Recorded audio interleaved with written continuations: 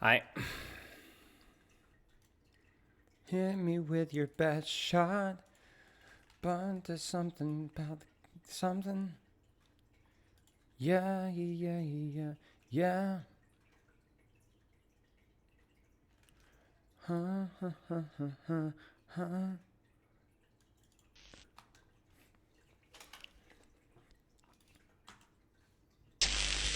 金钱看齐，墙上写着天下面的32岁了中的当朝，驸马郎的旗帜王那们我咱那为玩岁了中的。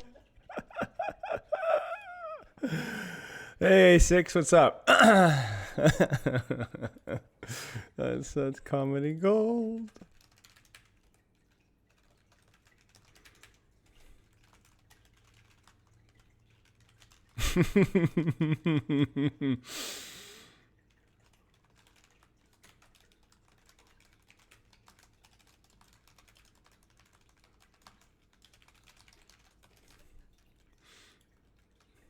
You guys seen that? Dude, a freaking meme. I've got to post it in Discord just now, but oh my gosh. My wife was sending me these, dude. I could not stop laughing, dude. I don't know why they're so funny. Wait, hang on. Wait, why is it? Oh, it's on window capture. That should be. There you go. Wait. Smells like trash. 金钱看齐，墙上写着天下面的32岁了中的当朝。 Wait, why did it cut out? What happened? Whoops. Smells like trash. 金钱看齐，墙上写着天下面的32岁了中的当朝。驸马郎的旗帜王那们我咱那为玩岁了中的。 It's so good. Oh gosh. Dude, last night we were chilling with Quick Play and Stefano and we were like, I don't know why we had the giggles, man. Me and Stefano were like just swapping like really dumb jokes and making stuff. Boo. And I was playing Sombra and this Winston jumps me and he's like, careful, dude. It's Stefano, you know Stefano. The guy's just got the weirdest jokes ever. And he goes like, dude, you better watch out. He's coming at you with his vacuum cleaner. I don't know why I just found that funny. And I was like, dude, what if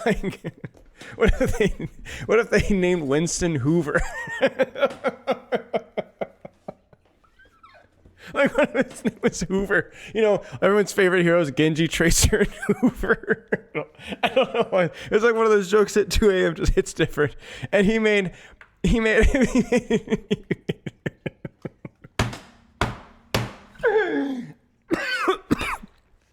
yeah. And we could not, dude, he and I could not stop laughing last night. We were just Hoover, like, for literally 5 minutes. I'm in the middle of a quickly. I'm just crying. I'm laughing so hard. I'm crying right now. Dude, we were cracking each other up. Like, you know, guys, they've got Hoover dive, Hoove, you know. Oh my gosh. It's just like one of those, like, you know, like, oh, poopy at like 3 a.m. Just there's something about it, man. It's good on. What's up, Matt? Thanks for the 21 months. His name was Hoover.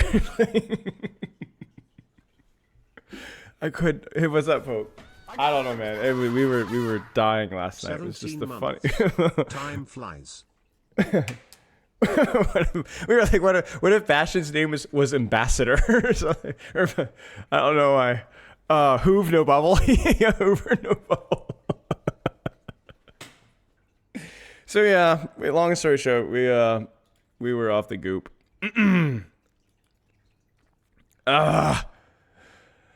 Oh my gosh. Hello everybody. You just had to be there moment. Yes, exactly. I'm doing well, Nutella. Thank you. Oh my gosh. Repair Man, thank you for the 100 bits, mate. I appreciate it. But something about it, man. We were weak. What's the topic for discussion? I think it's just mid-season stuff. I'm curious how much longer SVB is gonna do them because obviously he hasn't played the game a lot for a while, but well, I guess we'll find out. Dude, this is gonna be my third podcast this week. I'm so tired of talking. I know, I can't believe it.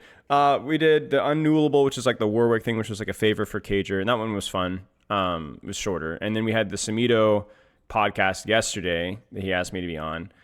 And I like said yes to a few of these things, and then they all turned out to be in the same freaking 3-day period. And then obviously group up today. Has SVB moved to Deadlock? I don't know. I saw him playing a little bit of Deadlock. Was that the vacuum? Yes, that was the vacuum from the Brave Little 2. Nutella. All right. We tap alone. Thank you for the sub here. I guess I should change the little bottom things here. I wish I could speak Chinese, bro. Maybe actually if I spoke Chinese, it would be so much less funny if I did, because I could understand what they're saying. There's one with I think Tamil as well from like India. He's preparing a new soak video. Okay, that's cool. I enjoy his soak videos. What's up, Torther? Okay, this is Mudkip. This will be 2 days before the start of my last collegiate year, so I'm looking for some both short-term and long-term goals to work on during the fall season to really elevate my gameplay and be the caliber of the player that takes over lobbies and the matches. This is Diamond. Let's get the code here. This will actually be scrimmage coaching, which will be a cool change of pace. So obviously not staying sim. Was this Tracer? Yeah, Tracer, Tracer, Tracer, and Tracer. So this will be Diamond Tracer coaching, but probably a high Diamond Tracer. And let's speed read this like we always do with the replay reviews. Okay, starting now. Drop questions here or in Twitch chat. All right, we'll speed run this. This will be 2 days for the start of my class collegiate leader, so I'm looking for both short-term and long-term goals to work on during the fall season to really elevate my gameplay to be a caliber player that can just take over lobbies and matches. I will say taking over the lobbies in matches is not a very good goal, respectfully, because as you improve, so will the caliber of your competition. And maybe that just means that like at the diamond level right now, I want to take over the lobby, which is fair. But then as you move up to masters, who you scrimmage and who you play in ranked is probably going to be improving as well. So just keep that in mind. I mean, even like if you think of like does Kevster take over every lobby that he's in? Does Proper take over every lobby that he's in? Maybe in ranked, kind of, sort of, because they can't really matchmake for that, kind of, sort of, but not in matches, right? Like not matches, because they play versus high level players as well. I play mostly Tracer. I'm trying to complete my hero pool right now. Sounds good. I play Overwatch around 4 hours per day every week. This is between ranked VOD reviews and scrims. Wow, vary between 2 hours to 8 hour sessions. Make sure that you're taking breaks during your training. Currently, my short-term goal is to get a hero pool ready for the start of the season, to be thinking more while I play. Again, I would be more deliberate with that goal. Be more like, what are you going to be thinking about? When will you be thinking? When are you focused on your solo goals versus when you're focusing on your team goals? Yeah, I agree, Nutella. I agree. I think SVB has lost a lot of passion. He's been in the Overwatch community for a long time.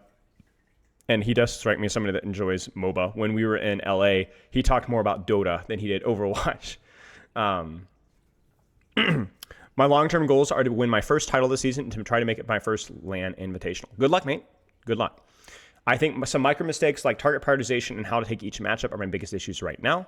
I've been scrimming 4.3K for the past 8-ish months. Wow. But still struggle to rank up. If there's any additional tips for how to be better at rank, that would be amazing. So definitely start in a team environment over the rank one. So the reason why you do better in a team environment is because you are a good communicator and have good strategic knowledge, but your mechanics and understanding of your individual characters or execution of your individual characters is bad. Another thing that might be bad about your ranked play as well is that you may go into ranked with some expectations instead of just playing the game, and you develop some I won't say bad habits, but you have bad expectations. So that's definitely the first thing I look for. That's not unusual. It should be very flattering that you've leveled it up, but I would definitely recommend, if you want to level up your game, you need to just focus on your mechanics, your individual decision-making, and so on.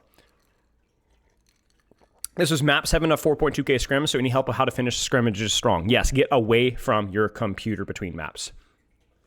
If you have a 5-minute bio, take the 5-minute bio away from your computer. If you guys are chatting between maps, if you can take 10, 15, 30 seconds, hi kitty, to do that as well, really important. The only way to maintain energy besides sleep and caffeine is to keep a good mentality, to not be tilted, because that will fatigue you, and to take breaks. That's it.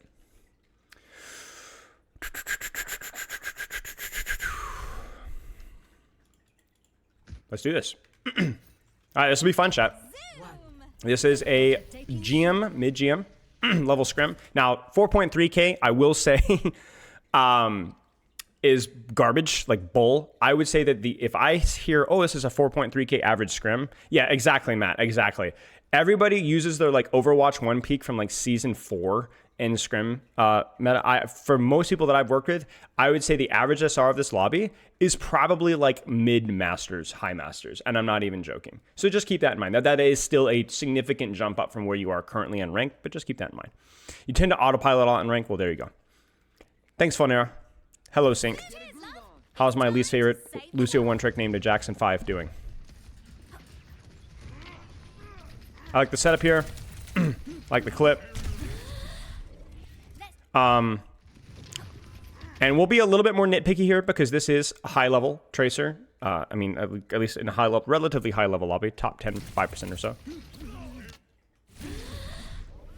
Like for example, here, you need to min-max your clip. So if you're gonna and you're under no danger of immediate death, you've been booped here, but you still have a blink. So, and you still have a second. So your first response here should be to probably blink again here or to blink here. Take a clip or half of a clip on the Lucio, then recall. So you still have full HP, still have one blink in your pocket because that's regenerated. And so you're able to min-max your pressure. So this is a little thing. Your rollout is fine. Your mechanics are okay, but you needed to squeeze out more damage out of your clip. Would that have changed the result of the fight? Almost certainly, not worth pointing out. Yeah, the rank reset really screws things up. I hate, really dislike rank resets. I understand why they do them to fix like the bell curve of rank discrepancy, but they, without exception, introduce significantly more chaos and ironically more boosted and deflated players into ranked. Because it emphasizes the value of just a few games more so. Thank you, Sink. I appreciate it. Sink, aka my sleep dart pincushion. And I mean that in the most insulting way possible. I don't know if I love this. So this is pretty risky. So this is basically, so this is, let's be honest. This is you're going to double blink in or triple blink in. You're going to clip and then recall. You don't really have the opportunity to stay on this angle because he's going to force you out almost instantaneously, even if you do grab Mega. So this means that your uptime is basically clip and then you're out of position for the rest of the fight. I would prefer here for you to just simply drop here and approach the angle from this fight here and put pressure on this Lucio, put the pressure on the Sigma, put the pressure on the BAP.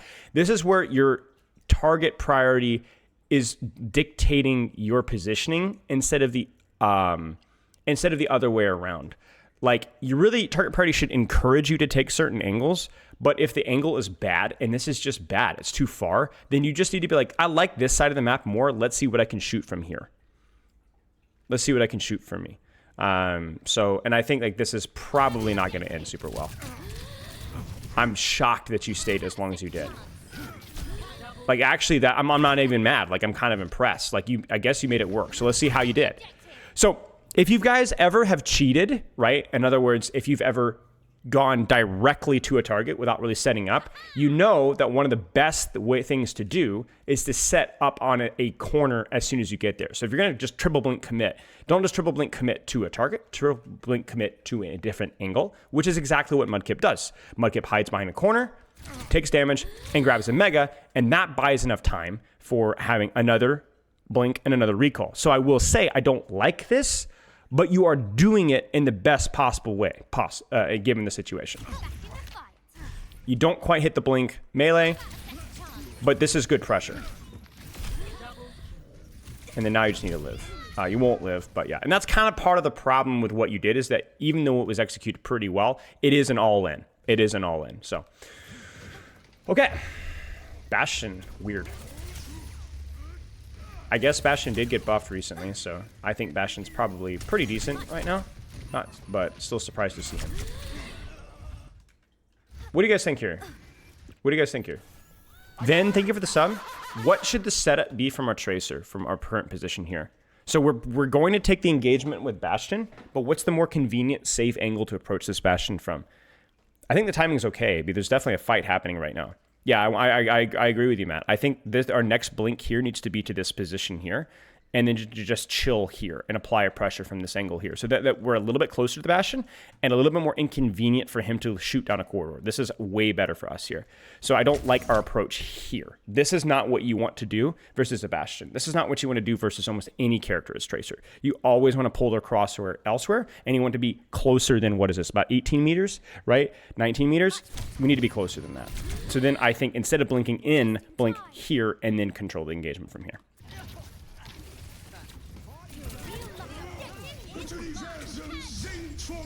You're early, yeah. I like the idea, just you're early. But a lot of this fight kind of devolves because you didn't set up initially. If you see this setup here from here, then you can kind of just maintain this angle here because they're going to have to recontest. Because look at what happens here. Look at the blue circles, right? So they start, you push, you shove them into the locker. Okay. You then mark the Mei, which is honestly not too bad, and you miss the pulse, whatever.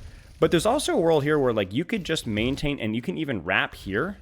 Or you could just maintain pressure here. You see this angle is once again vacated. You can fill this space here.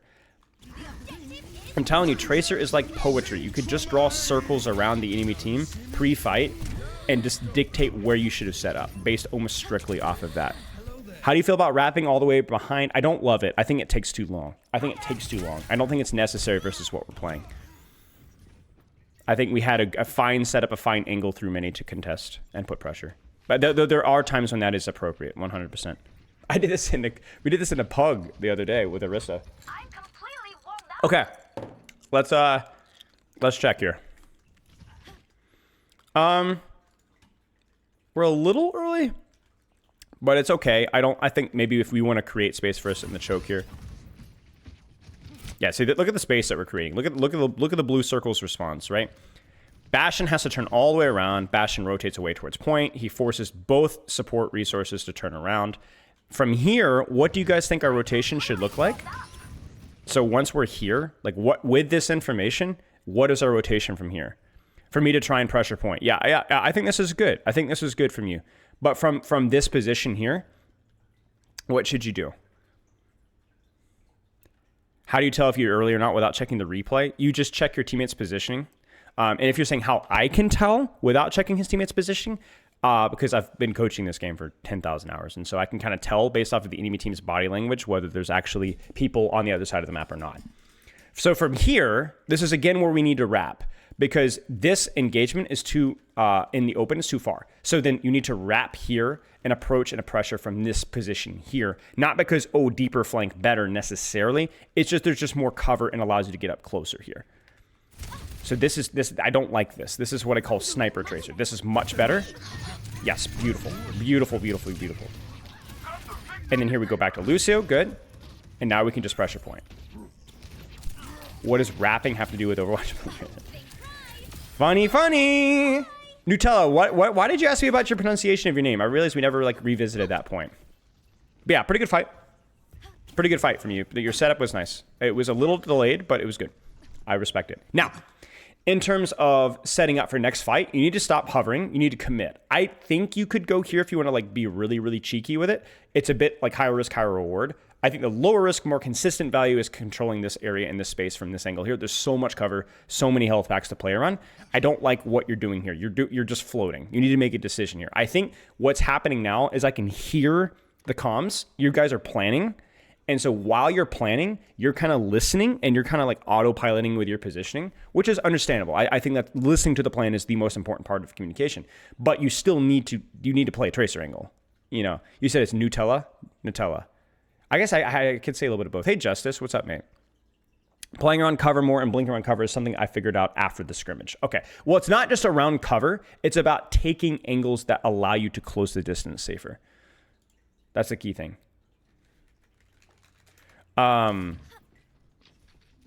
You see the problem here is you see the issue because you weren't here to set up. You're doing nothing here. You needed to be here already, or even given the option to go deeper here. You don't have to. You could just shoot tank from here, but it's the choice of angle here.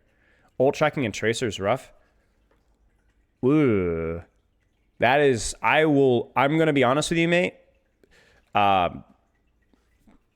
That is not good. I think positioning pre-fight setup with tracer is like you are in like the top 2 most important people to set up and most difficult people to set up.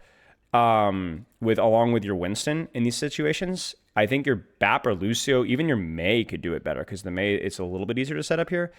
I don't like that at all. I mean, that's understandable given, like, you know, everyone has different social dynamics in a team, but I'm not a fan. And you could see it. Like, I could see in your positioning, you're thinking about something else. We can see it here.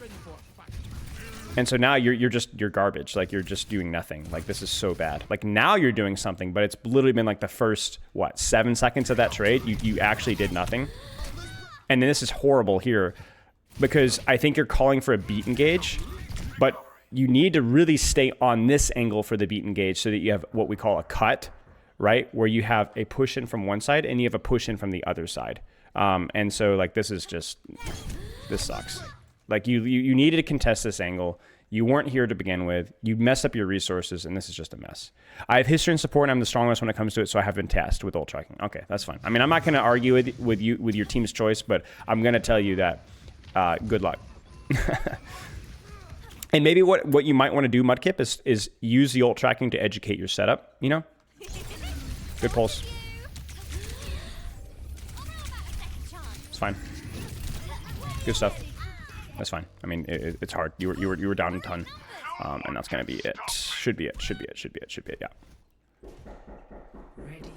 Somebody's knocking at the door. Give me a second.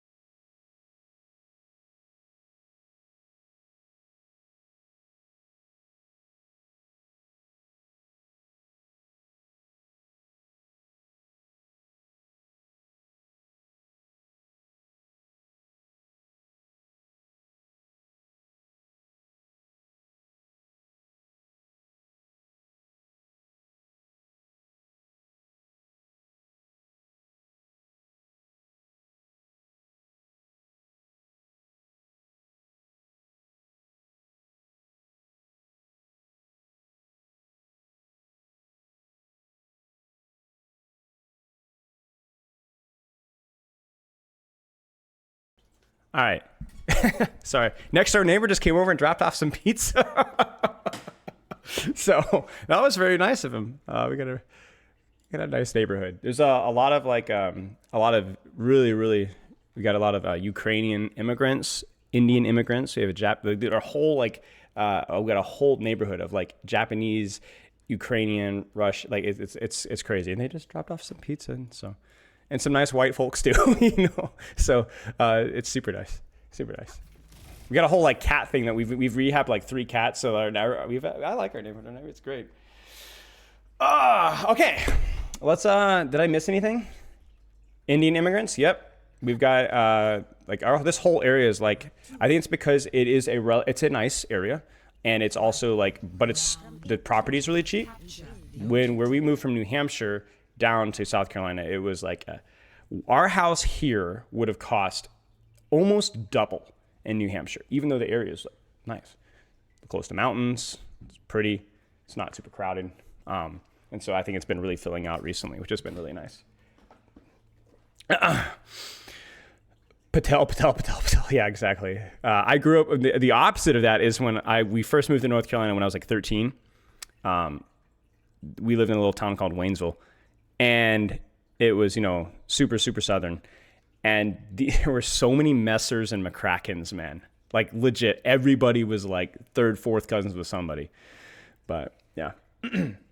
Okay, did I miss any questions here from especially our student here? Let me scroll up to make sure I didn't miss anything from Mudkip here. I do appreciate the insight on it, though. It is something I will talk to my coaches about. Okay, yeah, sure, of course. You do what is best for your team.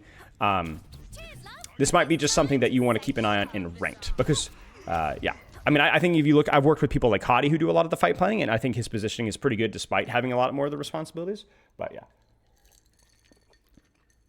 So far, my biggest feedback has been I want to see you set up better, rotate better, in closer proximity to your targets so that you're able to put more pressure. It's not about deeper flanks.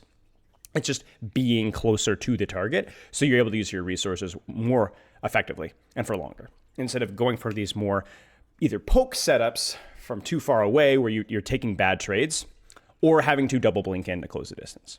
That's the biggest fundamental thing I've seen, along with a couple of details. Like right here, you have to make a really important decision.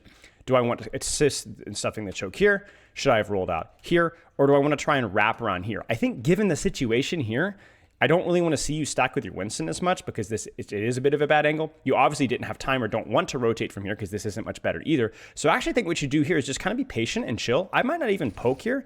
I mean, you can poke here. But yeah, like just kind of control the space here. Once they push through, you're one blink away from being on backline here. So I think that's your plan, and I like that plan. And then now, what happened to the blink there? Oh, you didn't blink. Okay. Yeah. See, this is good. It's fine.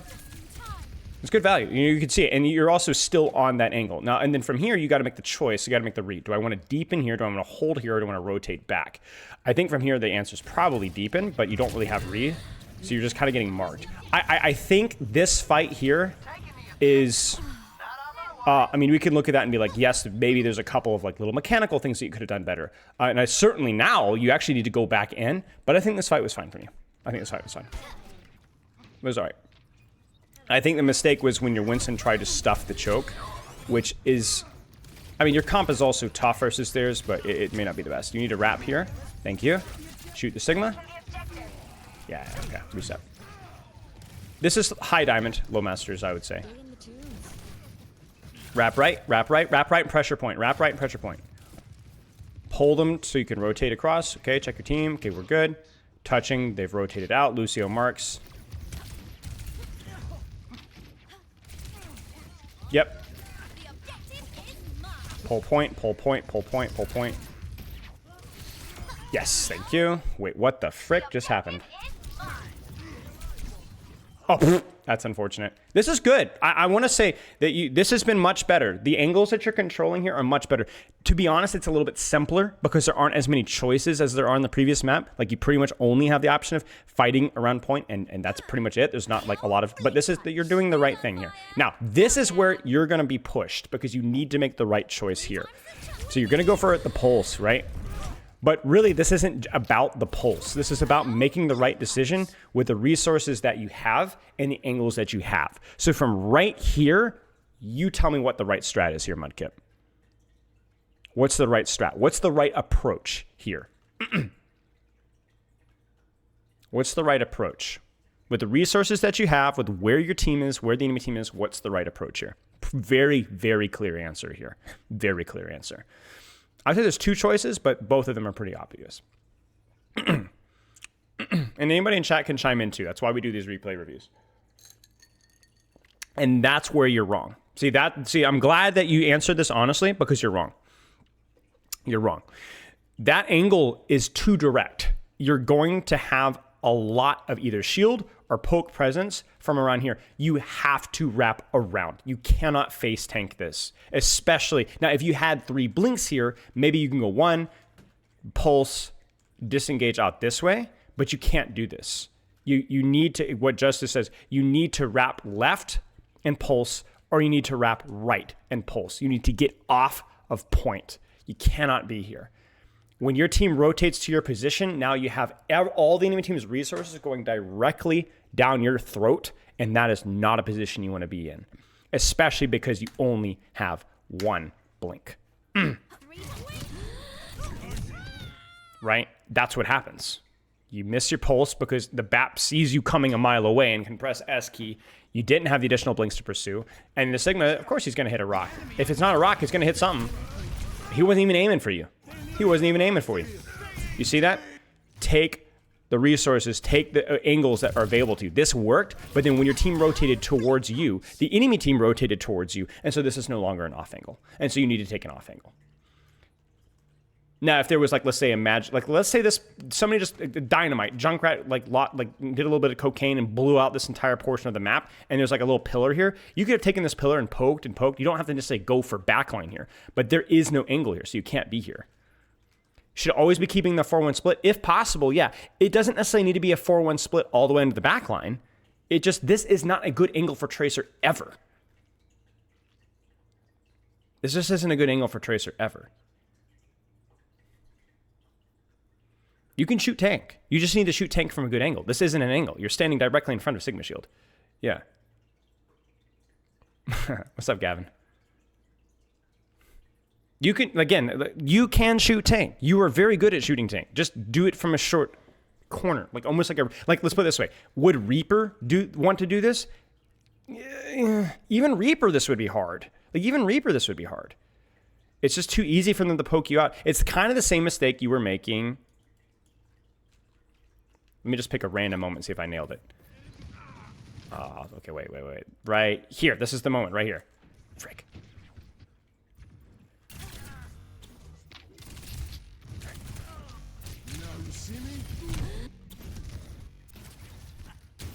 Yeah, it's this kind of moment right here. This is what we're looking at. You see this? This is the exact same mistake. Because you're kind of on the side, but you're staring it down the throat, and like one volley here forces a recall kind of a moment. You know what I'm saying? Same kind of mistake. Different point in the map, but same kind of mistake. So it's easy to fixate on, I missed the pulse, but I think that you made the pulse bomb twice as hard as it needed to be. You're not playing in your effective range, and you're not playing in angle either. In a real sense of the word, right? A 5% angle ain't an angle, right? We want a 20, 30% angle. It doesn't have to be 180 degrees. It rarely will be, but yeah, this is much better. See, this is much better because even though it's direct, you're not really committing here. So when they do commit, you'll be ready to go. You know how Spilo feels about angles. See, even that, you're like, why do you think you got your recall force? Because look at what you're doing. Like, a little bit of scouting here is fine, but like, a little bit of scouting here is fine, right? You see the problem? Like, it sucks. Because where should our Tracer be here? Where should our Tracer be here? Like, this is kind of a weird comp for the map, but where should our Tracer be here? You know? Think about it. What do you think, Mudkip? What do you think, chat? Waiting to wrap behind. I think you should already be wrapping behind. Once you see this rotation, tailing, right? Or you can either approach from this angle here, or you can sit in here. It depends on how crazy out the gills you're going to be, right? So, right, exactly, wrapping behind. Now, you are wrapping behind, but because you were too busy poking, you're actually down a blink. You should have 2 blinks here, and you're down your re. Winston. But you get there. And see, this is where target priority doesn't matter as much. So once you set up, now it's really just like, did he just Ajax? Yeah, he Ajax. You could just shoot. So here, you can shoot Winston Bubble and copy. You can shoot Ramattra. Because Ramattra chasing here is like a huge resource commitment that you can live. And you see you're going to win the fight off of that. So, like, was it mechanically well executed? No. Was it set up well? No.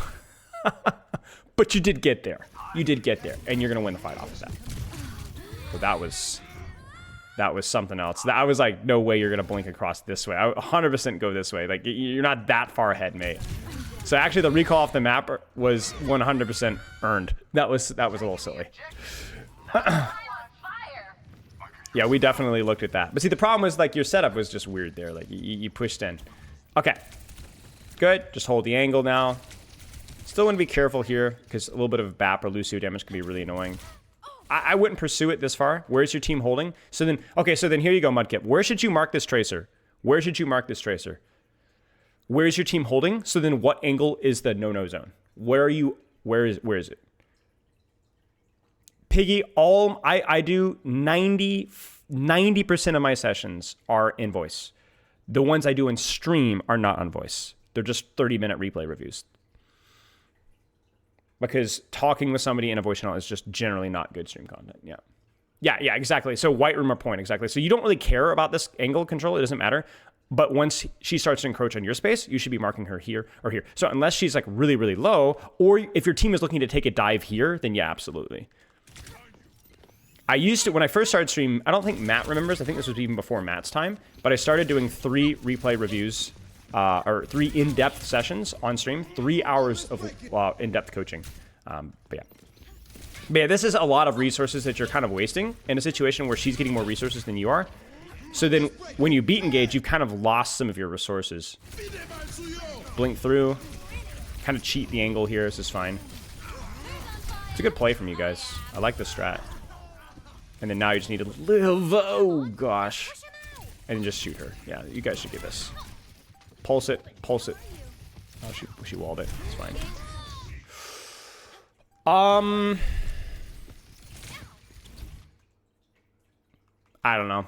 I think this is appropriate cheating. You had the resources, you had the HP. You just blinked a little slow there, and then she just hit 2 good shots. So I think like we can analyze that and be like, well, you should have wrapped her. And no, it was fine. You just messed it up. That's it. Yeah. Yeah. I mean, I think there it was fine to do what you did. You just it was a good clip, by the way. That's actually harder than it looks. The little mid clip adjustment you made there, almost without even pausing. Yeah, okay. Next map. So similar issues in terms of the setup of the proximity of your angle, and then deciding like where are we actually fighting and using your resources accordingly. I think beyond that, it's been okay. I think mechanically, you're looking, I think, more like a Masters Tracer, I would say, after having coached like a lot. I would say Masters Tracer mechanics right now, the setup is also pretty good too. It just needs to be more consistent. But obviously, you know, the question is are you playing like this in ranked? Because if you're playing like this in ranked, you will get Masters. But you know, if you're not playing like with this level of intention, this level of effort, this level of mechanical execution, then yeah, I could see this being Diamond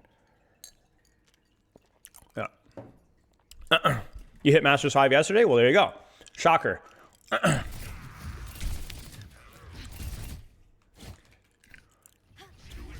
So this is fine because look at the angle that you have on the tank. This is a perfect example of like when angling on a tank makes a lot of sense, right? You're playing your effective range. His attention's here. You're pulling his attention here. Yeah, it's Ram with armor, which kind of sucks. You know, Samito just materializes behind me. But this is fine. And then as they turn their attention towards you, this is where you go, oh, frick, this is not good. I need a wrap. And on this map, unfortunately, there really isn't a lot of choice, right? So you need to wait for your bubble here, which will probably be about, what, 3 seconds away? 1 second away, okay? And then, by the way, there's pizza from the neighbor if you want any. Yeah, he just, like, knocked on the door. He's like, yo, I got pizza. And...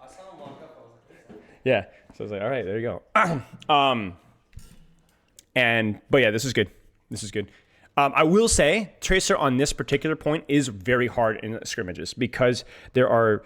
I mean, dude, back in the day, we played anti-Tracer comps, even before London, and I had all sorts of strats. If I was coaching the Symmetra, I came up with a strat that Boston used to use, where I would say, drop a turret, 1 turret here, and then 2 turrets here. So this Symmetra can already spy check you, and there's not a lot you can do about it.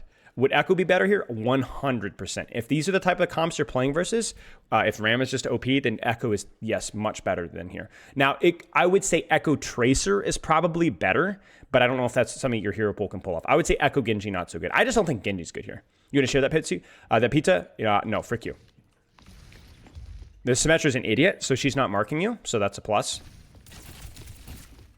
You're a little early, but it seems more like your team is a little bit indecisive on the push. Good wrap here. I don't like the Pharah damage. I think you need to shoot what's available, which right now is indeed the BAP. And if the BAP isn't here, then you need to shoot tank or shoot whatever from here.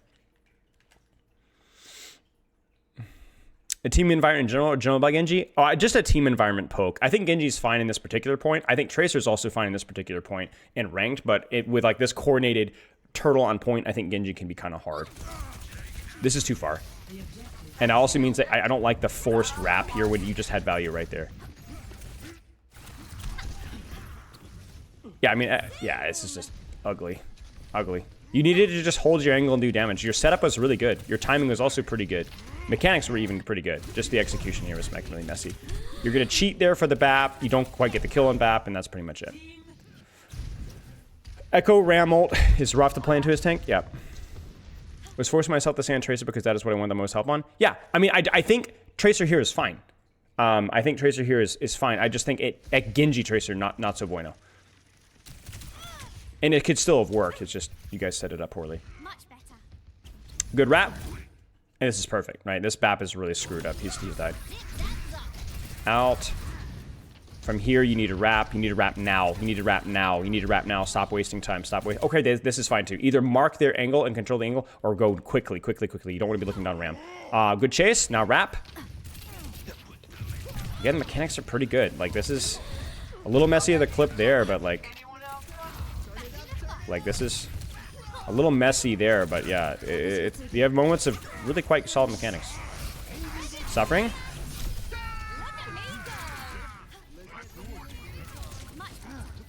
Yeah, no complaints. Rap God, yeah. Samalama Dulama.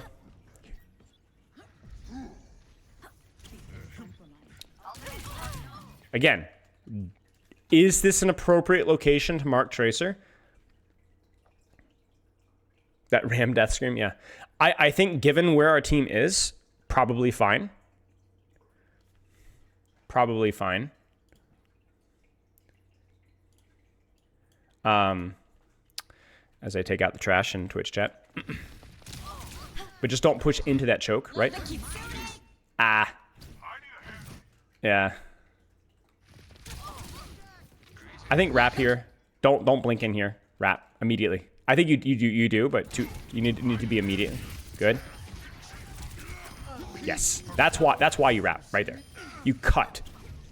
I think there's a Chris used to call it a cut. I don't remember where I first came up with that phrase, but I like the term cut a lot. Ram, yeah, Ram is just a joke. Deeper setup here. I don't really see any reason for you to wrap here when you can just control the same angle here. So a bit of a mistake here. Cleave, yeah. Just cutting from a different angle on these rotations is so important. Yep, this is good. You guys missed the rotation, so this is the best compromise. Just keep shooting. Keep shooting. You know, obviously care the... Maybe your team calls to disengage this. I don't know why you're running away. I really don't know why you're running away. I don't know why you're running away. I think you're waiting for beat engage, okay. Cheating. Cheating as in we're just zooming through the middle of the enemy team to chase a target. Sometimes appropriate. That one was fine. Nice. Almost as good as my Tracer. Twitch chat will back me up in this one. Live, and just keep shooting. Yeah, this has been okay. My only initial problem was your approach was wrapping actually too deep into this mount. You could have cut it off earlier. Is collapse the same as cut? I don't know. I mean, it depends on what you mean by it. What I mean by cut means that setting up an angle when your team wants to push. You always should be setting up an angle, but it becomes even more important when your team wants to push. NA players, I had this issue when I was coaching Overwatch with both Apply and J3. When they want to push, everybody just groups up. So then the enemy team just presses S key and we don't actually get the kill. When you push, you need something behind to cut off the stragglers or cut off the low HP targets or make it harder for them to cohesively cut out. So when you notice that when we pushed in this way with Kitsune, my Tracer being here is what killed the Lucio. If my Tracer had gone here, we would not have been able to go. No, the podcast got delayed by just a few minutes. So, which works out quite nicely for us. So it'll be about 10 minutes, 50 minutes.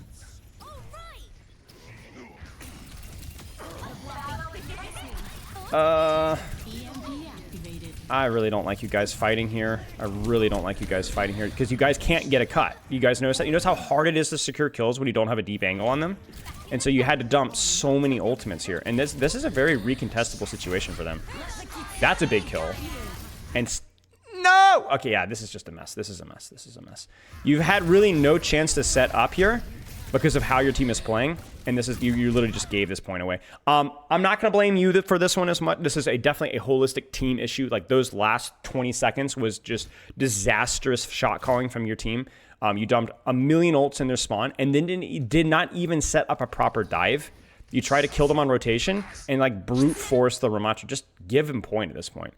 This is horrible. This is like really, really atrociously bad. And it goes back even to here. You need to let them come into your kill box where you actually have a dive set up. The only situation where you force a dive here is when you're trying to do something unorthodox or catch them off guard. And if you do want to do that, then you still need to try to set it up. Like you pursue staggers here, you get the Reaper. You really should just be bailing right now and then trying to set up a dive like by getting people up here and then going for it again. But like, do you notice how like there's no cut here? There's no cut. It's atomic. Get it? You guys know what atom means? Like the word atom, atom. Okay, never mind. Anyway, but yeah, this is just a mess. You have no cut. No cut. So it's a really inefficient use of your resources, your ults, and everything. And yeah. Right, all you can do is scrap. And when I say scrap, I'm not necessarily saying like brawl, because you guys can brawl too. The problem is that you need to take angles, and they don't have to take as many angles. And so when there's 1, 2, 3 targets in front of the ram, you're gonna lose. Do people in Diamond actually run to Husi for comms? This is a scrimmage. You can tell by the stats on the side. But yeah, okay. So set up priority for you in terms of where you're approaching your angles, right? And then I would love for you to work on. I think mechanically, mate. I don't have, at least from this scrimmage. I don't know what Twitch chat thinks. All the top 500 Tracer mains I've got in Twitch chat, but it looks okay to me. Like it's good. It's certainly good enough to carry you to mid to high masters if you're able to like clean up your fundamentals. If this is how you're playing, I would say. Yeah, this is fine. This is fine. But really the setup phase, especially in these weird rotational situations. And I think part of your like team play dynamic aspect, which is like, let's push, let's set up, is kind of compromising some of your setups a little bit.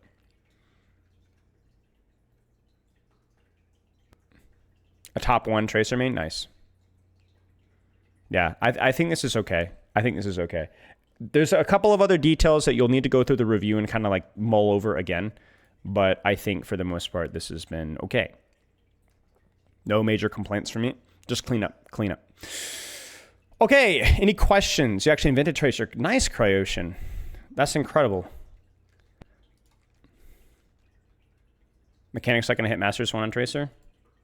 I wish I could say. I don't think you can hit Masters on Tracer with having sucky mechanics. Maybe you say relative to the rest of your skill set, but I think Tracer is one of those characters where like strong fundamentals can help you, but like you have to have, like, I think that's most characters for Overwatch. You do need to have at least a decent grasp. It's been a while, Jeff. Hope you're doing well. Wow, look at that. Jeff Goodman in my chat. Unbelievable. You're a Hoover OTP and I can tell this guy. You're a Hoover OTP and I can tell this guy's got Tracer. I lose. Okay, so you're bad at Tracer 1v1s. Yes, I understand that. I'm actually pretty bad at Tracer 1v1s as well.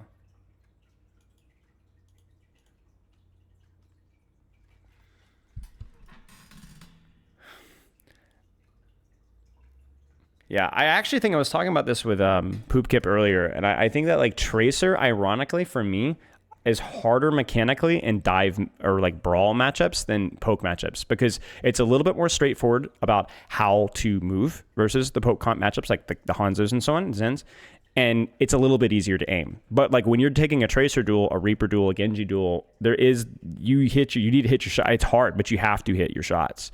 You have to hit your shots. And it will make you will realize how much you suck pretty quickly if you're taking a Tracer duel or a Reaper duel and you're like, I cannot hit my shots, or Kiriko or Lucio and so on.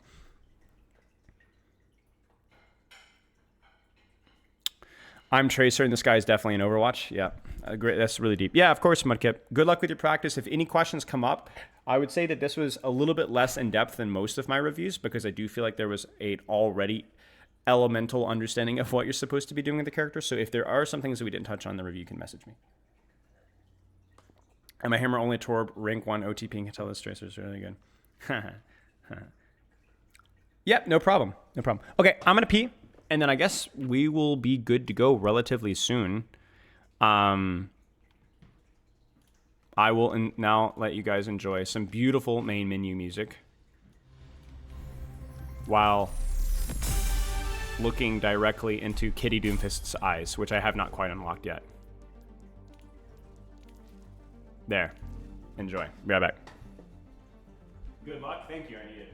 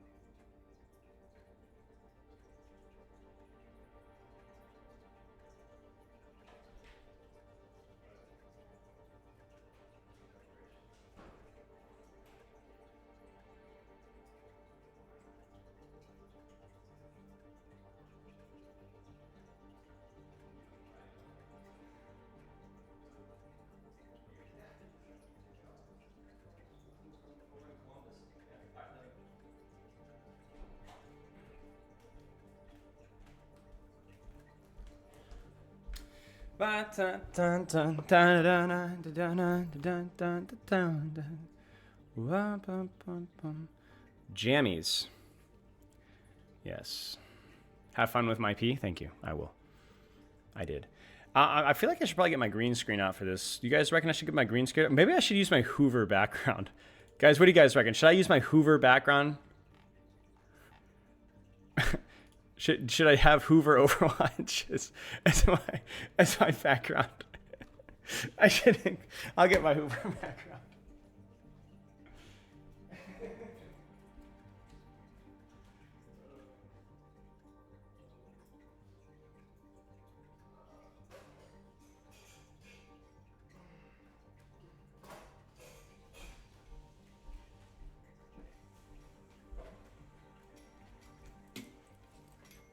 Hoover Overwatch. I will say I don't like the green screen as much because it makes me feel claustrophobic. It's like it just feels hot, you know. Is that good? It's good enough, I think. My Hoover background. I think Trace is kind of hard to climb in low ranks because even if you, I think I agree. Like some of the attention is not immediately punished. I also think Tracer's harder to play just because it's, Tracer. She has like pretty high skill floor. So, what's useful? Do you think practice against AI? How useful? I think practicing versus AI is like really good for like brand spanking new players. But honestly, I've never really encouraged people to play practice versus the AI for particularly long. Even for brand new players, the only time I've really used AI practice is when I'm like my sister or like, a kid is playing basically. Then that's pretty useful. Or if somebody's playing in your account and they want to like your little sister or whatever. But honestly, I think even like if you have a new account and a new player, you probably should just jump into quick play and stay quick play. Anything playing up after the podcast? Sadly, no. I probably will have to leave after the podcast because I promised Poop Kip we'd play some pickleball.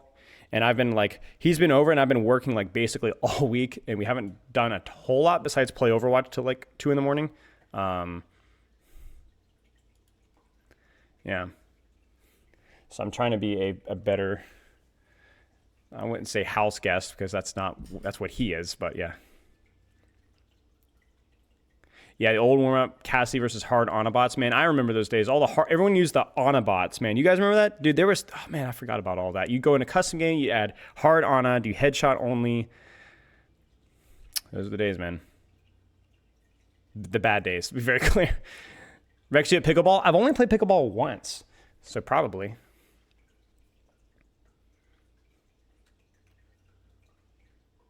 Dude, my ankles are made of like steel, though. I do a lot of like jump and isometrics and stuff, and we were playing flag football versus a pretty casual group. My sister invited me, and they have like their little church group that they were doing pickup football, and obviously they were pretty casual, but not as professional like me, But I like legit, it was like we were playing on a basketball court. I have like the worst ankle support tennis shoes ever because I walk with my tennis shoes. I don't play sports with my tennis shoes. I need to get like actual proper tennis shoes, and I legit like rolled my ankle like 90 degrees, and it's fine. So. More athletic and more attractive and nicer and smarter. Yeah, okay, buddy.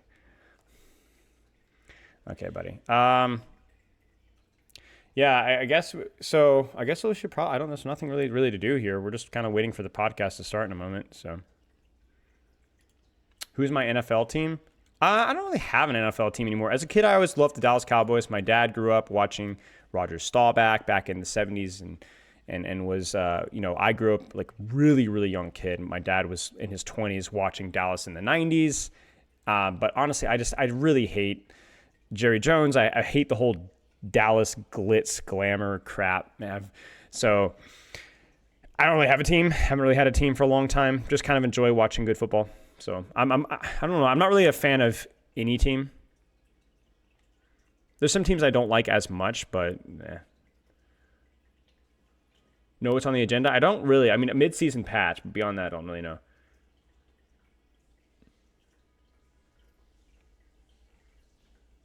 I also don't watch a lot of NFL. I'll watch like the weekly highlights, like the top plays, or if there's a game I'm interested in, I'll watch like the highlights on YouTube. But when we were moved on to South Carolina, I was staying with my parents for a month and a half because me and my wife, we didn't have a house bought yet. So we were still like in the process of under contract and stuff like that. So we stayed in my parents' basement for like a month and a half when we moved down, which was actually great. Like yeah, it was a lot of fun actually. It was nice because it'd been 8 years. I'd been basically living on my own with my wife in New Hampshire, and we barely saw my family ever.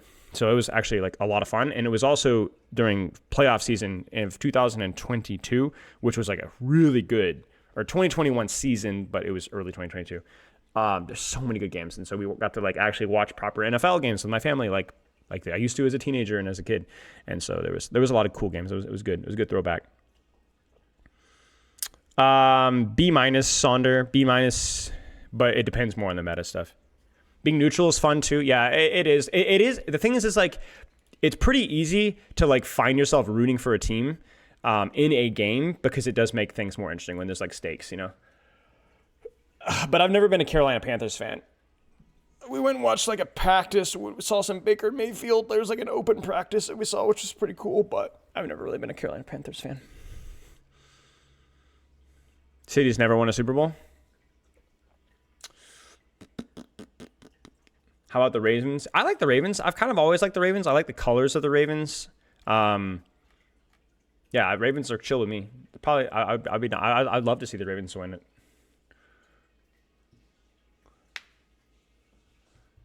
You love the Panthers. You are Bear fans. Yeah.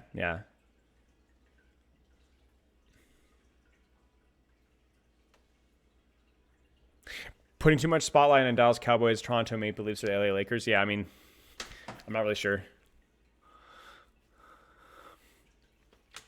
There's also something like morbidly amusing about watching the Cowboys like crash and burn repeatedly, which I think a lot of people share. Oh, never mind. I was reading the stat line of an ESPN run. It's group up. We got group up, which will be live in a few minutes, I assume.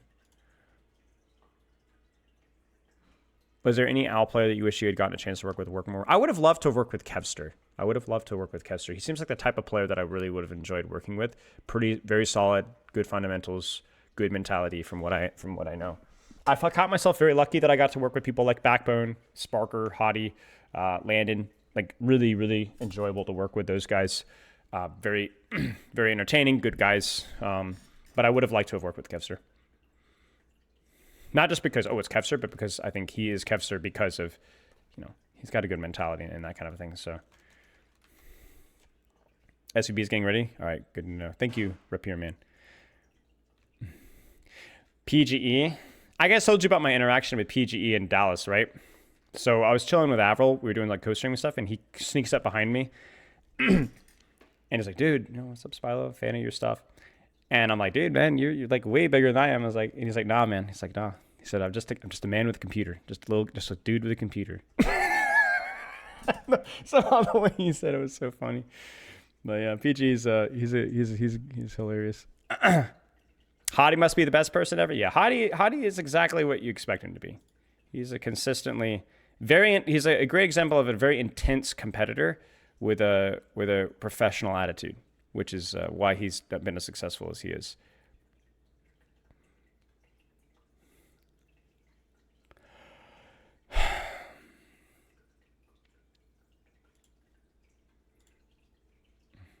All right, I'm gonna jump over y'all. We'll get started. Let me deactivate my face cam here real fast, and we'll roll y'all. All right, y'all. Loves and kisses. I will see you guys in just a moment.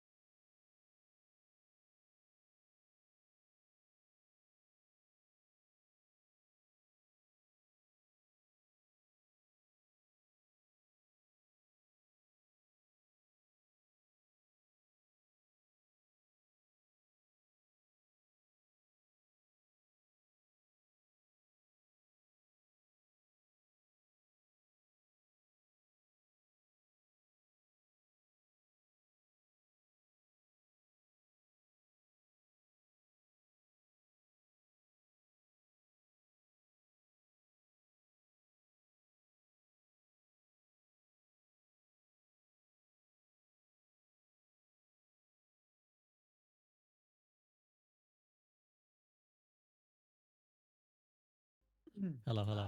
We are live. Okay, let me just fix one more thing. Actually, let's go. Let's go. All right. You ready? Yeah. All right, let's do it.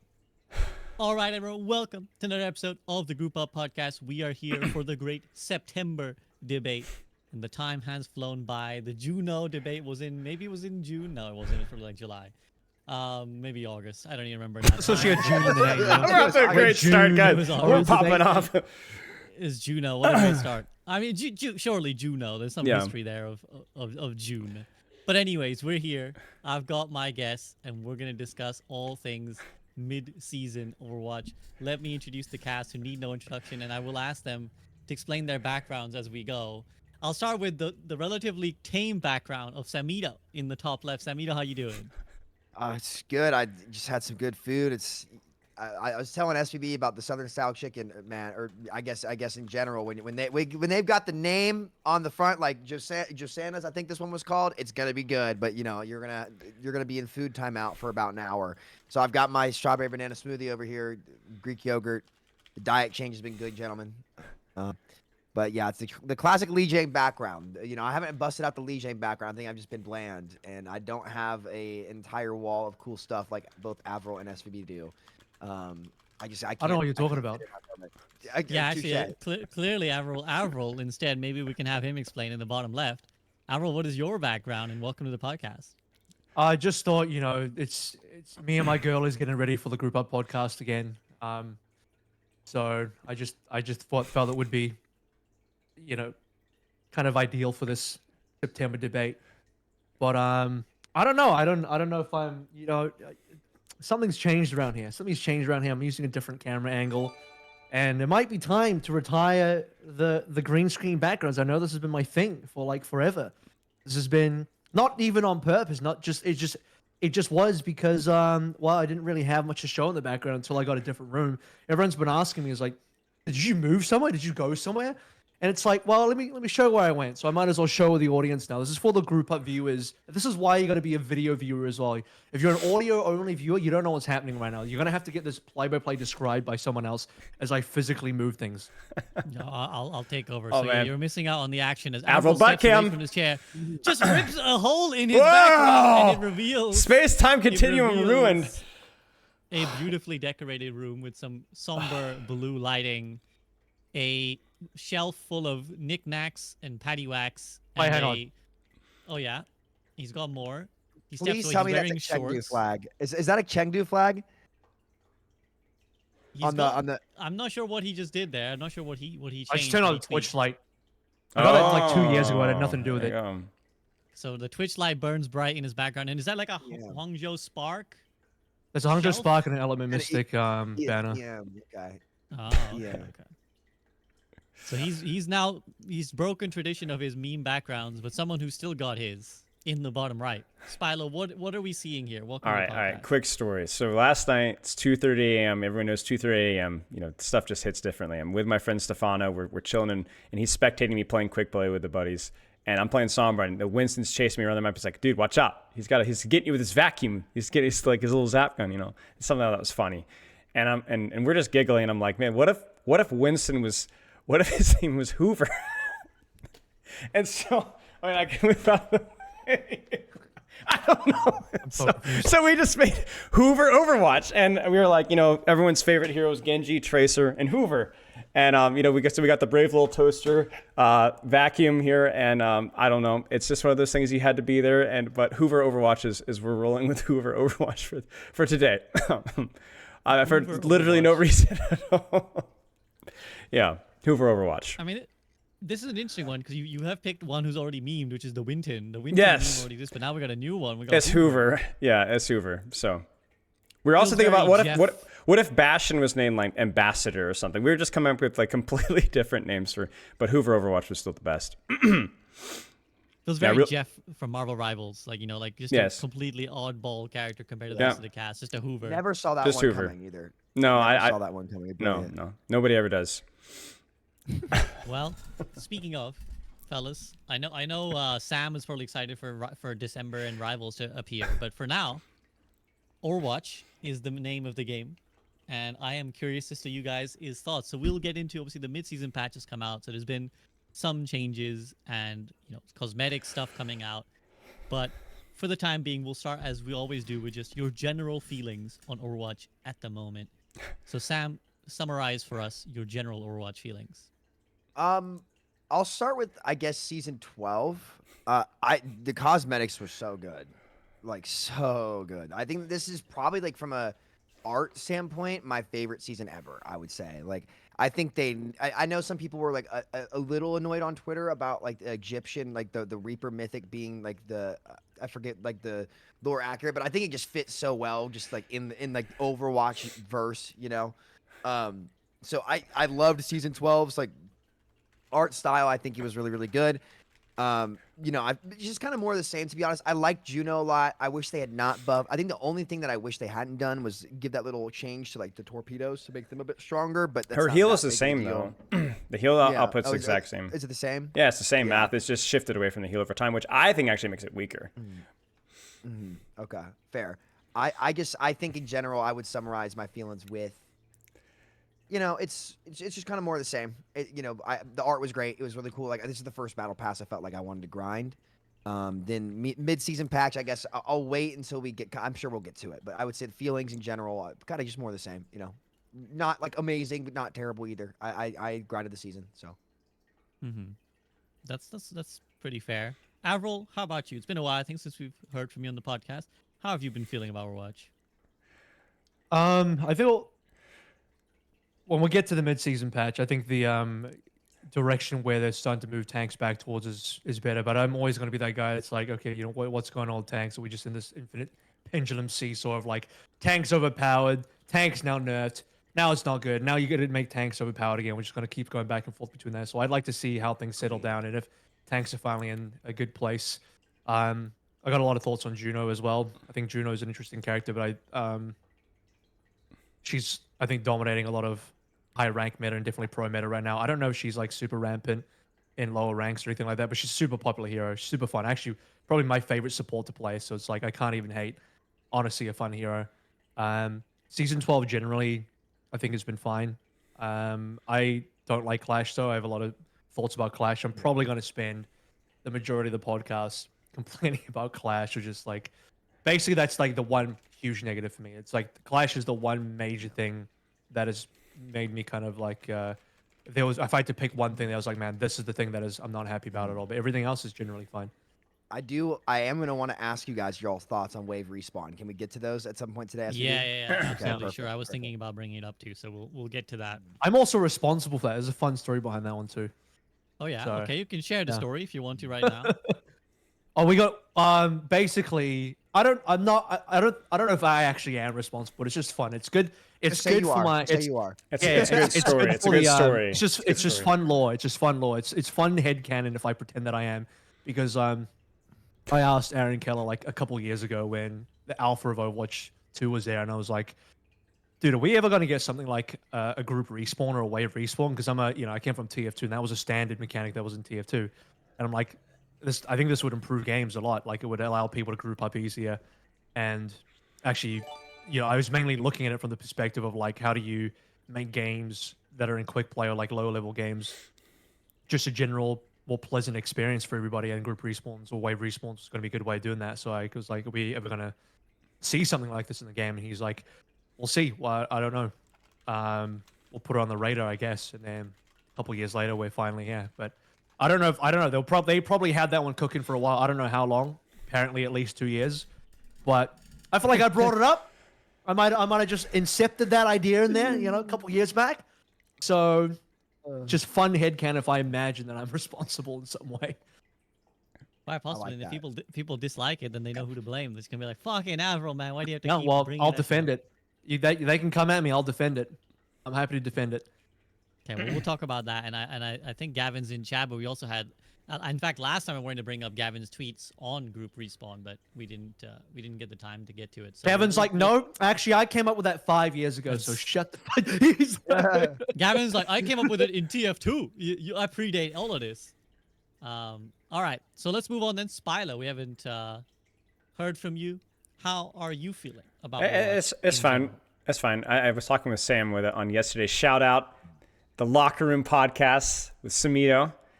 first episode yesterday. It was fun. But no, we talked a little bit about the midseason, and we'll talk about. I'm sure we'll go more in detail about Clash and Wave because I've got some thoughts on that. But overall, I mean, it's fine. I think meta right now, from what I can tell, is okay.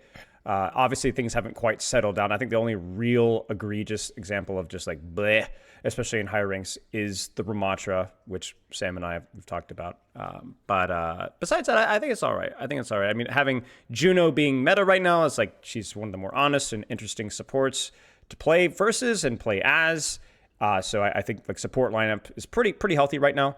No BAP, not as much Mercy. Well, not no BAP, but not all BAP, not all Mercy, not all Moira. I think the Moira buff will probably bump her in, which kind of sucks. But I think overall it's been okay. It's been all right.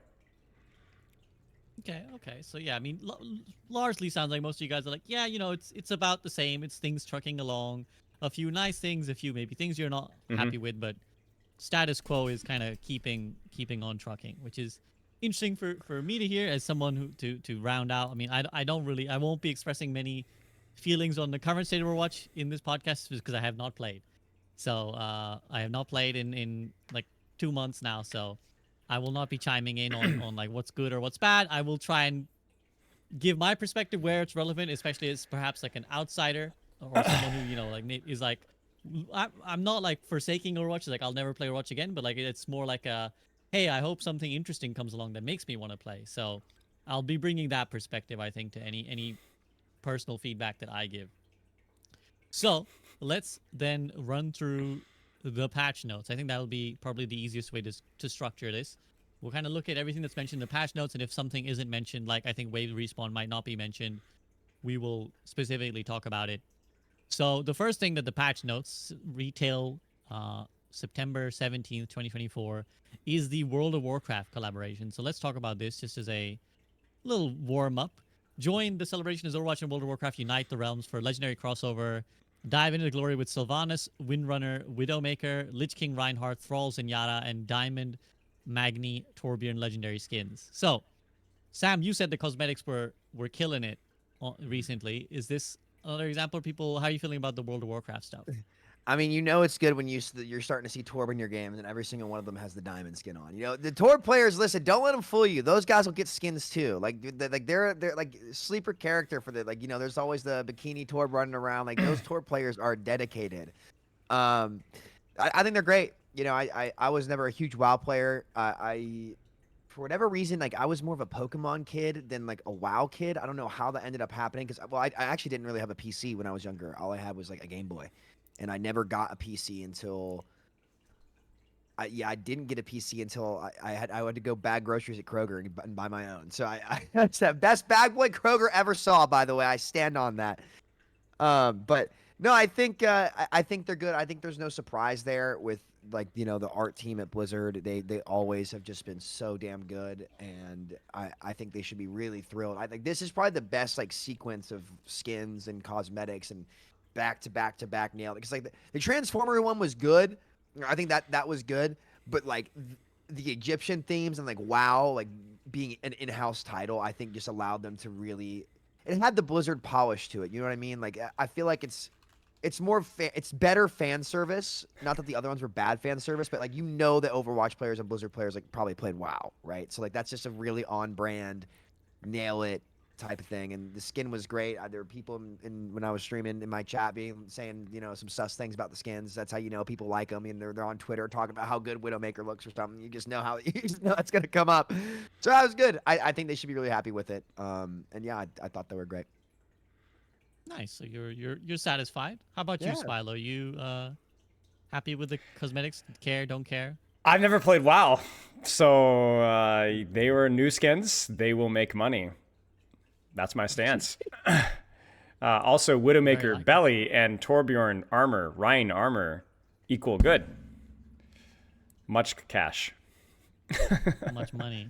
Avril, have you played WoW? We got a whole panel of people who've never played WoW. I played up to level 10 of WoW. I was back in the day. It was like I think it was a World of Warcraft Hearthstone collaboration at the time, and you needed to play like 10 levels, which is like the free trial of World of Warcraft, to get like this in-game cosmetic for Hearthstone. And I was hardcore enough as a Hearthstone player. I was like, I'm gonna do this. I'm gonna play these 10 levels, and then that's the only WoW I've ever played is those 10 levels.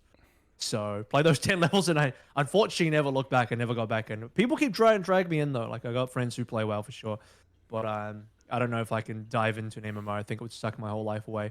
But cosmetics, generally for season 12 look good. Even though the 12 skin is pretty sure it's a recolor, but it's a reasonable recolor. I think the diamond texture look is actually pretty good. But aside from that, the Sylvanas is really, really sick as a skin, and the Lich King skin is really good. I think the Thrall skin is maybe a little bit hit or miss. Just a weird choice. If it's a for that big to be mess, Zen. I don't know. it honestly it's still a hit though. That's the funny thing. Is like people are like, "What the freaking ugly skin that is for Zen? Let's buy it." You know? Yeah, What a it's hideous just a skin. weird skin. I don't even know if it's ugly. It's just strange. It's like that Yeah. just It was, wouldn't have been the case. that was the one I saw too, where I was kind of like, I wasn't Yeah. weirded out by it, but it doesn't fit Zen's personality, but I still thought it was funny. Doesn't fit Yeah. Thrall either. It doesn't fit either of them. It's just like they just decide, well, we have Thrall available, we have Zen available. Just shove it together. Let's just make it happen. So that was that. So, but generally, I think the WoW collab looks fine, looks good. The skins look pretty sick, and the season 12, like kind of theme and cosmetic look in general is pretty good. Although this would have been a really good season. I know other people on like socials have already talked about this, but this would have been a really good season to introduce a nice Egyptian themed skin for Venture, given that's like, the kind of Oh yeah, true. Venture's kind of attached to the lore of Egypt in a way. I feel like That's it would be a true. good time for it. Did Farah get a skin? I don't think Don't- Farah got a don't skin. think I So so. it don't would think have been another, Echo actually did. Echo got the raw skin, I believe. which looks good, but it's just like as far as the other characters like has the lore attached to Egypt. It's like Or Anna as well, kinda right? happened. Well, did Anna get one? Anna might have got Um, one. Anna might have got She's one. getting I her think mythic. Anna. She's getting her mythic weapon. She got a gun. Ah, Okay, that's fair right, enough. that's She right, gets a that's gun. right, She that's gets a right, mythic okay. gun. I think, what? Fair enough. We'll take those. And what else? I think there was some discussion around like maybe Ram should have been the recipient of the mythic Yeah. instead for the Anubis skin, Yeah. which I thought would have really sick as well. But honestly, the Reaper mythic might be my favorite mythic now. It was the Mercy one before, as much Sick. as like just like the character. I thought the quality of the skin was super high, and now the quality of this Reaper mythic is super high. Like Yeah. that to me now, this is a new bar that's been set in terms of like Oh, the yeah. standard for mythics. Like, dude, this is how good mythic should be now because this is an insane level of like skin quality for me. I think Well, the best mythic it's, ever it's released. kind of pay to win too. Do you want to know how? I was doing this. This is so funny. You ready for this, guys? So because the teleport animation is gold on Oh, it's some harder to like see. gold maps, it's harder to see. So if you fake TP and you look straight at your feet really quick and TP at your feet, like people just are lost. They have no idea. Don't nerf it. It's hilarious. Okay, please don't nerf it. It's so funny. That's fine.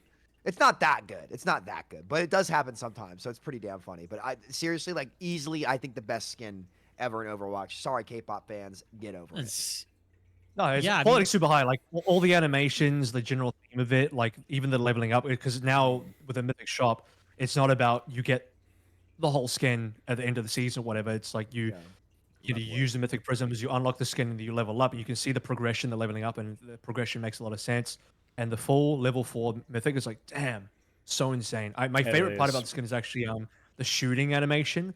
We see a little Yes. sand pellets. That is absolutely the best. For some reason, it makes it feel like Reaper's doing more damage. Yes, I it don't know why. does, it actually does. It's like, dude, like shots are doing more. Like it's just what it feels It's like the Yeah. the stupid Porsche Diva collab where you swear you're moving faster with boosters. Like it just feels you could sounds Well, this faster. is just a psychology thing, right? It's like the whole I can't remember which game it was, but the game development thing where it's like if you have a horse and the horse can be moving at the same speed as the character running, but if you add motion lines to the horse, people think that the horse goes faster, like the horse Yeah. is faster than the travel. Yeah. So like yeah, this is like another one of these instances probably where if you like add motion lines or a sound effect or something, people are like, oh, I swear it's going faster or it's doing more damage or whatever.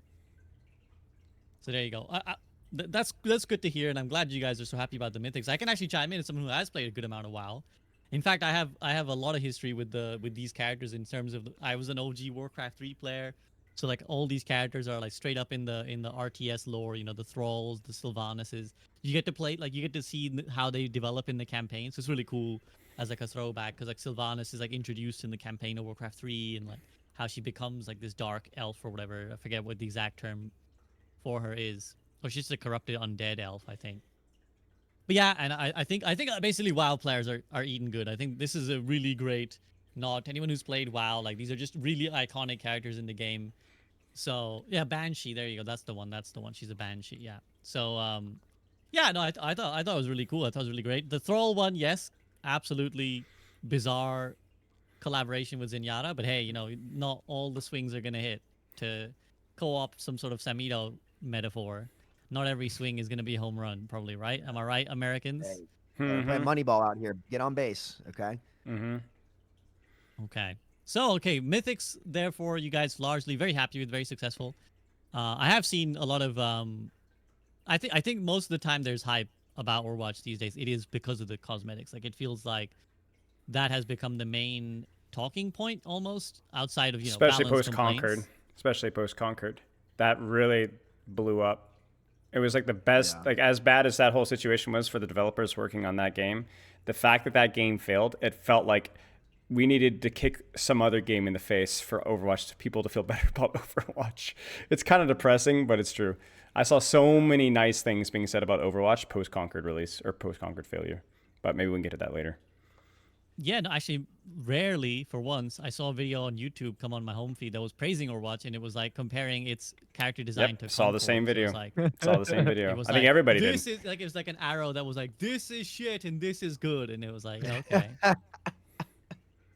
At least, Overwatch stays winning in some way. Although I'm sure the developers aren't People happy say about like downing others. compared to industry leaders like Overwatch, like that's right. You better admit it. You better admit it. Like, Yeah. All right. Well, let's see what other innovations industry leader Overwatch has got for us in these patch notes. So we have general updates. Role queue mystery heroes.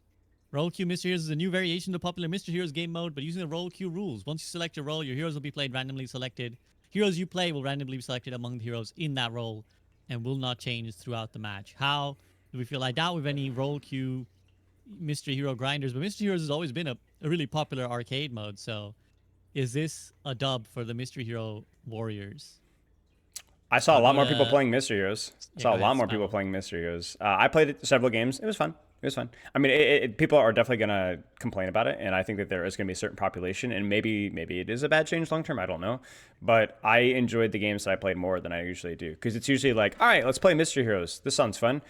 Oh, all right, we have like a support. Okay. Oh no, we lost a support. Oh no, they have 3 supports, and then I lose. And I'm like, all right, well, I'm gonna go back and play competitive quick play. That was fun while it lasted. This one felt like I was able to I was more fun for a longer period of time. I know I don't think there's like you could really have a stance. I think for them it'll be more about like what's the player percentage over like a long period of time, and then seeing how that shifts. Because it was 'cause I definitely imagine- better in some ways, Because I imagine part of the appeal of mystery heroes is the like, well, I can get Yeah. any hero, right? So it's like, Yeah. it's kind of like it's just another classic Overwatch moment of like open queue versus role queue, right? It's like, well, on the one hand, it's more balanced and more sane, and people can expect that they won't get rolled by the lack of a second tank or a second support or whatever. But at the same time, people are not gonna always get to have that like, whoa, I'm suddenly this hero now. Avril, how about you? How do you feel about this? I mean, I'm not a big mystery heroes guy, but I don't know. Maybe the mystery heroes players Blizzard surely would have gotten some sort of feedback somewhere where it's like this is something that people wanted. I guess. I kind of thought the whole point of playing mystery heroes though was to just like get any random hero, but maybe in the interest of making mystery hero games more balanced, which sounds like a strange thing because like again, I thought the appeal of mystery heroes is just to have the most chaotic game possible. But whenever I play mystery heroes, it is like if the other team ends up on like an actual composition, it's like, oh, okay, well, you just kind of lose, right? The other team's got a real composition now. So maybe this makes mystery heroes more fun if you just want to play random heroes within your own role. You don't want to like flex across every role. But I don't know that many people that are into mystery heroes, so I don't even know what like the feedback is on this. But it sounds fine. I'm probably not really going to engage with it personally, but for the people that want this, I'm interested to hear what they think about it. To be honest, Thinking about it, how different is this to current Overwatch? Because like, do people not just flex around a bunch in current Overwatch, anyways? And like especially like not to meme on it, but like the tank roll. It's like, are you not already doing this? It's like you just swap after every death. So there's an element of it does feel. I mean, again, this is just outside looking in. Maybe I would be much more curious to hear what the actual Mr. Hero community feels about this. Whether they're like, yeah, no, actually, this is good. This is like a good middle ground, and we get to kind of have a bit of crazy fun, but it's more sane and balanced and contained. But yeah, Sam, how about you? Have you ever flirted with the Mr. Heroes? Not really. So I won't talk on it. I'm glad they're trying things for it. I actually have an interesting segue in the arcade genre. I had some guy donate to me, I think it was a week or two ago, and he was complaining he's apparently like big in the FFA community or something like that.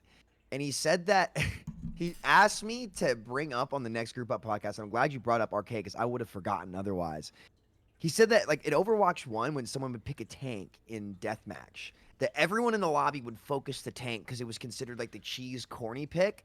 But apparently now every tank in there like has all the tank passes and stuff. So they're so strong in the FFA that like it's just become like a bunch of tanks playing and not DPS. So he told me to ask the devs to like look at FFA and maybe take the tank passives off or something in there. So I don't know. I'm not an arcade player. But I that reminded me of that, to where I guess there you go, buddy. I fulfilled my end of the bargain, I suppose, where apparently FFA has gotten too tanky, I guess. But no, I think roll queue, and I'd sure try it. I'm not a huge arcade guy, but I did see more people on my friends list playing arcade. So hats off, And there you go, people. Confirmation that if you want something brought up on the Koopa podcast, just pay someone enough to do it. And, Yeah, I'm just gonna like let my chat know that is an open offer for you guys too. So the minimum In fact, threshold you being can- $5. you can, I'll undercut $4 and I'll make a whole segment. Come on, guys, come through. Yeah, SB, you know what you got to do? You got to turn on text to speech, donos. Oh, yeah. I mean, I always turn those off because then sometimes it's just randomly long and someone's really mid-deep passionate rant, and then it'll just be like Keck W, Keck W. It's like Yeah, random yeah, shit. yeah, yeah. Okay, so yeah, I mean, I guess it's always hard when we talk about like arcade stuff amongst the podcast, because usually most streamers are like hardcore competitive players, so don't really have a frame of reference for the arcade warriors. But again, hopefully this is one of those things that will hopefully explain itself over time. Yeah. Where if it's good and it's popular, the devs will keep it. If it's not, they will presumably change it or scrap it entirely. So let's see what happens with it. We'll look at the last competitive updates thing. I think after this it goes into the patch, but we'll talk about other stuff before we talk about the patch. Please But get the Genji nerf. Please get the Genji nerf. It's so funny. It's so funny. Competitive updates, competitive drives. Now, this is something I was like, what? Competitive drives are limited time events that take place near the end of seasons in competitive play role queue. As you complete a drive, you'll earn bonus competitive points and a new reward called signatures. Signatures are a cosmetic reward that appears on your name in most locations where your name is displayed, including your name card, play the game highlights, scoreboard, and hero select. Signatures are upgraded as you reach checkpoints in a drive. When you win a match, you'll earn drive score and progress towards the next checkpoint. Losing subtracts drive score, but generally less than winning. And checkpoints prevent you from losing score once you reach them.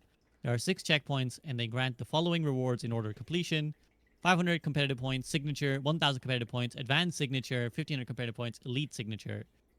So, signatures are removed after a rank reset. So, how do we feel about this signature competitive drive thing? Like, what is going on here? Why are they removing them after rank? Sorry, I'm just, that's the one thing, right? No, Like, go for it. Yeah, like, so it says they're removed after a rank reset. Right. Why? Like, imagine if YouTube was like, oh, nice job on the 100,000 subscribers. We're going to send you your plaque, but you have to send it back after like 6 months. Like, this isn't like the Stanley Cup or whatever, Like, you get it, you get to keep it. Like, that's what people like. I can imagine if like, oh, you got the cultist in for Zenyatta, or you got the achievement.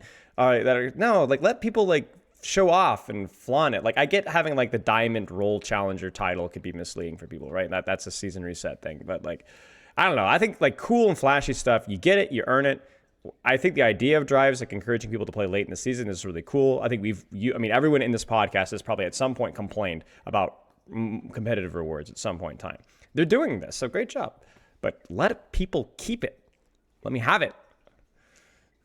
My guess would be that the reason the devs have added this is that it might result in the thing that's happened before, where it's like everyone has the certain reward by a certain amount of time. So like everyone has the top 500 icon earned in Lucio Ball, and then you can just have it. But as your have portrait season icon, by be like, season top ones, 500. right? Like this is the season one where it's red and it's sparkles and explosions, and then you can only get it in season 1. And season 2 we'll recolor the same freaking thing and make it blue, or like you don't have to have like completely brand new things, but having something unique I think would be fun.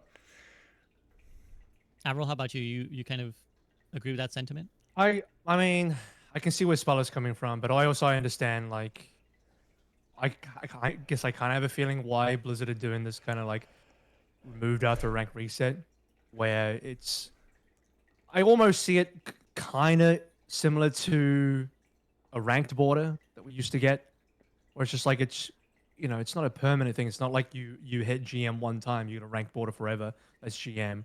Maybe that's not like the perfect analogy, but I mean, I see it both ways. I'm like, yeah, it's meant to be something you strive for every single season. Otherwise, you could see a situation where you get to future seasons. It's like, I don't really need a new signature. I'm gonna just keep hold of my signature, and you don't feel any sort of motivation to keep playing a drive. Whereas doing it this way, it's kind of like gets you to maybe participate in the late season drive every single season, which is probably what I think it's there to do.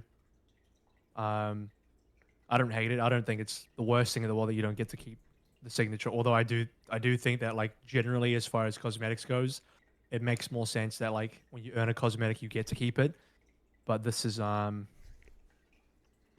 doesn't seem as like important or as big as, for example, like a golden whip or anything. Now that if that was something that you only got to keep for a season or for a rank reset, that would be super weird. But just some signature thing, like, I don't know. I don't think it's a huge deal. Maybe part of it as well is that it gives the rank reset more meaning too, because it's like it changes more things. So like it feels more of a like a liminal moment where, like, okay, at this point now things are different. Yes, but I want to be angry. Yeah, that's fair. I mean, same. Plenty of people. Also, like I said earlier before we started, it's like, people in the comments like, there's not enough debate in these debates. So I'm gonna pick fights just randomly at will. I'm just gonna be like, Yeah, I'm okay, down with it. I'm gonna disagree. Down with Devil's it. advocate. You know what? I don't like a T-shirt. Fuck you, man. yeah, okay, buddy. Sam, Just be careful. how do As long as you have real arguments, otherwise people like they'll accuse you being contrarian, which is really annoying for me. I'm not 'cause when I contrarian, do it- idiot. What's wrong with you? Exactly. which is when I do it, I actually have real arguments, but people assume that I do it just to like, just to argue. It's like, no, I genuinely stand by what I'm saying. It's Yeah. just, I don't know, super strange. Sam, how about you? You kind of on the I'm drive. just happy to have something. It's cool. I'll take it. That's fine. I'm glad they're trying stuff on the competitive rewards front. I think it's definitely been really underwhelming thus far. But hopefully it'll make people try a little bit harder in rank, because Lord knows I need that with the backlines I've been getting, man. Please just start picking Brig, guys. Please. I pray. If they go Diva, just pick Brig. Please. I'll take it, though. I'll take it. I'm getting gray hairs over here. I've been waiting so long. You know what I mean? Like, look, I got a couple right here. Not even kidding. Right here. So we need these rank rewards, and we need more. And we need encourage competitiveness, please. Reward people for being in voice chat, too. I'd like that one. That'd be sick. So we've actually got but Gavin is here, and usually Gavin is in the chat, but he's not necessarily directly involved with the stuff that we're talking about. In this case, he actually is. He says he is the systems designer behind this, and he says thinking behind removing them on the rank reset was that when you log into the game, if you see someone with a signature, they've been more serious about competitive recently. So I guess that's, and rank resets are like once every 6 months that they say that they're gonna rank Half reset. a year? So 1 year? was it 6 months, guys? Who maybe Gavin will confirm, but how often is a rank reset? I think it was 6 months. I think. So every Yeah. 3 seasons, yeah. So it's not the shortest amount. Like, it's a fair amount of time to keep it. And it does make sense, because after 6 months, if you've had the thing, again, maybe Spylo's idea is the better compromise. Is like you can just change what the signature looks like.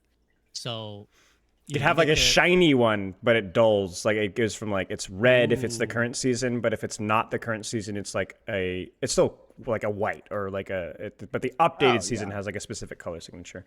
I don't know. Jack all about this stuff. I'm talking completely out of thin air here, but Make blue be the cool color, because blue's Yeah. the best color. Zero This bias guy's there. the Kentucky guy, man, right there. I See, tell you what. now Good the color, real man. arguments. Now the real arguments begin. Yeah, I yeah. think it's actually It's purple, objectively that's the best wrong color, is all I'm saying. You know, So, I cannot art is believe objective. you'd Don't be let so anybody tell you wrong. otherwise. Yeah. Cannot believe that you would say this.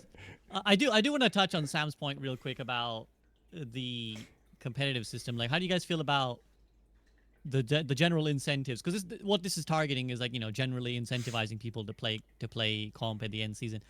How do you feel about like just the general incentives of playing ladder Overwatch? Like, does it still feel this is something they've been wrestling with for quite a while? I feel like since Overwatch 2's launch, one of the things they've said is, hey, we don't necessarily have enough reasons for people to play.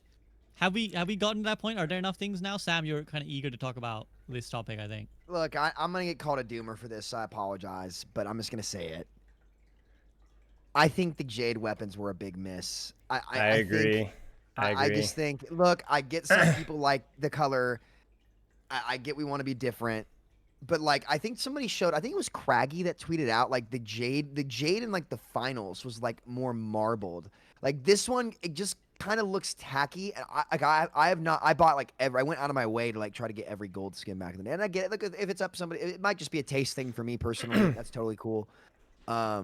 I just don't think it fits the character models of a lot of my favorite skins on like a lot of characters. Like green is a really hard color to like fit in to a lot of these skins, and like you could do obsidian, you could do diamond, and I like the reason why I say I'm kind of excited for diamond is like I thought that Torb skin looked sick, and it was all diamond, right? So I hope in the future when they decide to do like, I think if they had, I just don't think Jade panned out to be what I had hoped for, and I think a lot of other people hope for too.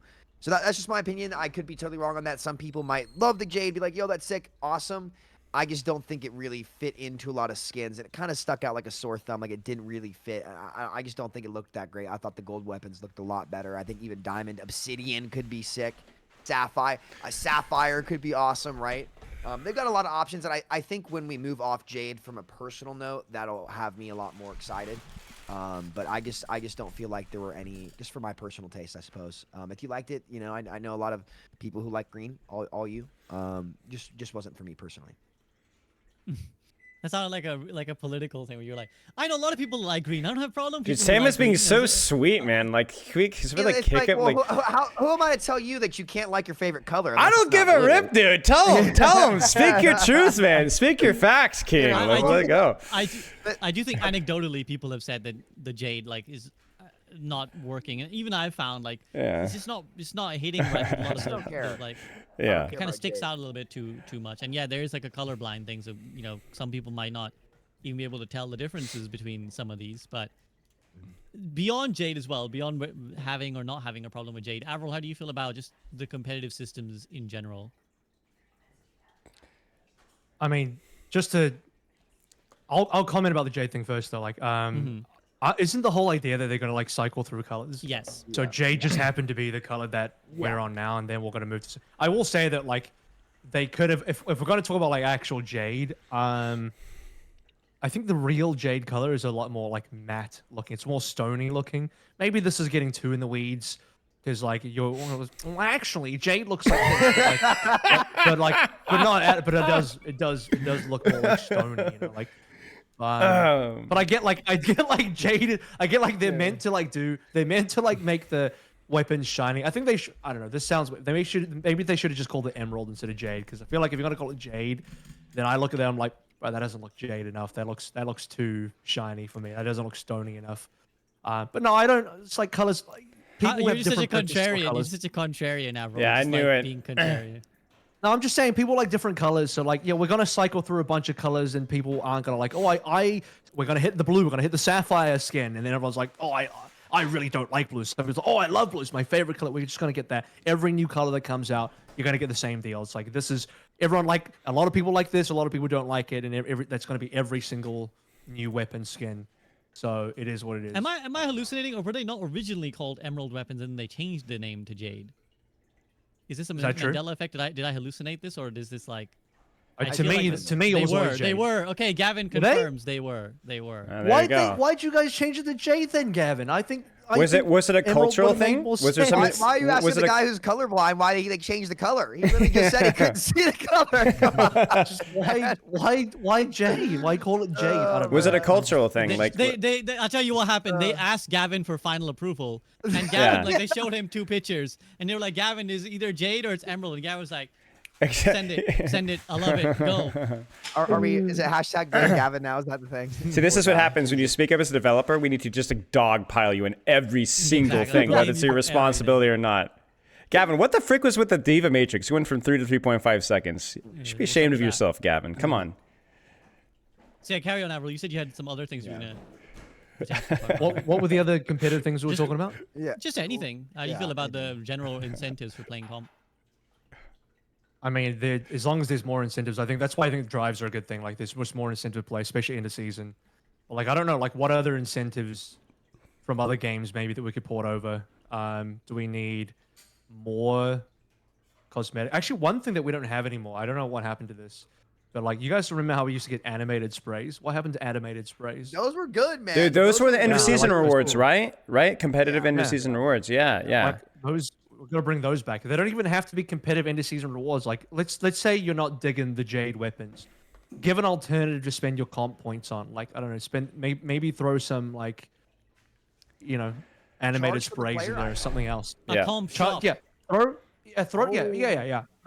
Make a competitive shop where you can buy different things with your comp points. If you're not feeling the specific color of the skin for the weapon that season or that competitive year or whatever, then have something alternative that you can buy. I have a take. That's my What thought on what if they had like end of season competitive rewards for any rank, but they were like more, I don't know how silly you want to get, but more memey player icons. Like, can you imagine? Like, Avril's inspired me with this actually. Can you imagine a nerd emoji Winston as a player icon? Or Hoover Winston. Or Hoover Watch. Winston. Huge opportunity here for a great collab with one of our great foundations of corporate America. And like really though, like there's so many like fun player icons that I think they could do. But like stuff like that, like I think you have to be really careful about like gatekeeping stuff Animated behind- icons. Animated Animated banners dude. and icons. Dude, can you How imagine huge would the that be? bank they would make? Didn't they do that already? Am I crazy? Wasn't there like one or two? I don't that think might have so. been- Maybe. And sell all of these in the comp store, and then people will play rank to grind for these. Right. You know, and like, because here's the other thing is like, there's a reason to play ranked more. It's like, well, if you want to clean out the rank store, the comp store, you got to play more rank to get more points, so you can actually buy everything. If you want Yeah. to be a completionist, Yeah. there's some incentive to play. We're for. so capitalist, Bill, that the only way we can think to make people play more is like buy more things. What? Like if they aren't buying more shit, there's no reason for them to play shit. Here's the thing. Here's the thing. You will inevitably get the quick play, like, you know, hardcores. Like, well, I don't want to have to play rank to get this animated thing. It's like, oh, dude. Yeah, well. Well, Frick you, I don't know what buddy. to tell you, buddy. I don't know what to tell you. Oh Smilo, how man. about you? Where's your kind of No, where do you nothing- land on this? Nothing that I haven't already interrupted on already, so yeah. More 'Cause better. it is just like more better. Yeah. 'Cause it Cosmetic feels stuff like a is fun. holistic thing. Yeah. Sorry, go ahead. No, I just think cosmetics are fun and titles are fun and player icons. And I think the one thing they've done really well with Overwatch 2 is like they've opened up the floodgates of like what they can monetize. I mean, you have player icons, you have signatures now, you have your player backgrounds, you have skins, you have, I mean, weapons now, like as well. Like weapons have always been a thing, but they have actually started to expand. And not just from a cynical, like not just monetization, that's maybe a little bit cynical, but like there are just more cool things now, right? It used to be, what was it? Player icon, skin, and gold weapon. But now we have Jade weapons. Now we have more player icons. Now we have signatures, and now we also have the player backgrounds, which you can customize. Which some of them are really, really cool. I've been rocking the new Ana one, which I think is super sick. But yeah, that kind of stuff is just fun. It's like people love customization. I know I'm not a super cosmetic-y guy, but man, I can't help like go through those player cards and like, ooh, that one's cool. That one's cool. Like customization's fun. Customization is fun. People love customization. It's why people like stuff like a lot of the stuff in like MMOs, like the fact that you can make your character look like this or look like that or do this and do that. Like I think it's good. I think it's good. It's not something that you get a lot of flexibility with in like the more competitive first-person shooter environment either. So it's always fun to have like a little bit of your cake and eat it too. You get your competitive gaming and you get your cosmetic customization stuff too. That's pretty sick. Yeah, I think those are like, I think all of these are really good for the vast majority of the player base, which is where, which is what really is important, right? Like getting people in diamond and plat and gold to kind of feel like they're getting rewards is, I think, cool. But I will take it to the absolute upper end as well, and not to bring up a boomer complaint, because I feel like this is something I've heard complaints about for years in the Overwatch scene, of like high end Overwatch. Sam, I think you kind of alluded to earlier, where it's like, oh, I wish people were incentivized to be in voice chat. And I bring this up just because, not to almost be too much of a parody of myself, but Dota. I was watching the TI. I was watching the TI. Like I've been watching the TI, and it kind of just struck me. It was like reminded me of Overwatch, because during one of the casts they were talking about one of the players, and he's playing support, and they were like, this guy actually, he was like rank 1, 2, and 3, but on carry, which is like crazy. Like that's how good, how good and flexible he is, that he's still playing support. And I was like, man, it's funny that like in this esports game, where like they actually have merit and worth in their ladder system. Like if you're like in the top X in the Dota ladder, like that's actually meaningful. Whereas like I can't remember the days in Overwatch that have long gone since it was actually meaningful. Like, can you imagine the meme it would be if, like, Avril, you're on a cast and you're like, yeah, this guy's rank 1, 2, 3, and 10 on the EU Overwatch ladder. Like, it would just be kind of like a laughing stock, or like it wouldn't be like a worthwhile metric to gauge someone's ability on. And You know I who's think the ranked last one right now on EU. no, I actually don't. Dirkmeister on one tricking Junkrat. Carry on. Dude, Let's go. Junkrat. We gotta talk about Junkrat later. I feel like just to round out my point, then I want to get your guys. So I feel like the last time this happened is like the last time I can significantly think of this was like Jonak being picked up as like just a rank 1 Korea player, and then like being like a relative unknown in OWL, and then ending up the MVP that season. Is that like a realistic expectation for Overwatch, that like their ladder system could be meaningful, or is it always going to be that like it just doesn't matter whatever your like the ladder rank is? I think the maturation of the competitive scene means that it's a lot harder. Like the reason why that happened more often back in the days, because like the scouting and general knowledge of like who was good and who wasn't good and who's getting better was like a lot more like unprofessional, for lack of a better term. But like as the competitive scene becomes better, you are going to get scouted, or you're going to know like I need to start joining T3, T2 teams like way sooner. So it's like, is there like a system where you could get to like rank 1 without even people knowing a lot about you? Like possibly, but it's just less likely to happen because I think the scene's just much more developed. I don't think it's necessarily a commentary on the ranked system, to be honest with you. Well, Like it's less about being using it. Like, I mean, I get what you're mentioning about like using it as a vehicle to get noticed for pro play, but what I'm asking more about is like it has no correlation with pro play. Like the rank 1 is not in any way a demonstration of like this is one Yeah. of the best players in the world. You can't, I don't know how you would integrate it so that the ranked actually is a correlation. I don't even know that it's necessarily that correlated in other games. Like, I don't think the rank 1 Radiant player in whatever server playing Valorant is considered like one of the, best pros in the world, or the best players in the world compared to whatever pro. You could win Valorant champs and be on EDG, but not necessarily be a rank 1 player. I don't think that in any game it's ever going to be that level 1-to-1. Like, you can look back in League of Legends, like, whoever's the best League of Legends player in the world might not necessarily be rank 1. So I think I one don't thing to think it's point really out possible. One thing to point out is that we're all have been or are involved in professional Overwatch. The problem, I think, is just that like pro players just don't have time to grind the ranked as much. It's not that they couldn't; it's that they just don't. Like we were talking about this yesterday, Sam. Like where like your priority is in scrims, so like you're scrimming 4 hours a day. You're not only going to have less time to grind up the ranks, but you're not going to be playing as well. I actually had this whole segment on stream a few weeks ago where like a player. A student of mine was like, dude, why is Sugar Free playing Tracer differently than you coached me? And he sends me like this clip, and I'm like, he's feeding. He's just feeding. Like Sugar Free is feeding and ranked. He's trolling. He's just grinded his cheeks off for 4 hours in scrims. He's not try-harding and ranked. He's not playing at his best. And maybe this is a bit of a hot take as well, but I also still think if you're reaching rank 1 in the competitive ladder, Gurkmeister is not playing in the top level OWCS. But if you put Gurkmeister in like a high level scrim, he's gonna slap.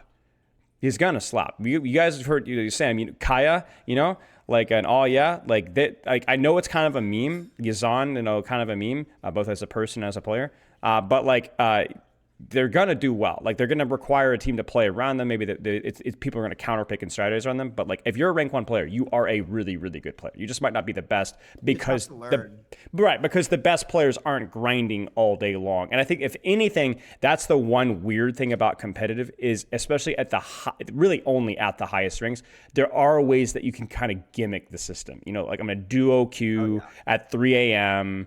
And stack this, and like you do kind of have to game the system a little bit to get to rank 1, and I think that's the one downside maybe. To add on to that too, like I'll just be blunt about like kind of my experience. Going from scrims to tryharding and ranked and like really trying to win was one of the absolute worst things for my mental when I was still playing, because like the nature of ladder is like you're not like. The nature of scrims and the nature of ladder are so different in that like when you're in a scrim environment, you're with, at least like in my time, you're with like I was with 5 other guys who like I knew were as committed to winning as like I was, and we were there to make each other better. And that expectation goes so far because that's how you create an environment where like you can be critical of each other, but also understand that you're trying to make each other better. Like on ladder, you're never going to get that. For example, last night I died laughing. SVB, this is going to crack you up. And I'm not, you brought up Dota. So I'm going to, you know exactly how I'm going to end this conversation. Okay. I'm going to wait. I'm going to let you think about it. Okay. Cause you better watch that damn show. All right.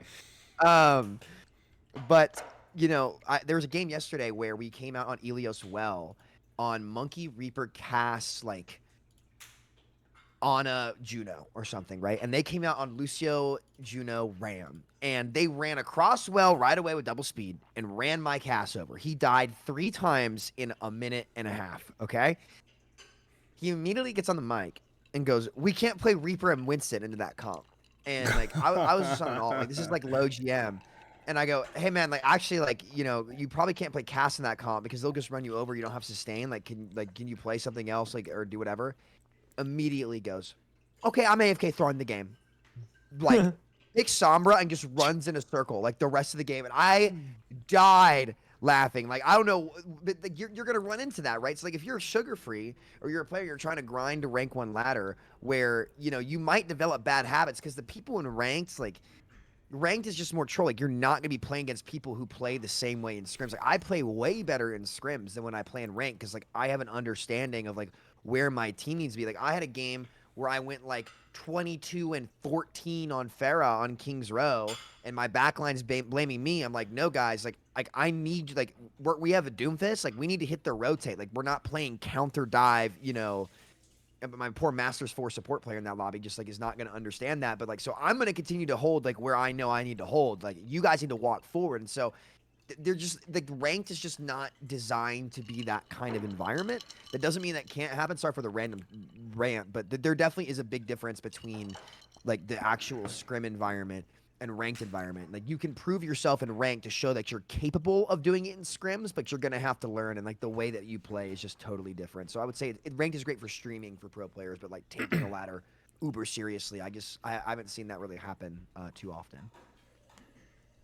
Yeah, that's very interesting insight knowledge you guys have given. Like, so would you guys say that there's not really any need for trying to make it or like more serious, or is it like we could, but there's not? If it's you not did a pressing weekend concern? 5-pack tournaments, you could. Yeah, but you can't do it in like the current ladder. Like you would need like a separate tournament ladder on weekends where there could be their own rewards that would incentivize pro players to play. Other than that, I don't think you're going to get that. I think the goal needs to be like motivate people to like. I hate to beat this dead horse, and I know that that's probably something they're looking into, but like having something like the clans or guilds or the group finders, like that's where Overwatch is really good for a lot, right? Like now I know not a lot of people use that, and they've had given good reasons why they haven't, but having the solution to people using voice chat, the solution to people tryharding is having social consequences with the group of people that you actually care. It's not giving people higher endorsement level if they're in voice and just like perma-muting everybody else. It's making it like, oh, I have fun playing with my friends, or I met this guy through this and I'm going to play with them or whatever. Like you can't like, it starts from the ground up. It's great to have like really cool systems that like motivate people to reach the number 1, but that's just like not feasible for 99.9% of the player base. So it's like finding something that like not forces a social dynamic, but makes a social dynamic very attractive, makes it fun, makes it interesting. People will always be toxic. Overwatch is not different or unique from any other game. In fact, from what I think I know, I think it's probably better than a lot of other games in terms of the toxicity. But we could still learn a lot of like what systems can we make to where voice chat is a more productive, more useful, more interesting thing. And people are more, and like I don't know exactly how that's done. Like I'm just kind of pointing out a problem without really providing. I can real tell you one. solutions. If the game depended, this is not a suggestion, this is just me kind of just spitballing, but like if the game depended on you being in voice comms to win, to rapidly, like to significantly improve your win rate, people would do it, because this is why you basically have to do it in a game like Valorant. If you played Valorant without voice comms, you just lose, because it's such But a how do you do that? information. How do you do that? Because I coach the again, game. this is- I coach the game, and the vast Well, majority of communication is just using your if stupid I had eyeballs. an answer, if I had an answer, I would have already sent it to Gavin or whoever. Right, that would be right, in there right, now, right. possibly. But like, no, that's the problem, isn't it? Like, Right. there's no real answer, because the what it comes down to is Overwatch is pretty winnable even if you're not in comms. You can just kind of like no comm and play through it and still win, and it's like fine. It's like it's Yeah. somehow just it's just winnable without it. Now, in an ideal world, you would comm and your win rate would be high. I think actually, if your team actually comms, the comms are good, your win rate should be higher. But there's just It's the hard culture just- mechanically. It's hard mechanically. That's the thing is like like I don't know if Sam, if you've noticed this, but like especially if I'm like a little out of practice, I'll like hard shot call. Like when we were doing the 66 pugs, like I was like hard shot calling fight planning as on Ana, and I wasn't playing mechanically very well because I'm so focused on my communication. And I feel like with Overwatch, the mechanical ceiling, especially compared to something like Valorant, it's so challenging to perform perfectly, like to perform at a high level, and like it takes up so much brain power. And like I think like what you're saying, Avril, like just simply knowing where is my team, what do I need to be doing, that's like half the battle right there. I don't know if there is a solution, man. I think it also I mean, is relevant. Go ahead, Carol. You go. yeah, I don't know. I don't know if there's a solution either. I just think like it's part of the culture, and if the culture was that everyone calmed and that was the requirement, like that was the social contract you entered by playing competitive or like ranked queue to win, then everyone would probably do it. But as soon as some people don't do it because, and not even for like any nefarious reason, the reason could literally be, oh, they have a really shitty mic, or the reason could be, I'm just like I'm a DPS player and it's just too hard to calm and frag at the same time because I'm concentrated so hard. I'm doing what I'm doing on Tracer or Genji or whatever. It's just too hard to calm and do that.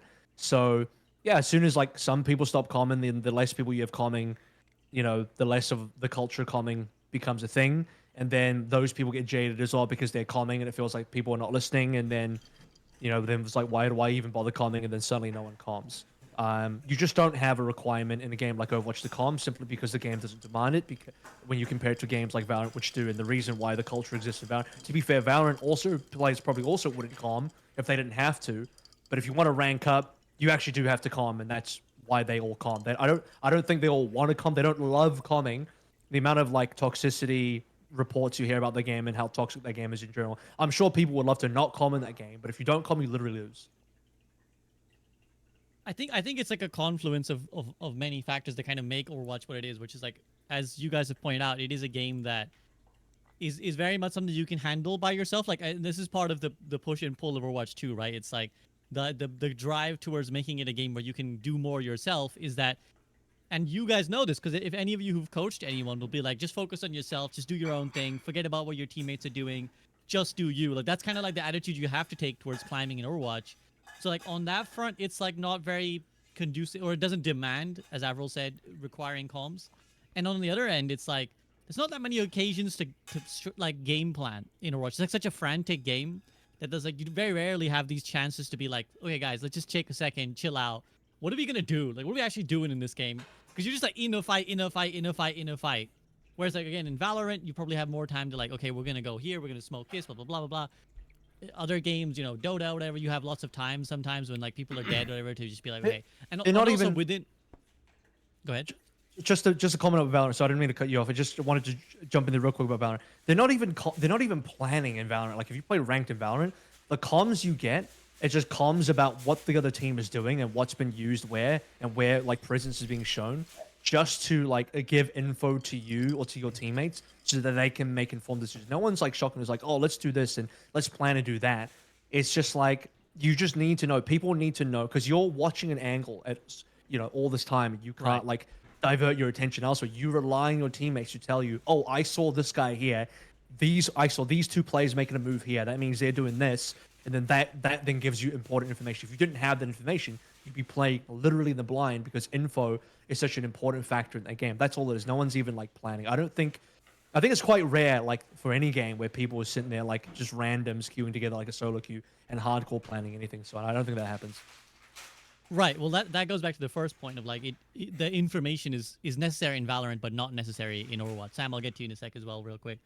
But also like within the game systems as well, it's harder in Overwatch compared to other games to like actually communicate certain things. So like the ping system is great, but it doesn't necessarily have the capabilities to ping like Tracer, like recall or something, right? Like that's not a ping you can just throw out. Whereas in Valorant, again, like maybe you can, the in-game systems allow you as well better to kind of be able to indicate someone was here, like you can ping on the map, someone was here, like this guy came from this, but like beep beep beep beep, from whatever I remember in Valorant, like you can like ping the spot, right, and be like this guy's here on this point, and then obviously your kind of the follow-up is to communicate that in voice chat. Similarly, like in Deadlock and in Dota, you can kind of annotate on the map to be like, oh, this guy's here, they've gone there, or like we need to be here. So like that's I think another factor. But yeah, Sam, go ahead. What was it that you wanted to add to this? I think one more factor that we haven't talked about as to why we've seen less calming is how easy it is to get com banned nowadays. Like you have a lot more kids getting com banned like consistently with the new system with automated reports or whatever it is that's going on. I think it's a lot of little things contributing to it. I think the gameplay in particular where it's not as necessary to be calming is the biggest thing. But I think I told you the story, SUV. I'm not sure where I had a guy who's generally he's not a toxic dude at all. Like I know toxic gamers, I can be one of them. He's like a really like laid back Rhine player, and he said he texted me. He goes, yeah, like I got on and I played for like the first time like in a long time, and some guy yelled at me because he's a Rhine player. He just wanted to play Rhine, and some guy like yelled at him and was like, yo, like get off Reinhardt, and he replied like fuck yourself, but he typed it like FK yourself, and then he was like, dude, then I just got chat banned for 2 weeks, so now I'm just like not in voice chat. So I wonder how many people just aren't joining voice because of the new ban system. On top of that, I couldn't give you an accurate number. I think it's a lot of little things that are contributing to that. And vice versa, also like the level of toxicity in that communication. You know, I'm seeing somebody even in my chat, like especially as a girl, like how difficult it is to be, even just open up Right. your mic and like you know, Especially I mean, in like Diamond. For whatever reason, it's Diamond always where that I've always heard that happen. Sorry to cut you off. Go ahead. No, I mean it's just there's just like it's there's people just suck sometimes, you know. So it's just like it's tough. Yeah, I mean, there's two like adjacent points there. One is that toxicity exists in online gaming, like just rampantly, right? Like people, you're kind of disincentivized to calm because people will flame you, and again, people who are of like minority background are doubly afraid of this because of like their voice may be used to target them, etc., etc. And then there's like what the other part of it is like, which is the game systems don't really require you to calm, as we've kind of alluded to. They don't really mandate you to calm. They're not necessarily calm friendly either. So I guess it's like, again, like as I said, it's like a confluence of things that make Overwatch what it is. And it's not necessarily a good or bad thing where it's like it has to be one way, but it's a complaint I've seen for a long time. People being like, man, people don't really talk in comps, and like no one's really playing that team coordinated way. Everyone's kind of doing their own thing, which is a bit of a shame. I'll just actually read out what Gavin has said here, which he says, that's something I'd push back on. There's a narrative that comp bans happen to non-toxic people, but that's not something that I've been able to prove is a real problem after investigating it thoroughly. It's not accidents. It's not that accidents don't happen, but we have a significant group of people lying about their bans. Yeah, I think I largely agree with Gavin's statement. I didn't want to interject because I don't think Sam was really maintaining this as a huge factor of why people don't comp, but I do think by and large the claims of, oh, I got banned for saying nothing, are like, they're just like these minor things that are overblown like nuts, because they're great for social media traction, is to be like, oh, I got banned and the email said I got banned for saying GG. And it's like, well, that's maybe probably just a fault of like the email system was a bit stupid, but actually you were, before you said GG, you said, these 10 slurs, by the way. So I really don't think that's neither here or there, because this is a complaint that's been happening since Overwatch 1. So whether the new system of banning has been in effect or not, I think this is a thing. Any other things you guys want to mention on the sort of whole comp systems, voice chat coordination, what the game could or couldn't do before we move on? I think I think there's the- also just a general. Mine was quick. I'll just finish Sure. this. There's also just a general idea that I don't think for the majority of players there's too many like aligned, fully agreed upon ways to play the game. Especially because metas shift all the time as well. So especially if you're in a new patch or a new season or whatever, like what is the agreed upon correct way to play the game might shift as well. And there's not like maybe if you're on a professional team or you're playing with the same people all the time, you can agree to something like that. But when you're in a solo queue and you're playing with the randoms, there's not an agreed upon way to play the game. So how does that play into comms? Well, you could be trying to comm and someone listening would be like, no, fuck that. That sounds stupid. I'm not gonna do that. You know, because they just have a different idea of how they should play the game. I mean, hell, even on teams, I mean, a source of a huge amounts of team drama and teammates disagreeing comes down to like they just have disagreements on how to play the game. You hear about it all the time. But the people that that know about this kind of stuff in terms of like where, you know, infighting in teams comes from, a lot of it just comes from like players disagreeing and people just disagree on how they play the game. So if people on professional teams that are paid to play together can't agree sometimes, you're not going to get people in solo queue in a ranked environment to necessarily agree to how to play the game. So yeah, people can calm and people can like try and like, you know, let's do this. And people can just disagree because they just don't think that's how you play the game. And Overwatch is the type of game where like ideally everyone is on the same page and doing the same thing. So yeah. Two things. One is just part of the problem with the CS is just because so much of it is automated. I've known several people that have been suspended or banned wrongly and had it overturned as a result. My wife, 4 years ago, was suspended for being mass reported in gold for one tricking Widowmaker. Even though she literally never used voice, never used team chat, and she just was mass reported because people hate two heroes, Wrecking Ball and Widowmaker, and bronze, silver, and gold. They don't want to see it played. And so you can and will be banned falsely for that kind of stuff because so much of it is automated. And then the last thing, I guess, more like what do we do with the future? I think there would need to be a consolidated effort on the end of Overwatch to find out when people communicate in Overwatch, why? Like, what are the circumstances around that provide, like, I don't know how you track that, but like obviously there needs to be find out like what motivated people to do that. Was it the social dynamic? Was it the pressure of trying to win? And more importantly, I would be more, I'm not very familiar with other games, but what other games out there have much stronger social dynamics and communicational dynamics, and what about and why? Like, why is that? Because I am a strong believer that the community is a reflection of the game's structure, the game's system. Obviously, both feed into both, and things tend to snowball.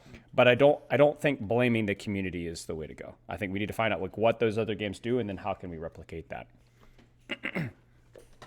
Yeah, I agree as well. And I think again, some like Avril pointed out a good example of like what Valorant kind of the game again. That's where the game mandates. So there's like some system things, some the gameplay itself, and then some is like community sentiment, I guess, which is also hard to stop the snowball. If the community starts to snowball in a direction of like, oh, like calming is stupid, calming is like bad, and I haven't like try hard calmed in a long time for the reasons of just like many of the things that you guys pointed out.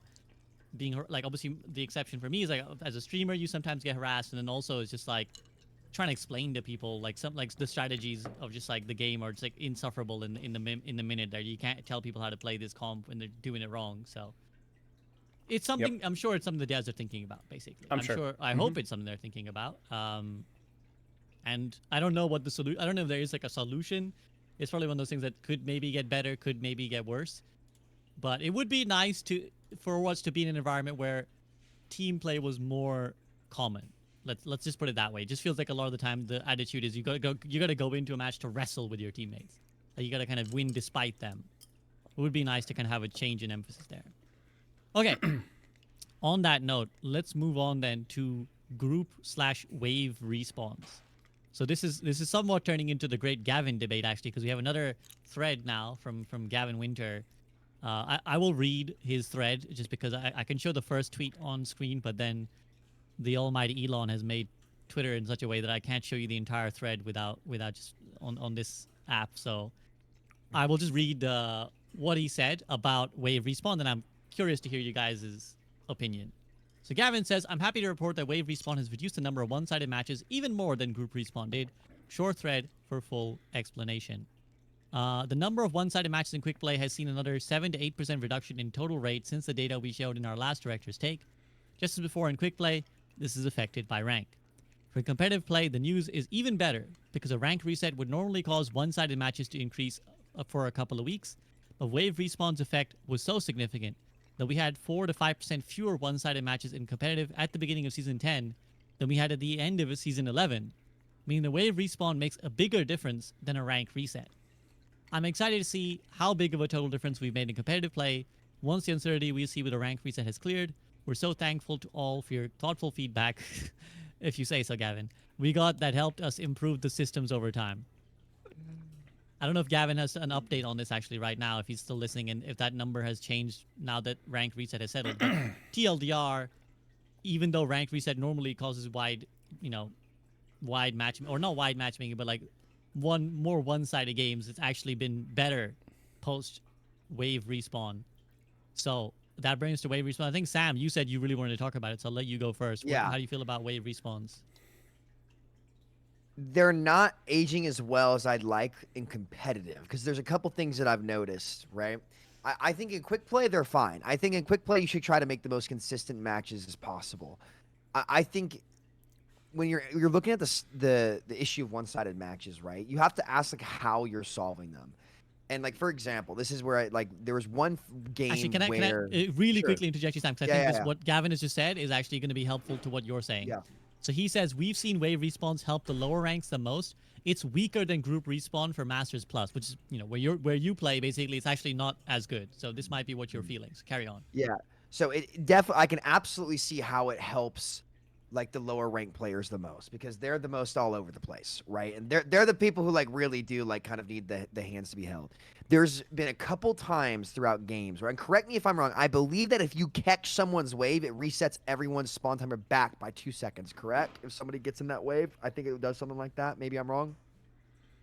I'm not not sure. sure. So I'll if double check. if one person Yeah. respawns solo, it's like 12 seconds, and if another person respawns in the same wave, then that new person catches the same wave as the first person, whose respawn is now 10 seconds. Gavin can correct me if I'm wrong. Gavin says, no, that's not how it works. If you catch someone's wave, you have whatever their respawn time is. Okay, yeah. I think that So- might be the part that's a little too good. But a solo respawner does take longer than it used to. Yes. Yes. Yeah. So there's been a couple times where, like for example, there was one fight on Busan, okay, Mecha Base. It's 1-1.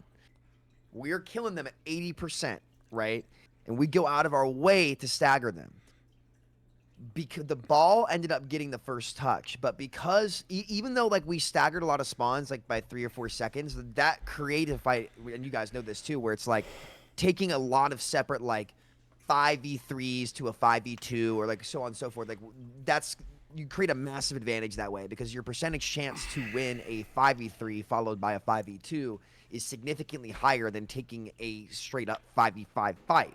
And if you actually chase staggers properly and punish people, then that you create a big advantage, especially towards like the end of a game, right? And I had a couple times where like coming around that 70 to 75% mark, where people just got a free like touch, a free group up touch that they wouldn't have gotten previously because of that.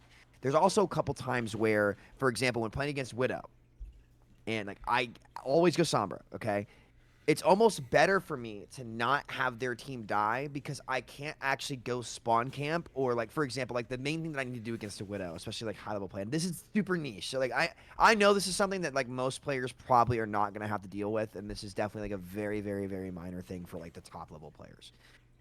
Where like the best play for me, especially like on a map like Midtown First Offense, is to actually, if I get a kill on the Widow, is to go spawn camper so she doesn't get her hold, because that helps my team in the choke. And I'm waiting for my team to set up in the choke anyway. But if somebody else dies, no matter when I killed that Widow, they're always going to be together out of spawn, meaning I don't have the option to go spawn camp and try to get that early kill. Like, I found it limiting a lot of my options, and it's doing so by removing the punishability of players who have made a mistake. I'm not sold on it. I'm not saying you're saying it's a bad idea, that it shouldn't be done yet.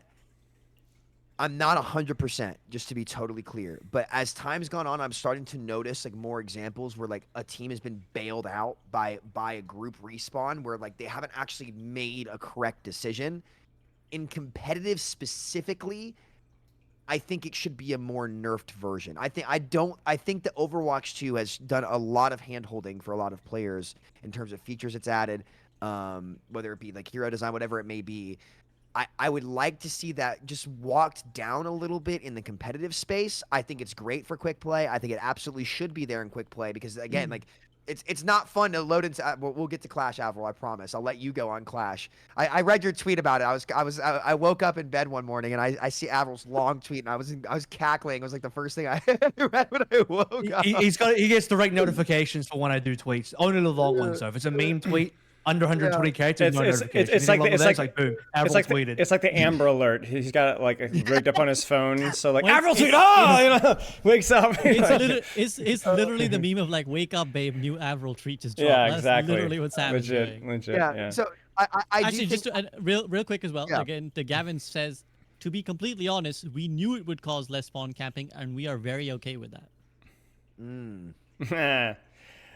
My man. opinion is that like I think the concept is really good. I just think they're gonna need a couple of tweaks with like the extremes, like how quickly you can respawn and like for example, like 6 seconds. I feel like is a little too much. Maybe I think it's a lot. I think you try and tune that down a little bit. and like I 7 think or that'd be way 8 more makes a fun. lot more sense, and I think the concept I understand what people say about like it reduces the skill ceiling. If you make a mistake, you kind of get punished, but like it's fun. I like it. I think it's good for the vast majority of the player base. I think there's a happy medium to be found there, and I think like that's where like I'm sure I just find the happy medium to where you can spawn camp if you set it up properly, but it's not quite as easy, because I do think the other thing as well that's pretty important is it is having some potentially unintended, maybe not unintended is not the right word, but like it is having some significant ramifications in certain game modes as well. Like Sam was saying in King of the Hill, right?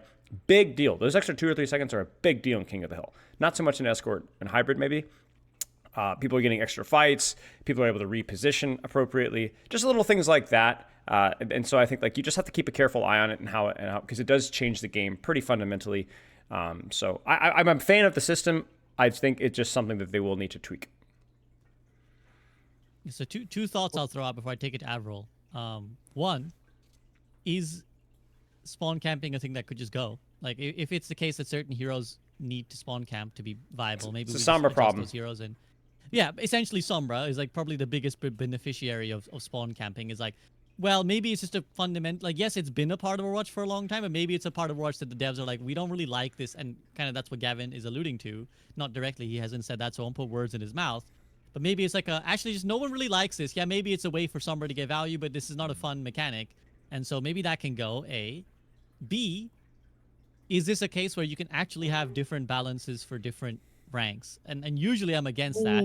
Yeah, I was gonna bring that up But actually. Is this a place where actually you can have a different system for like Masters Plus, if that's where it's actually starting down. to cause problems? I'm down. Yeah. Avril, you kind of oohed interesting and ahed. subject. I don't any discussion about balancing for different ranks and different ranks having their own balancing. I'm just like, Is nope, it balanced I'm not though? about it. Is it balanced Not though? Can about we it. clarify that? Is that It's a technically game the system. It's a balanced game thing, or is it system, like I It's a think. game Okay. system.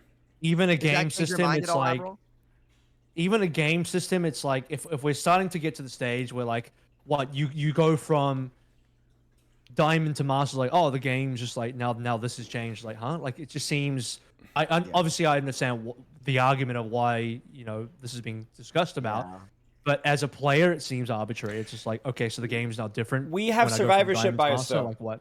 Is the problem is that we may not love Overwatch perfectly exactly where it is, but we're not thinking about it from the perspective of players that don't play the game anymore because of spawn camping or because of staggering. You know Also, what I'm saying? I just don't care about spawn camping. I was like, oh, we're gonna Like- have less spawn camping. Okay. Well, no, wrong. I don't agree. care. Like, Like, I'm not I a do. huge. I do. It's so much fun. It's so you're- much fun. Right, but It's so much but you're a fun. psychopath, so like we don't really care what you have to say, Sam. I'll do but, it on Junkrat too. It doesn't matter. It doesn't So have to be but my soccer. point is like just because it's what we have now doesn't mean that's it's good. Like I don't know. Like I know, and by the way, I'm talking about like balancing for different ranks specifically. Actually, here, like, oh, that's weird. We don't want to do that because that's new. And I mean, yeah, maybe. And I do Not think because like it's new. It's not the novelty of it being new. I just fundamentally think it's the wrong way to approach design I more balance in understand. the game. I understand, but you got to pick your poison. Is kind of what I'm saying. Like, There- well, there- the poison I'm picking is not balancing for different ranks. That's the poison I'm picking. Fair enough.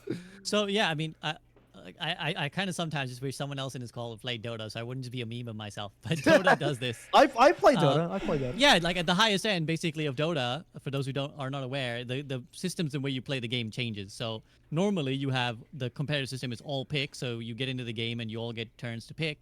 At the highest rank, that becomes captain's draft. I think partly this is just because of a lack of players, but partly this is also how the pros play. So the pros have a captain's draft essentially, where it's like you kind of take turns banning and picking, whereas in the normal, for the most majority of players, you just start the game, X number of heroes have been banned, and then you just pick in turns. So like there is actually precedent for other games having an entirely different system once you reach like the highest rank, for example. I mean, I don't know. I haven't played Dota in a long time, but my response to that would just be like, you should just make all a ranked captain's draft, or you should make all a ranked this then.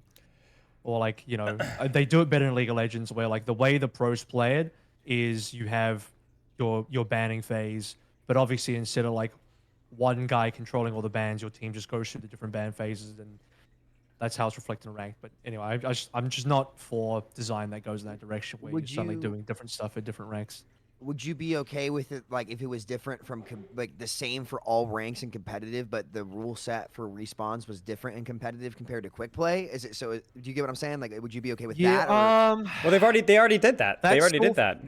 Like it's already been in the game for a long time. Yeah, I'm just trying to get the outline here. I prefer the game to, generally speaking, be aligned 1-to-1 across how the game's like.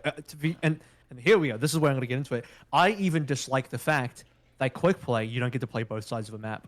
Now, I understand why in quick play that's not a thing, because in quick play, I guess it's quick play for a reason. You just want to get in and get out. And maybe the people who play quick play are generally not sweaty. I say this, but yet I find all the sweaty quick players in my game somehow. But they're generally not sweaty enough to care about playing both sides. But I would even prefer to have quick play, you played both sides of the map. Remember I think that that's like early in the better Overwatch way to 2? play Overwatch. They had that. Was it a Well, beta? that's yeah. Yeah, it that was that fun. was I think that was because we had no ranked, and so like Yeah, they kind yeah. of made a compromise. Yeah. So There that's is that. different rules though. There are like like the times are different, and like at different times that they've added like the wave respawn Yeah, but- in quick play, but not in comp. So it is a thing that we do in this game. I mean, I get that you're saying that but- you're just against that. I get that you're saying that like I just don't want. that However, in the game. however, that is between quick play and ranked. There's two different modes, and not between Right. you hit an Right, you a hit an certain arbitrary threshold. MMR in quick Yeah. play, and then the game changes for, or you hit a certain ranked and ranked and then the game changes. Like that's still different. Like we're talking about two different modes now, right? Which is why I can swallow that pill and be like, okay, whatever. Quick players are gonna play one side and not both sides of the map. Fine, it's a different mode. I'll just accept it, right?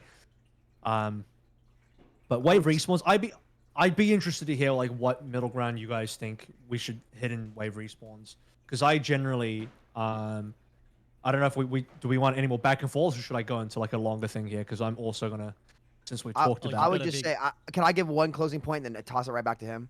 I Sure, would yeah, say no, my absolutely. last request. I think the group timer to catch the wave should be like half of what it is now, but it can stay in that regard. You know, 3 seconds.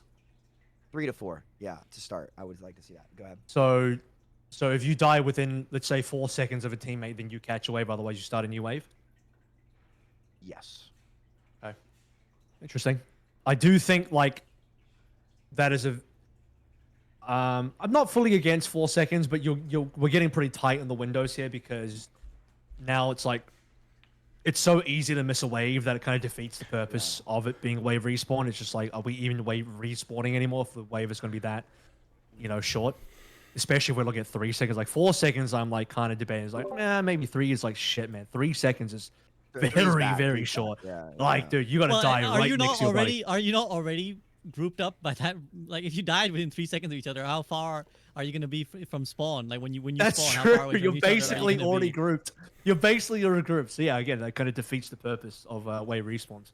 So again, like as I'm sure, I mean, it's a meme. I do say it as a meme that I created wave respawns. I obviously didn't, but like it's something that I brought up years back and something I've wanted in the game. I think from day one, like even from day one of Overwatch 1, coming straight from TF2, was like, dude, why are there no wave respawns? Like, what's going on here? Like, did Blizzard just not play Team Fortress 2? Like, what, they copied a bunch of the other design things from TF2, but they just forgot this one? They just left this one behind? Like, what, you stole the payload, but not these other things? Come on, fellas. You might as well take everything from TF2 if you're going to do that. So they finally did bring it in. And I've always thought, you know, in Overwatch, just like, dude, people getting staggered. You see this in low-level play all the time. You know, people die and just run into fights and they don't regroup. One of the biggest things that separates, I think, low-level lobbies and low-level players from high-level lobbies and players is that people don't know how to reset. Genuinely, they don't know how to reset. And I don't know how the game is meant to teach you how to reset, because it seems like losing games and dying on repeat and staggering somehow doesn't teach them, because 8 years after the fact, people still don't know how to fucking reset. It's just true. They don't know how to reset. So I guess the game's gonna have to do it for them. And people can say like, oh, it's dumbing down the game. I think it's more of a quality of life thing. It's like, in a way, it does dumb down the game. But guys, we got 8 years of evidence to prove that, unfortunately, the player base just doesn't know how to reset. So it is what it is, fellas. We can either just allow them to be dumb, or we can like give them a helping hand and improve people's gameplay experience. And I'd rather improve the gameplay experience. I don't think it dumbs down the game that much. I think that's an overreaction from some of the critics out there. I don't think it really removes that much of a skill ceiling. It's like, it's one of those arbitrary skill ceilings. It's this, dude, skill ceiling is such an It's interesting the heal discussion. passive, There's so same many thing. ways. It's the heal passive. People are like, It's oh, like, it yeah, reduces it's this. It's just a quality of life thing, really. Exactly. It's like, I see it as way more like, this is a spectrum, but like, how close is it to quality of life versus real skill ceiling? And I think it's way more on the side of quality of life than skill ceiling, like by a significant margin. Let's be clear. So I don't see it as a skill ceiling thing at all. I see it as a quality of life thing. And I think a lot of people like initially misunderstood what the, you know, how wave respawns even worked, because I guess there was a lot of text in the patch notes. It was like, here's a giant bullet point list of all the things that have to do with wave respawns, and then I guess I didn't help any things by writing out an even longer tweet. You know, I turned this 12 bullet point thing into like a gigantic, I don't even know how many words and characters tweet. So we're talking about those big Avril tweets that, you know, my guy Samito gets Amber Alerts on. This is one of them where, you know, like staggering is a thing that you can still do, because, and potentially even more punishing now, because if one guy gets left alive and they get staggered, they now respawn even slower than it was previously. So they get a solo 12-second respawn, which is 2 seconds longer than default. So that's actually pretty significant. I think the 6-second window is easy to stagger through as well. Like 6 seconds is, you know, you can definitely finish a team fight within 6 seconds. But I actually think a lot of team fights exceed over 6 seconds. Like, you get an initial couple of guys dying and a few people dying, and then you have sort of a cleanup phase. And I think the cleanup phase is something that's pretty common in team fights, where like 1 or 2 people kind of just get left alive, and then they'll just get cleaned up sometime after the fact. And so, yeah, staggers still happen all the time, and people still get punished for that. Smita brought up people being bailed out by wave respawns, and I think that's partially true. I mean, I guess that can happen, but I don't see the huge negative behind that. I don't see like a giant negative behind that. I think the opposite becomes true as well, where people dying solo become way more punished, and you know, it evens out like what the advantages of wave respawn together versus people dying solo and getting longer respawns. I mean, that shit to me balances itself out in terms of advantages and disadvantages. I just think of it from the perspective of like, what will generally improve the gameplay experience for the majority of players that won't necessarily be a massive detriment to the hardcore players by any large amount. And I think this is a fine way to do it. I think they did a really good job of wave respawns. Honestly, this is one of the better features that Blizzard have put out for Overwatch in a while, in my opinion. He's only saying it because he's Papa Waves respawn. That's why. It's his idea. True. Yeah. Shill. Yeah, Well, of course I everyone would say wouldn't- this. I He wouldn't have made put a it- group response. I wouldn't have suggested if I didn't think it was a good idea. So He's big wave respawn pilled. He's compromised. You guys heard He's of like the Big Kale guy. Pharma, He's Big like the Kale. He's Yeah, compromised. yeah. He's He's compromised. I knew it. I do think though this reminds me of like because the similar discussion is happening in Deadlock. Actually, someone asked me, I was playing Deadlock the other day, and in Deadlock you can see everyone's ult, like in the top UI you can see what their like ult status is, whether they have it or not. And someone was like, do you think this is dumbing down the game? And I was like, on the scale of like things that you have to do, like this is so minor. And like I kind of actually wish Overwatch had it, because it's like I get. I guess for everyone, it's like a tipping point, right? There's like you have certain skills that you want to track, and this goes back to what Avril said about skill ceiling and measuring people's skill. There are like certain things that you want people to pay attention to, and where you land on this is, fine and quality of life versus this is like you're just babying the game now. Mm-hmm. But I think like there's like a million things in Overwatch that you need to track, and even if like you told people what other people's ult charge was, like it really wouldn't. It wouldn't be like all of a sudden gold players are in Overwatch League now, right? Like they're going pro because like now they don't have the burden of ult tracking anymore. They're free. It's just like this just makes life a little bit simpler so that the majority of people can do more of the actual gameplay rather than being like we need a guy on Lucio who's like tracking within 5% what their ult charge is so we can actually like function in the team fight. The So, problem like, is, yeah, I think I'm sorry. Go ahead. Go ahead. I was just to finish my point. Like, I think everyone has the different place where they land, but I see this discussion in almost every video game when anytime they add. I remember Valorant had it, and Avril, I'm sure you know when they like the smoke started having visible like timers of when they're about to run out. And I remember seeing this then when people were like, "This is dumbing down the skill of like tracking that the smoke is about to run." I was like, bro. Who gives a shit? Just go play the game and shoot the guy when the smoke runs out. Like how? I mean, fucking hard, like- dropping smokes via an iPad compared to throwing them like Counter Strike is dumbing down as well. But it's like, dude, who cares? It's just a game. I gotta make a before Spoiler goes. I'm gonna make a really quick correction. There's one detail wrong. This is my bad. This is just the proof that there's just like a long list of features on the way of respawns that I even get it wrong sometimes. But no, if you solo respawn, it is 10 seconds, but it's 12 seconds if there's more than one person together. So that's how that works. So yeah, I got that one detail wrong. I Okay. think Gavin corrected me on that as well. So yeah, if you are alone, it's 10. But if you're wave respawning, the first guy respawns at 12, and everyone catches the 12-second wave. Okay. Yeah, Um, very my- complex. And again, strangely, sorry, Absala, we keep No, it's fine. edging you. No, that's fine. It's fine. But it's another Please. situation where it's kind of like odd how like the Overwatch draws the line between what complicated systems it will add and what complicated systems it won't add. Where it's like so often in the past has been like, I'm not sure we want to do that. That's too complicated. And then we get fucking wave respawns like you need a fucking physics degree to understand when you're gonna respawn. Like it's just it's just a funny thing. One other thing to tap on. Yeah, go, to Spylo, keep actually, edging so- Spylo. Edge him more. Edge him more. Let's keep edging him. Philippe, please I- don't. I Sam, will say- finish your thought. they- Finish your thought. Yeah, so I was gonna say the one thing they also did that I liked a lot was those like speed boost things on Flashpoint.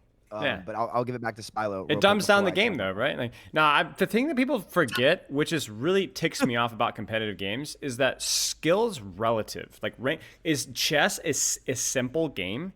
Yes, it is. Is chess extremely high skill ceiling game? Yes, it is. Is chess easier than Overwatch? Like, how do you even have that conversation? Does wave respawn dumb down Overwatch? Or does it take some of the emphasis on the respawn mechanic and put it elsewhere? Like, we as humans only have so much brain power. So, like, does it just shift? Like I think your analogy about Deadlock was great because Deadlock has a lot of those. Doesn't it even also have health? Or is it just the ult? Like, on the top of your screen. If your teammates can see them, it'll show you it'll show you. Yeah. It shows the health. You could even look at their freaking builds for crying out loud. Yeah. You could see what heroes they're playing literally before you even leave the spawn room. So Deadlock is a new friendly game, right, guys? Like it's just a stupid argument to make. Like, it's like the idea that like certain things because they're given for free should have to be earned is like the equivalent of like my 95-year-old grandfather saying, back in my day, we walked uphill both ways. No, grandpa, we just have functional electric cars now, or functional car. Like, it's just a stupid analogy to make. Working like harder on like the dumber, lower quality of life stuff. I think when we introduce wave respawns, what you're saying is we don't want strategy about respawns or spawn camping. We want strategy elsewhere. It doesn't say where's no strategy at all. It just means that we're shifting our strategic focus elsewhere. Now, as Sam has pointed out, in higher level play, the strategy around respawning and staggering is actually pretty cool. Like there's some like interesting strategic depth. Same thing with ult tracking in higher level Overwatch. But that's not as interesting, and it just isn't done in lower rank Overwatch, and so what ends up happening is it's just cancerous staggering. So again, this whole concept, like if we give you free this or free that, then now the game is just easier for everybody, is just a simply illogical, like crock of crap. The question is just, is that a satisfying or interesting expression of strategy? And lower and mid ranks, the answer is no, and higher ranks, the answer is yes. So that's kind of like where we have to figure out where we stand. I also think, and not that there isn't a valid complaint to say they're dumbing the game down, but I also think it's funny because a lot of the times people making this argument of like, oh, I want to play a really hyper complex game. And it's like, bro, you're like diamond. What do you mean? Like, Yeah. what are you talking about? Like, I Right. want to max skill. Like, you're not even maxing the skill out now, bro. You need Right, this more right. than anyone else. Right. Like, you're not even right. maxing the skill ceiling now that you're Sam's the complaining only about it. one that should be complaining about this because he's playing at the rank where it's an actual legitimate strategy. Anybody else, they're just hate watchers. You know, they just love to complain about everything and anything that Overwatch 2 does differently. So SVB, please, I need you to like say that to somebody. Like, yeah, true. like so genuinely, please. I'm gonna be looking for that on Twitter. I want an MP4 style format response to some kid who's got like diamond in his mouth. Yeah, SCB is a savage when he wants to be. Wave Zombie. respawns generally being like this like hidden thing though is why it can be complicated when you write it down into words. Yes. Which is why, like, you know, when I made my twin, when you looked at the Overwatch patch, I was like, damn, this thing's like long. It's like, yeah, when you write into words, it looks long and complicated. And it's like, even for me, it's like, you know, I didn't correctly memorize every single detail about it. But that's the thing, you don't have to, because when you actually just play the game, it's automatic. It works in the background. You don't even think about it. It's just a thing that works on its own behind the scenes, and it just works. And you don't really, you know, you don't have to give Gavin. about it at all. Gavin, really quick. Gavin, do we still have the system where there's like additional longer respawn depending on like objective pressure? I know that was a thing not too long ago where you could get like an 11-second spawn if you had like more people like on the two That's objective. in CP, no? overtime. That's in overtime, right? No, that- not no, that's a 2 CP It was thing, I no. remember. It was I it was like remember- it was an escort. I remember specifically in Eichenwald. I got Really? I got an 11-second respawn in Eichenwald attack. I have a screenshot of me getting an 11-second remember- respawn. It says he says Yeah, yes, the ooh. anti-stall system is still in the game. Overtime spawns are also longer. Yeah, there's weird I- like systems that you don't even know about that are actually in the game and have been for a long time. I still don't know how the anti-soul system really works, like fundamentally. Like, it's never been written down on paper for anyone to read. I don't know if Blizzard would ever want to write it down on paper for people to read, but I mean, I'd be interested because I'm still curious. Like, I still don't fully understand it, to be honest with you, because it's never been, Been around for a you know, while. ever laid out. It's never laid out. I Gavin appreciate says he could yeah, write it yeah, down, I yeah. actually would appreciate. Yeah, I Can- actually. can would you do it appreciate like- can I'm you do- very curious. Can you do it with like have like a puppet show like and explain it in like 3-year-old terms for us as well? Like Make sure you Explain have it the in a PDF YouTube writing Kids on there, video. too. yeah, and crayons, and can you use like Yeah. can you do it like under 10 seconds for my attention span? And so a So it's so question short, here for yeah. you guys. So do we want to take this chance of respawns to segue to the debate between Clash and 2CP, or do you want to go into patch notes Oh, deeper, let's- SVB? You know what? While we're here, why not? Let's talk about. Frick Clash. me, Go man. ahead. Frick me, dude. What are you feeling about? Clash, Sam? Listen. Avril's on a roll. I just want to toss it to him. I just want to talk. Listen, this. I already got Might my be Amber long. Alert. It might be man. long. It might be long. I That's don't know. the Does best way to anyone listen. wanna- You got to Shoot, start man. out with a big thesis and a big opening paragraph to your paper. So go ahead and get it started. We'll People- just be the filler. I'm just warning you, I people might know make me like as a- I might make guttural noises like half occasional points like yeah, you know, just emphasize points. I live for the I live for the reactions, the live reactions. right. So we're All about right. that. The ad libs. Yeah, tell them. Yeah. We'll be like First of all, designers. the person in chat who said Clash is fun is lying. No one thinks Clash is fun. Hate actor. People know me. People know me as the push hater, and like there are still many problems with push. But I had to really think about this the other day, and I was like having a bit of back and forth on Twitter, as you do, of course. And the back and forth actually led me to this is how you know I'm a genuine good faith actor, because bad faith actors would not do what I just did. Bad faith actors would just like they would hard zone in on a point and they won't budge no matter what new evidence comes out, no matter what new argument comes out. They're gonna double, triple, quadruple down no matter what. But I'm capable of having my mind change, and my mind did actually change on my opinion about push and Clash, and you know we can get into 2CP if you like as well, but push and Clash, you know, I still am a pretty big push hater, but I made a statement that was like, you know what? I think even though Clash is not very good, it's better designed than push. And then the more I thought about it, I'm like, no, that's actually wrong. That's an incorrect take. I'm gonna walk back that. I'm gonna admit I was wrong. I'm gonna fully admit, as a good faith, you know, genuine actor who actually cares about the game and isn't just like disagreeing or being argumentative for the sake of it. No, these are my true thoughts. Is that no? I think Clash is actually fundamentally even worse designed than push, and I already dislike push a lot. And what really comes down to is they both share one thing very they both share one thing that I kind of disagree with in design fundamentally, and that is that the game disincentivizes you from winning through one of its objectives of winning. So if you look at how both Push and Clash work, there are two ways of winning these game modes. Number one is on both maps, you can just finish the map. If you simply go to the end of the map and you fully cap out, you finish the map, you win, right? Whoever does that wins. The other way to win, the way the game mode actually wants you to win, is on Clash, you score a certain number of points by going back and forth between the map, and then you win based on points. Or on Push, you push the push bot back and forth, and whoever gets more meters wins, right? That's the two ways that you can win in these game modes. The problem is these two ways are not equal, and not only are they not equal, and okay, maybe they don't need to be like purely equal, but they're so unequal that I wonder why being able to finish the map even exists in the first place, because the game mode, both of them, fundamentally prevent you from actually finishing the map. They don't want you to finish the map. They want you to actively win via the do the things in the middle of the game mode to win, like, objective, win condition. And it's like, if you get too close to finishing the map, we're gonna make you back off. Well, the game is gonna simply say no. What if you wanted to push to the end of the map, guys, and the game said no?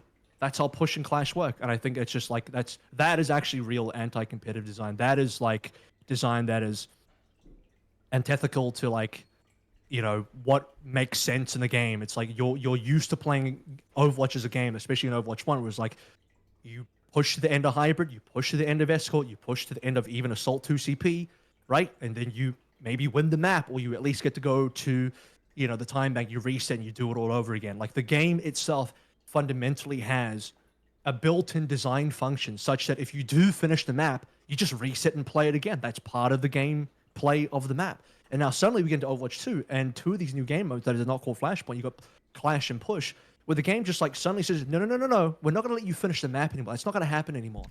You're going to get to near the end of the map, and then the further along the map you get, the more difficult it is for you to win, to the point where trying to finish the map is actually pretty damn pointless. And this is like exacerbated even further than Clash. It wasn't Push. I feel like this is even worse in Clash, and certainly more talked about in Clash, where it's like, why even bother pushing last? This is the genuine conversation that people have now, like across all skill levels. Why do you push last? It's not rewarding enough. It's extremely, like, imbalanced for you as the attacking team to go into, because you're, like, designed to lose. The game is designed in a way such that if you make that last push, you just lose. Like, the game is so stacked against you to help the other team win, you simply lose. But the other problem is, unlike in Push, in Clash, not only do you lose that fight, but the other team then gets rewarded as well. They get a free point for capping what is essentially a free capture point.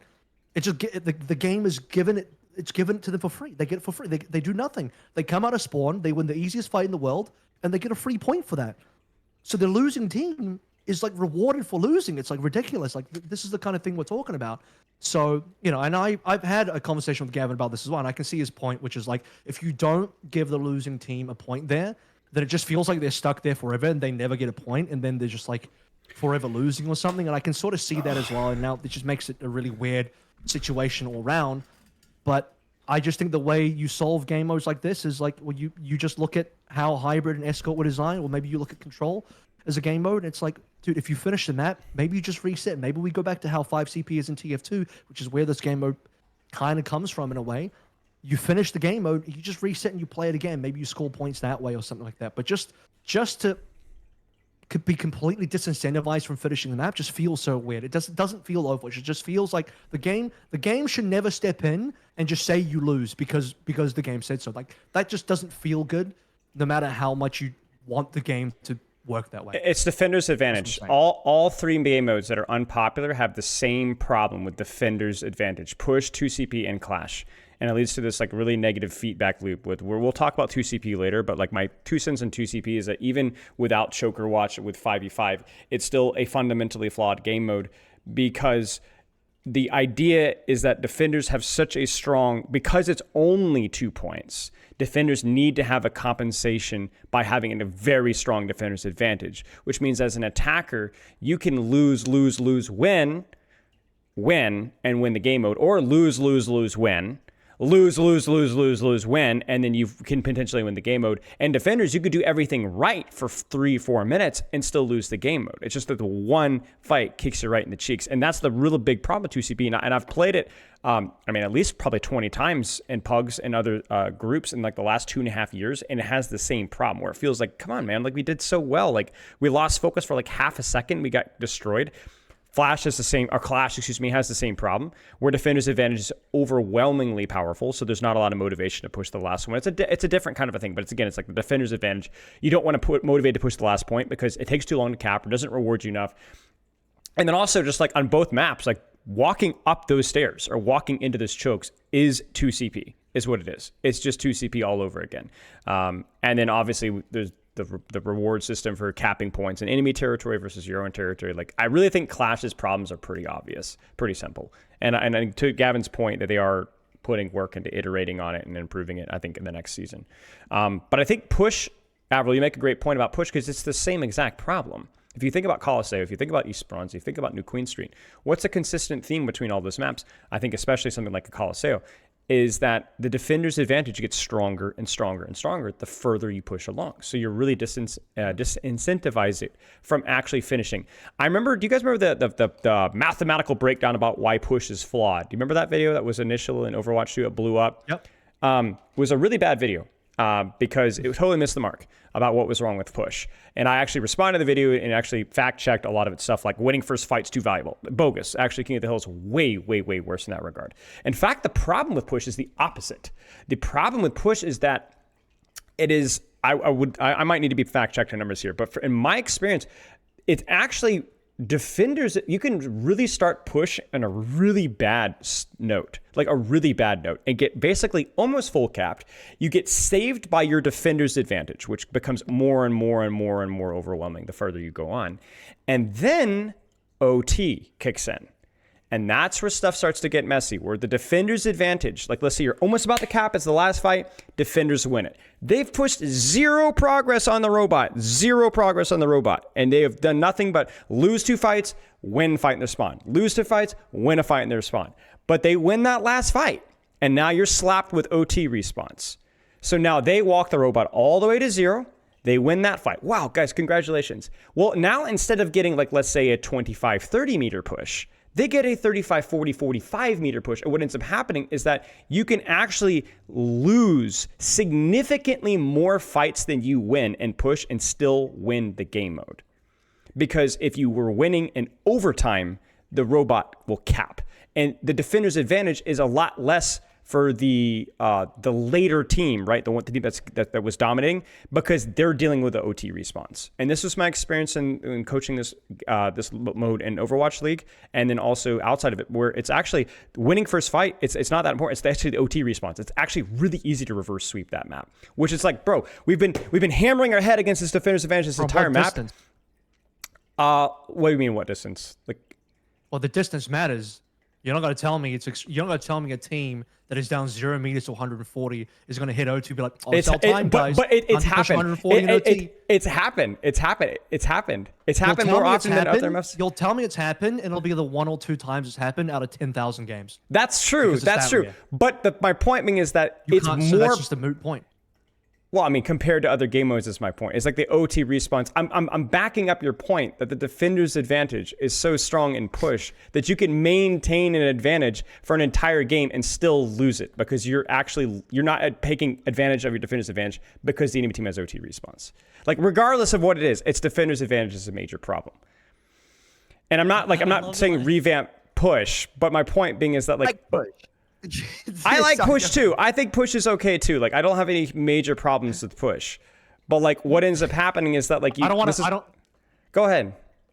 I don't want to hijack into push discussion, so I'll just keep it about Clash today. Otherwise, we're gonna get. And this does happen a lot in push discussion instead. This happens a lot in pro love- play. This happens a lot in pro play. Like even like 67. Like the big one is especially when it's not quite full cap, but like 67 meters. Like, how many times have you seen Avril Colosseo stall at like 60 meters? Right, they get the cap, but the high ground advantage is too strong. So we see shuffling back and forth, and then one team wins that neutral fight, and they only have to win one fight to get it underneath the bridge and basically cap from on the neutral. Like that happens, and like it doesn't necessarily need to be full cap, but like that, it's like it brings in like awkward dynamics, I think. If the game is within like a 60 or 70 meter like threshold of either side, I think that's push is fine. I think the game of push gets into a really bad place once it exceeds like 90 meters, and definitely when it exceeds 100 meters. Yes. When it exceeds 100 meters, Sure. the game gets really silly. Sure. But, yeah. When it's not OT, you have to win 3 or 4 fights to get to 100 meters. When it is OT, you only have to win 2 or 3. And to me, that's just a significant advantage. Yeah, and you build the defender's advantage, but assuming you're the winning team, you build the defender's advantage by obviously getting that lead in the first place in the regulation time, and then when OT hits, you know, I mean, yeah, you have respawn, you have OT respawns you have to contend with, but you also have then the attacking side also has OT respawns if they lose any members. So I mean, I think ultimately push is like the most uncomebackable game mode of all time, whereas Clash is the most comebackable game mode of all time. So actually, in some of kind of a weird way, they actually have opposite problems in my mind. I would love stats. I would love stats on that, Gavin. I don't know if that's something you know, but I feel like push is very comebackable. And oh, there's Depending also on the meterage. there's Depending on the meterage. If we're within 70 meters, I agree with you. If we're beyond that, it's not. all right. Fair enough. I also have a conspiracy theory. I think Chris has talked about. Christopher has talked about this, where like the team with a smaller time bank on hybrid often wins. But that's another story. Only if they're. I think that's the Hardy theory. And only if they're like the time banks are close enough. Obviously, a team with a 1 minute time bank versus a team with 4 is not going to win unless the team with 4 just like monumentally fumbles. Yeah, But, it's like the if weird. it's like 1 minute to 130, then Yeah. then the team with 1 actually has a good chance of winning. The reason why I can explain Hardy theory, it's because the team with less time attacks first, and the attacking team gets to set the standard or like the boundary of where the payload sits, and then Right. once you defend and you swap sides, then you have the location where the other team needs to push to, and then you can formulate a defensive game plan, understanding what is the maximum amount of distance that we have to work with here. Whereas when you just attack blindly, it's an infinite distance in theory, right? So it's easy to work with the defense when you have like a stand, like a very hard line in the sand, like this is where the distance is, and that's what we have to work with. Actually, Did you actually have a? Okay, no. I was just gonna say that, like, I think in an early Avril you were like, here's how I'm showing that I'm a good faith argument. That was a hilarious one because it was like you started off being like, I fucking hate push, hate Clash, and then Spylo's like, you know what? Yeah, here's a reason to hate push, and then Avril was like, nah, you know what? Fuck you, Spylo, you're wrong. Shut the fuck up. And then No, I think- Spylo was like, yo, dude, I'm backing you up. Chill. And then, so there you go. If you need evidence that Spylo or that Avril was good faith arguing, he like in the middle of that he started to turn to defend push. To be like, actually, you know, push ain't that bad. No, So I never shut do. the fuck up. I never defend push. You won't catch me defending push. The only way I'll defend push is to say that Clash is better than push. Sorry, that push is better than Clash. Other way Dude, he around. can't Push even is better than contrary Clash. himself. Oh my gosh, this guy. I'll say that push is better I designed than think- Clash. That's the only time I defend push. I think to round my feelings, and then Sam, I'll take yours, and then we can move discussion. I think to round my feelings, I think what you guys are alluding to is like, yes, there's like, we could go back and forth about what is the likelihood of winning. I think the fundamental point remains, which I agree with Avril, which is that the game mode is incentivizing the player to do the wrong things. Even if I think, Yeah. so for example, in some of the chat discussion, Gavin was saying that like actually, potentially control is worse for like comebacks than pushes. But it's like, well, in control though, the thing remains the same. Though the objective of the game remains the same. You run on the point and you fight. The point with push is that it's actually telling the player to do the wrong thing. It's telling the player like stop fighting and just camp. Camp the point. Don't actually keep trying to push Did you mean it. Clash? Did you mean Clash or push there? Both. Like in push as well. Like the better thing to do is like let the bot go. Like once you like rather than push the bot constantly, it's like actually stop pushing the bot, take the high ground and wait for them to come back. So I think that's the fundamental thing. When that's happening in a game mode, then you need to you've kind of done something a bit off there. Like you're just incentivizing the wrong thing. I'm Did so you have anything you wanna add? I'm so Yeah. tempted to say to have Avril defend his Koth take, but I'm not. I don't want to go down that rabbit hole. I can easily defend it. It's extremely easy. All to right, do defend. it. It's Do just it in not short. 241 characters. Go ahead. All right. Okay, sure. I'll do it in 241 characters. Let me paint it this way. What happens in control? Let's say you go down 0 to 99. Well, it doesn't really matter, but let's use 0 to 99 as the comparison here. You go down 0 to 99, and you are the team on 0. What happens when you cap What happens when you cap the point, guys? You're at 0. What happens when you cap the point? You get 1%, correct? Yeah. Yeah. Okay. You are some number of meters down. Let's say you're 0 meters to 100 meters. You're 0 to 100 meters down. The bot is within your territory. The enemy team just pushed 100 meters. You just defeated in a team fight. You won the fight. So similar to control. In control, you won the fight. You cap. You get 1%. In push, you cap. What happens? Oh no, I know this argument. You reset the bot. Yeah, but You reset the bot for 100 meters before you even get one. You don't even get to play for the objective for the entire distance of however far they pushed into your territory. But that You don't doesn't get matter. anything. That's just the visual expression. does. That's the visual No. expression. It does matter. It doesn't It's not matter. visual. It depends. would be visual. But push. You're immediately. You might be like when you're like. It depends on when it happens. It depends on when are the OT respawns are happening, and also like it depends on. If it happens in OT, you lose. What you don't push. Well, 100 okay. meters in OT. So What are so you then based talking off that about? argument, If it's 40 meters, then yes, maybe you do that. So, but we're having different. You're defining a snowball based off of when we have a significant competitive or objective advantage. My definition of a snowball would be who wins the game mode, who wins first fight. You know what I'm saying? So like which version I'm not of even the talking snowball? about first fight. Well, I No, know no. that's what I'm saying. That's what I'm saying. So like in push, if you're saying that like you have a sizable advantage in push, it's harder to come back on. Sure. I mean, I don't know the math on that, but okay, sure. But I will say that winning first fight in King of the Hill is significantly more important than push, right? And Agree. But Sure. see, like we're both give that right. to So you. like which one is which? Like so that by what metric are we saying? But what you're saying doesn't. I mean, that doesn't refute what I just said. We just, No, we not both agree on necessarily. something. I But don't let have. me finish. Let me finish. Said the Sure. one-to-one comparison would be imagine you play a Koth. Imagine you play control. Yeah. You are 0 to 99. Yeah. You cap. You're the 0. You cap. But instead of getting 1%, you now have to decrease your opponent's 99 all the way down to 0, and then you can get your 1%. That is how push plays. That is why push. It's a lot is fundamentally faster. fun. It's a lot faster than that. But I think a lot of this is how Sure, but it's not instant. But it's not instant. to me. This correct? is more to me. Yes, but to me, this is more about optics and balance. That's my thought. It's not how is that optics, dude? It's not. Dude, you know how you could do like another 2 fights in between, depending on the distance and push. If you're down 100 meters, that's like 2 fights potentially just to reset the payload. It's usually like talking one about- with closer. You're talking respawns. about the first fight. Let's count them. The first And fight they will is you get a actually have to stall, too. win. You have to actually win in your own spawn first. At the 100-meter mark, you have to win. That's fight number 1.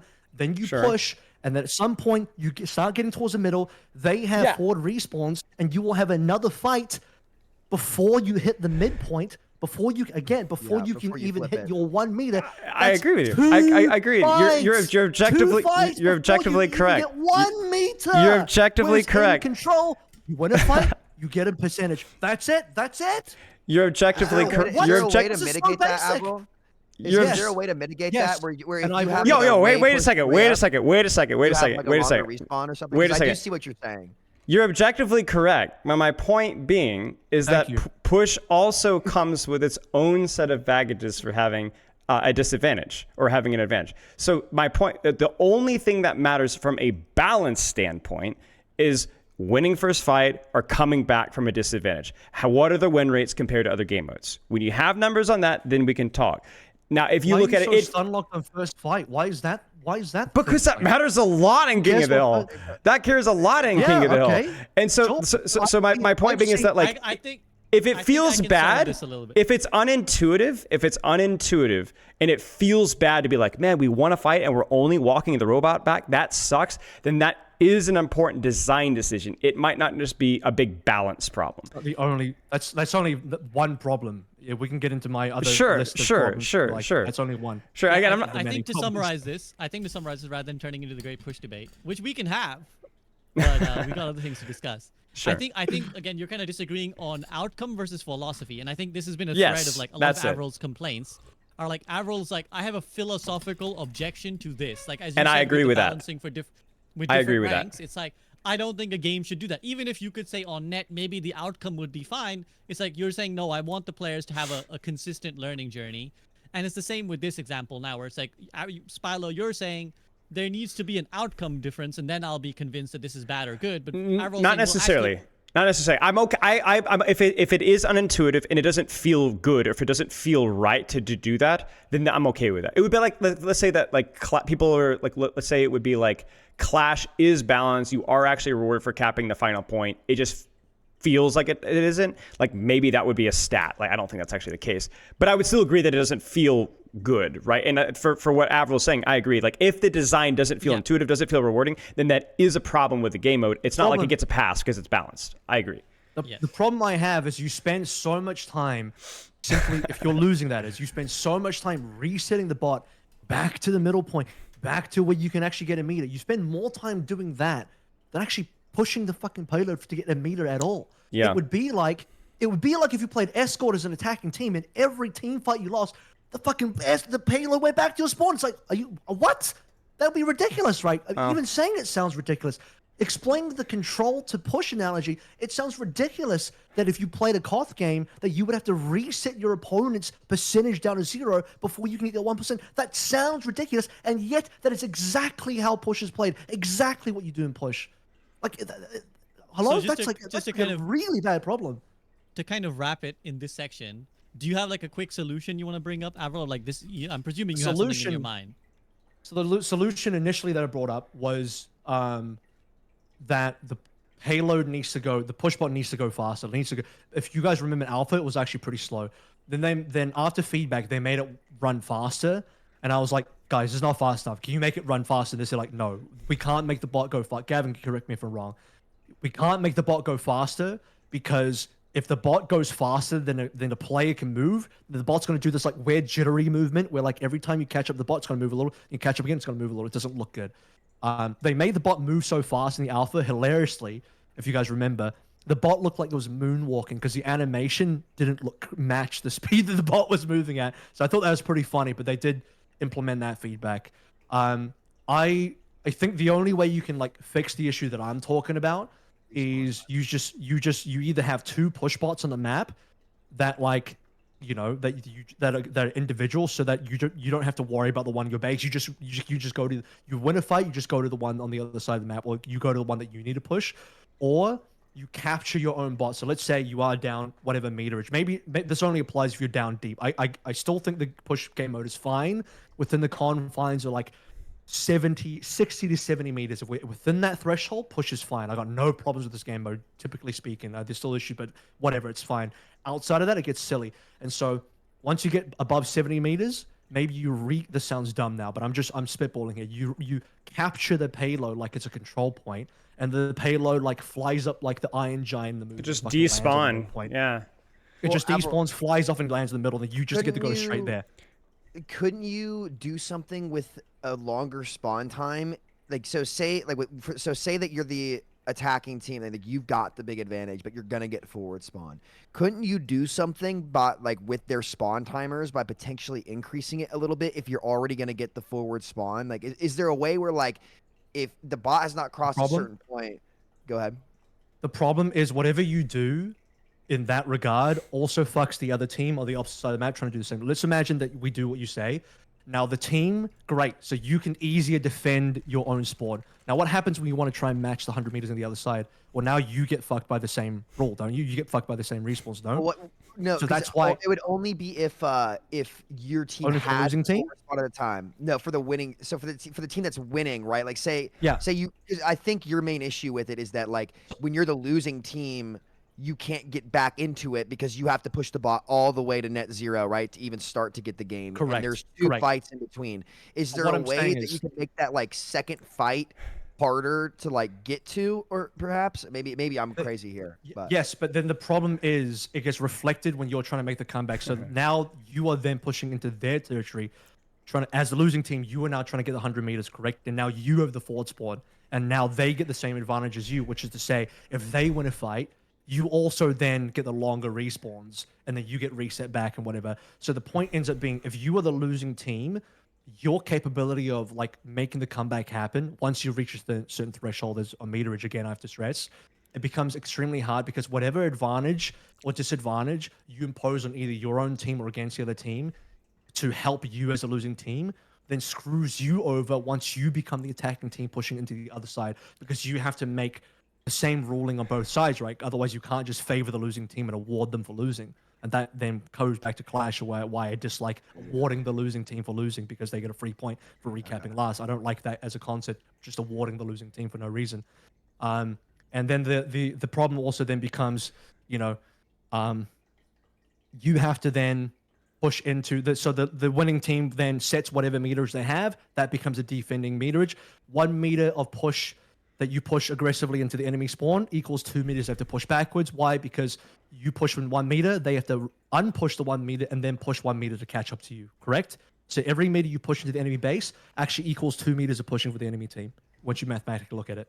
Obviously, that's not perfect maths, because yes, people will say, but the bot walks back quicker. Correct, it does, but you still have to walk it back, and it's not instant. Because it's not instant, there is time involved, and it's not a quick walk back as well. Like if you have to walk all the way from one side of the map all the way to the other side of the map, it's really bad. Which is why between like 60-ish meters, it's not that bad to walk back between back and forth. But once Yeah. it gets to triple digits, it's ridiculous. We have to be really careful though, because like you were saying, is like exactly the same problems potentially with Clash here, where you're rewarding people for just winning fights in their own territory. I will also say like the respawn mechanic of like having it like respawn only really saves you like 5 or 6 seconds. Because if you think about where the fight is won in 100+ meter territory, walking all the way back to where you need to push the robot, you're not really getting there any slower escorting the robot. Only a few seconds slow. Like even on a map like Colosseum where you got to walk the robot around, it's only like an additional 5, 6, 7, maybe 7 seconds depending on the character. So you have even if you did respawn again, it's not completely changing the mechanic where you have to retake the fight on neutral ground. So, you know, I don't know. I'm just playing devil's advocate with this. What you need is teleporters to appear when the bot gets control of two Yeah. teleporters spawn. Everybody the bot takes one teleports and you to the take neutral other, location. You take the other, and you're like, bang, you're in the Let's center. say- Now you go. You know the flashpoint speed boosting thing? They should apply that. They should. Yeah, that's what I was thinking. The bot should move. The speed that the bot moves should be based on how far it is away from the midpoint. So it should move really fucking fast if it's extremely far away from the midpoint, and you should get a speed boost out of spawn for that as well to help you get back. Because the argument was always you can't make the bot faster because once it exceeds a player's move speed, funny things happen. Okay, great. So what if we increase the player's move speed then? Can you Would that fix it? imagine- Maybe. Well, I'm going to go back to my Also, final It point. wasn't. No, sorry, I was going to just say, quickly add, it go wasn't ahead. just that funny things happen. It's that if the bot moved faster, then in overtime it would move past you and you'd lose. 'Cause, Well, like, it's like That is those- true. Actually true. That is also true. Well, Yep. then you Not can gonna lie. change how overtime works and push. Yeah. Can you imagine like the overtime C9 spawn with a you C9 faster the bot robot? 'cause you just pushed. Can you imagine Yeah, the exactly, overtime? like, Like you win like, oh guys, we've lost. Overtime respawns, we win 2 fights, we win the push game mode. That's it. Like, oh yeah. I don't know, man. I don't know. Anyway, back to Yeah, Clash. guys. I haven't Anyway, talked about Clash yet. The great push debate. The great push debate. by Yeah, the way. there we go. Yeah. We got push in there too. So here's what I'll say about Clash. Okay, listen, I was never a 2CP abolitionist. Okay, I'm not at the point. Where Yeah, I'm saying your I whole would brand take is 2CP Overwatch 1, back. buddy. You and I were. Yeah, listen. I love the Anubis and I love Volskaya. I could play. You know. Volskaya listen, you saw what was I- good. You saw what I did in the scrims on that first point high ground on Hanzo. You Yeah, saw what I yeah, was doing. yeah, I can yeah, send you the yeah. clips of those little VOD stealing. Yeah. Legion players, and Trust me. Projectile trust me. DPS pilled. I know, literally yes, and that's like full transparency. I think 2CP was probably the best game Temple type of Projectile. for DPS, Temple of Projectile. So like that's just for my hero pool. Like that's totally why I liked it so much. Like you put Junkrat, Doomfist. Like it was a ton of fun for me just because like my heroes were good there. But to also give 2CP credit, well, like I would say, is it fair to say that both 2CP and Clash are ballpark equally as flawed in terms of like design right now? Do you think that's a relative thing to say? Do Yeah. you think that's an okay thing to say? Like they have their issues. I think they're in the same ballpark. Should have had to be Avril honest. here for this, but yeah. Yeah. Yeah. Yeah. I I had well, idea I for said- 2CP. Remind me later. I'll let you finish. Yeah, sure. to He give, stepped away, audio listeners, for Yeah, wondering. Avril just stepped yeah. away. He's come back. He's come back with Oh, a he's vengeance. got- Oh no, no, no, no! Quick, Sam, The finish whole- your thought. I Quick. was listening the whole time. I can't believe I jumped out of the bathroom damn quick when I was like, "No, I wonder what Avril's thoughts on this." On this. I was like, "Holy shit, I better pee damn quick." there's- I gotta there's- get that Dad's I'll let coming you with a guys belt. know. Hurry, guys. There's a trail of pee from Avril's bathroom back to like here. we're like Hansel and Gretel out here for. Fuck this shit, I gotta get back and talk to Samito. Oh my Samito, you're fucking wrong. Okay. So Avril, would you say that? Just Uh, curious before I go to my point. Which one would you say is more flawed, 2CP or Clash in your mind? I still think Clash is more flawed, and the reason why is 2CP at least had within the design of the game mode the capability for you to finish the map such that you would replay, and that is within the time bank system itself. Like Okay, the game didn't punish you. Okay, was there a heavy defender's advantage? Absolutely. Yeah. But like, I mean, at least I feel like you were capable of. I mean, this is getting into weird anecdotal territory, and I don't like using anecdotes as like a source for like statistics, but it's all we got here to work with, so I'm gonna do it. But I always felt like 2CP was more finishable than Clash in terms of like how many 2CP games did you play where at least you could potentially snowball, and you see those ridiculous like Oh, the 7 to video- 8 the point video- It rounds. happened. Yeah, it It's happened fucking for sure. 10 to 12 point rounds of 2CP. There's ridiculousness. You could finish the map. Yeah. How many games of Clash do you guys see finish? Fuck all. Like none. Never. Like basically I've none, right? finished think one. when the other team hard tilts and gives up is when Yeah, when it it's happens. It doesn't happen almost that often. impossible. So I think even anecdotally, 2CP was more finishable than Clash. Correct? I think Yep. I think Yeah. Clash is more Yep. is worse. And to give 2CP credit, to give it credit despite its flaws, I think it was one of the most, if not the most strategic game type in Overwatch. High Give rank it versus credit. low rank. And yes, High you're rank, right though. Oh, you're 100% correct though. It was objectively the Yeah. most strategic based game. Yeah, yeah. So like there was a lot of strategy. You had different setups, and like it brought a unique, different play style to the game that some loved and some hated. Sure.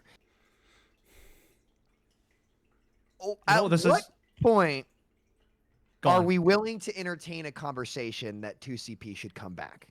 Is my question. I have a I'm not solution for bringing up 2CP. Clash. I have a solution. I have a solution. Yeah, go ahead. You go need ahead, to Cloud. address the map, the choker watch, because even with Yeah. 5v5, Volsky is probably fine, but like Paris is Paris, guys. Like there's Metamora. it just is Yeah, fuck Paris. Paris. Fuck It's a Horizon, joke. fuck Paris. Don't even do I was thinking, what if we took an idea from Clash where like they have the much slower ticks on the final point, and then reduce defender's advantage. So like let's say Volskaya or Anubis, right? It was easier to attack second point. It was way less congested, a little bit more, there's more options for attack, but it took a lot longer to cap. So you address the attacker's advantage, which is all about snowballing, but also address the defender's advantage at the same point. And you could You know what would- technically lower the time bank as well to like 7 minutes instead of 8 if you, or was it Right. I don't remember. But basically it just allows attackers to like actually get to point easier, but And- doesn't allow them to and- cap as easy. even better, you take the speed boosters out of spawn from Flashpoint and you put it in 2CP as well. Second And you defense, allow the yeah. attacker- yeah, and you allow To attackers recontest to first. flash Yeah, to effectively, recontest first. Yeah. Yeah, That- yeah. you- Go ahead, Avril. You know what really fixed everything is if you just added a payload to everything. Okay, first of all, yes, there's a payload, technically speaking, in push, but when I'm going to move past that now. The reason why I advocate, so if for anyone that knows me, I'm a big escort guy. Escort my favorite game mode for a good reason. I think payloads are Widow super Watch. important in Overwatch because payload is, I don't care about Widow.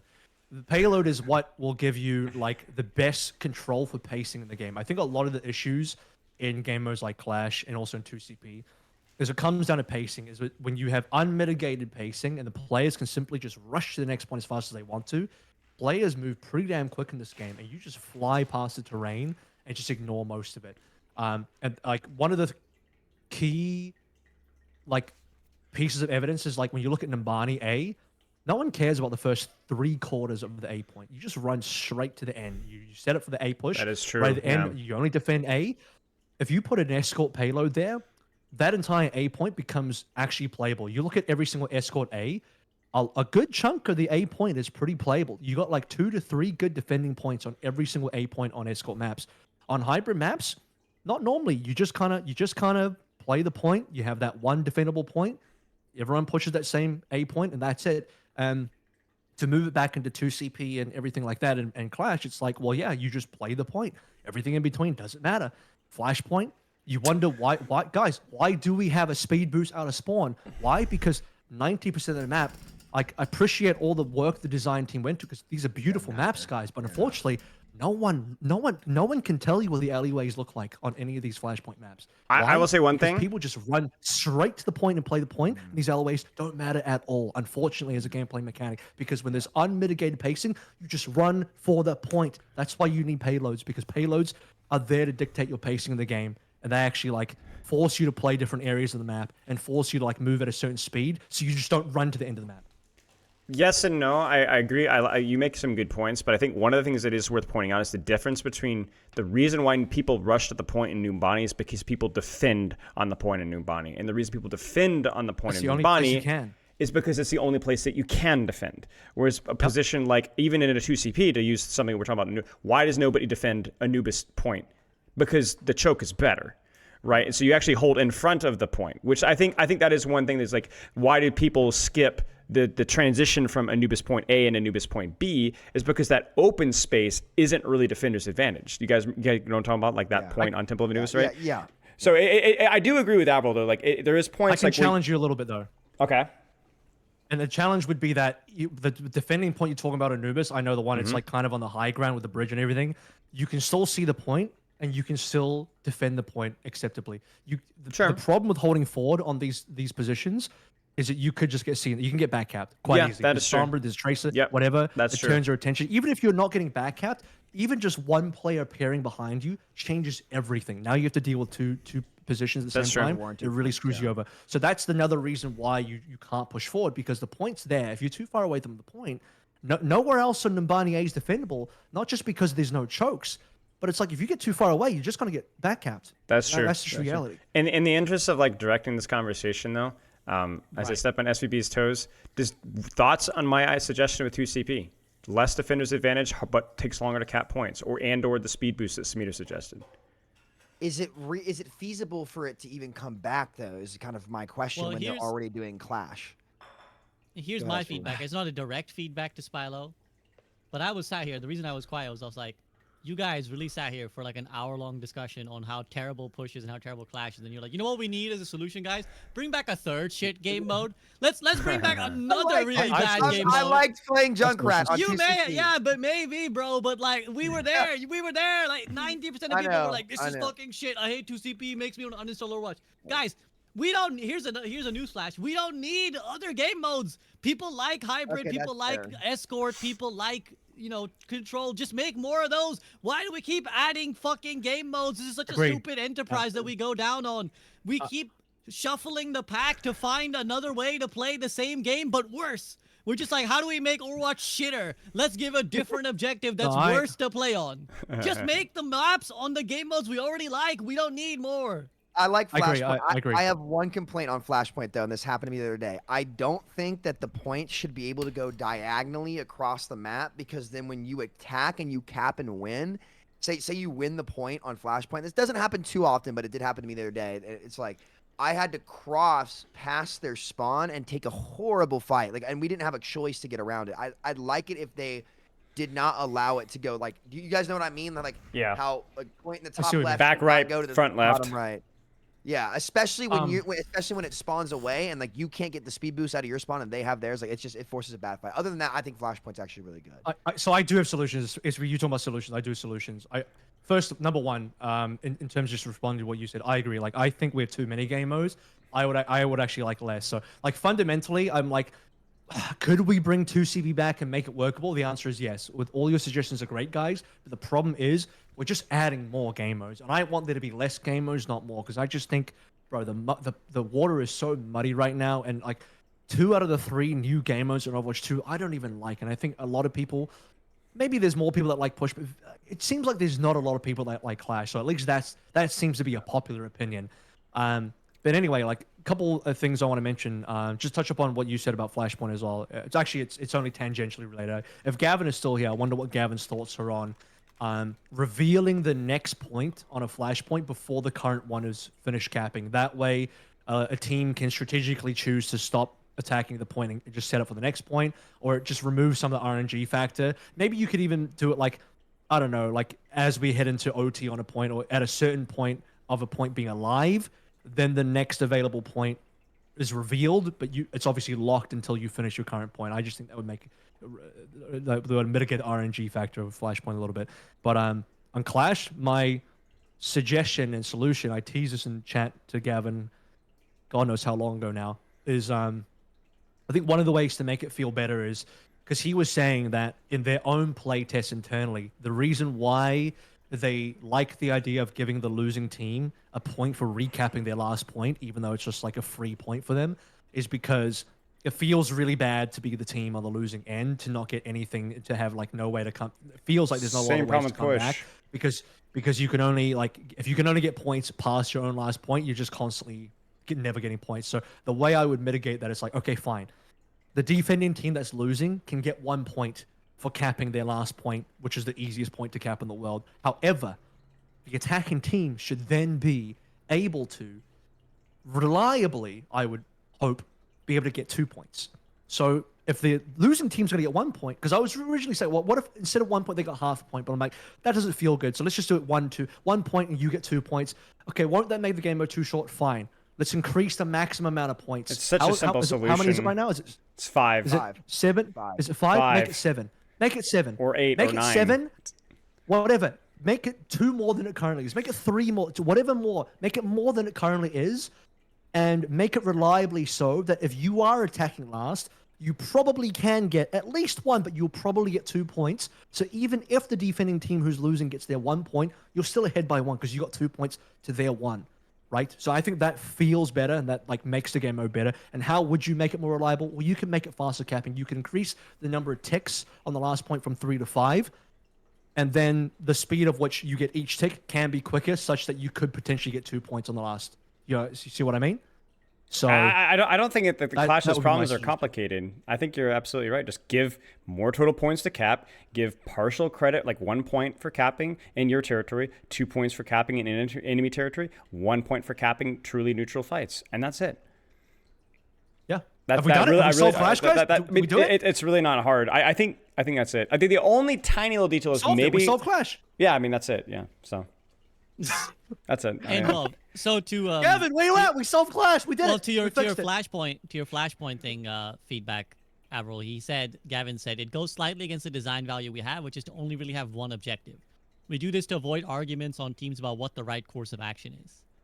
Oh, they're gonna argue anyway. Don't worry. People are Yeah, gonna argue no matter that's what. The problem is, if the game doesn't want, I even just think, guys, if you don't want the game to be able to like fully finish, just don't even allow that to be an objective. But then it obviously feels bad. What if you dominate the other team so hard, you're literally just sitting there spawn and you can't even finish the game because they can't cap at all. So I understand why it's possible, feasibly, to cap out the map, but it's like it feels in reality so impossible that it's pointless. If you want to give real incentives for attacking last, just make sure the attacking team is more rewarded for pushing than the opposite team is rewarded for freely Yeah. defending. I think that would And you'll actually be- just be it. You'll be happy to hear that Gavin says we are heading in the direction Avril is slaying slowly as we iterate. So He's Bless. slaying. Bless. Avril's slaying. they're already Oh. yeah. Avril not only responsible for group respawns, he's basically a dev at this point. He's balancing Clash. He's all the ideas that come in, and he's gonna be blamed for all of them when they all go to shit. So that's good to know. I mean, Okay. if it was me, Clash just wouldn't. We just wouldn't. We'd only be playing Escort if it was me, and I'm pretty sure a lot of people are disgusted by that comment. But that's probably why I'm not on the game. I mean, I do think on a fundamental level, we don't need 10 different game modes. Like, it's just like, it just feels weird to have different ways to win the game every time because like we're teaching different things to our players. So, okay. Any other thoughts on actual game modes before we maybe try and run through the We're patch gonna get to here the real quick? patch. We're gonna get to the patch. Let's go. We haven't actually even talked about the patch. Listen, SPB, we promised you a good episode. So It's true. I told Sam 2.5 yesterday, it's like hours we in. got to be spicy this one. No more we agreeable Overwatch. actually we stayed away from any like balanced discussions or anything like Yeah. that specifically to save it for today. So we're good to go. Yeah, I mean, 2.5 hours in, we haven't even talked about anything recent that's happened in the game, which is great. So, Let's. Oh, Clash let's is get pretty into- recent. Clash is pretty recent. Clash is. This guess is so. contrarian. He does nothing but contradict people, man. I tell you what. Let's get nitty Tell you gritty here, what. boys. Nitty gritty. See that Spilo started this by saying that we don't disagree enough. So there you go. We got a whole episode of us disagreeing. Okay, let me pull up the patch notes here. So we're gonna start with Diva. I'll read it out before I pull it up on screen. Actually, no. First is actually tank roll passive, and actually before that, even I'm going in reverse order for some reason. Armor flat damage reduction decrease from 10 to 7 per impact. Developers say the recent increase to armor's effectiveness improved the survivability of armored heroes more than we'd like. So we're tuning it down to milligram value. I'll actually read the knockback thing as well because I think they're both just tank nerfs, which is knockback resistance reduced from 40 to 25%. Developer comments, this knockback resistance value has changed a few times as the environment of the game shifts. With Juno entering the roster and bringing more sources of speed boost to help rush down the enemy team, we'd like to make tanks more susceptible to displacement again. So, Sam, you want to go first? I think that in general, this missed the mark, and here's why. I still think tanks are overkitted. Here's something I'd like to see happen. Armor is still insane. You know my stance on roll passives. I don't like them, but let's say they want to stay. There is no universe where a hero like Diva should have better armor as well as headshot reduction. I think the tanks that don't have armor should get the headshot reduction passive because Queen doesn't benefit from that. Hog doesn't benefit from that, right? Tanks that do have armor should not get the headshot reduction passive. I think that they're still overkitted. Like, for example, okay, say I could knock a tank back more, right? What heroes does it actually help? It helps Brig with the flail, but like there's still a ton of the cast, especially in the DPS role, that are just useless against some of these tanks. This is why you've seen Maze rise to fame, because she can sit there and ice block and just survive. While a lot of hit scan have fallen off because they just get bulldozed with absolutely no option. Like Cass does not have an ability to like do more knockback to a tank, right? But especially the tanks with armor. Like you saw, like Ram and Diva were super, super good last patch, right? Like the tanks that have this better version of armor do not also need 25% headshot reduction. A hero like Queen might, quote, need, I don't think they need any of it, but a hero like Queen might, quote, need the headshot reduction, right? Because she doesn't have armor. The same goes for Hog. I think that's an easy change that would help at least playing DPS feel a lot better. That makes a lot more sense for a lot of these tanks. I still think a lot of them are overkitted. I'm glad armor got reverted a bit. I think it's a little bit better than it originally was, but I don't think the knockback thing is the issue for the tanks. I think it's just how tanky they are in base with all of these passives and damage mitigation buffs that many have received that just stack too much on the right characters and don't help the weaker ones at all. Question, does that not just make two forms of armor, basically? One that's for headshots and one that's for not headshots?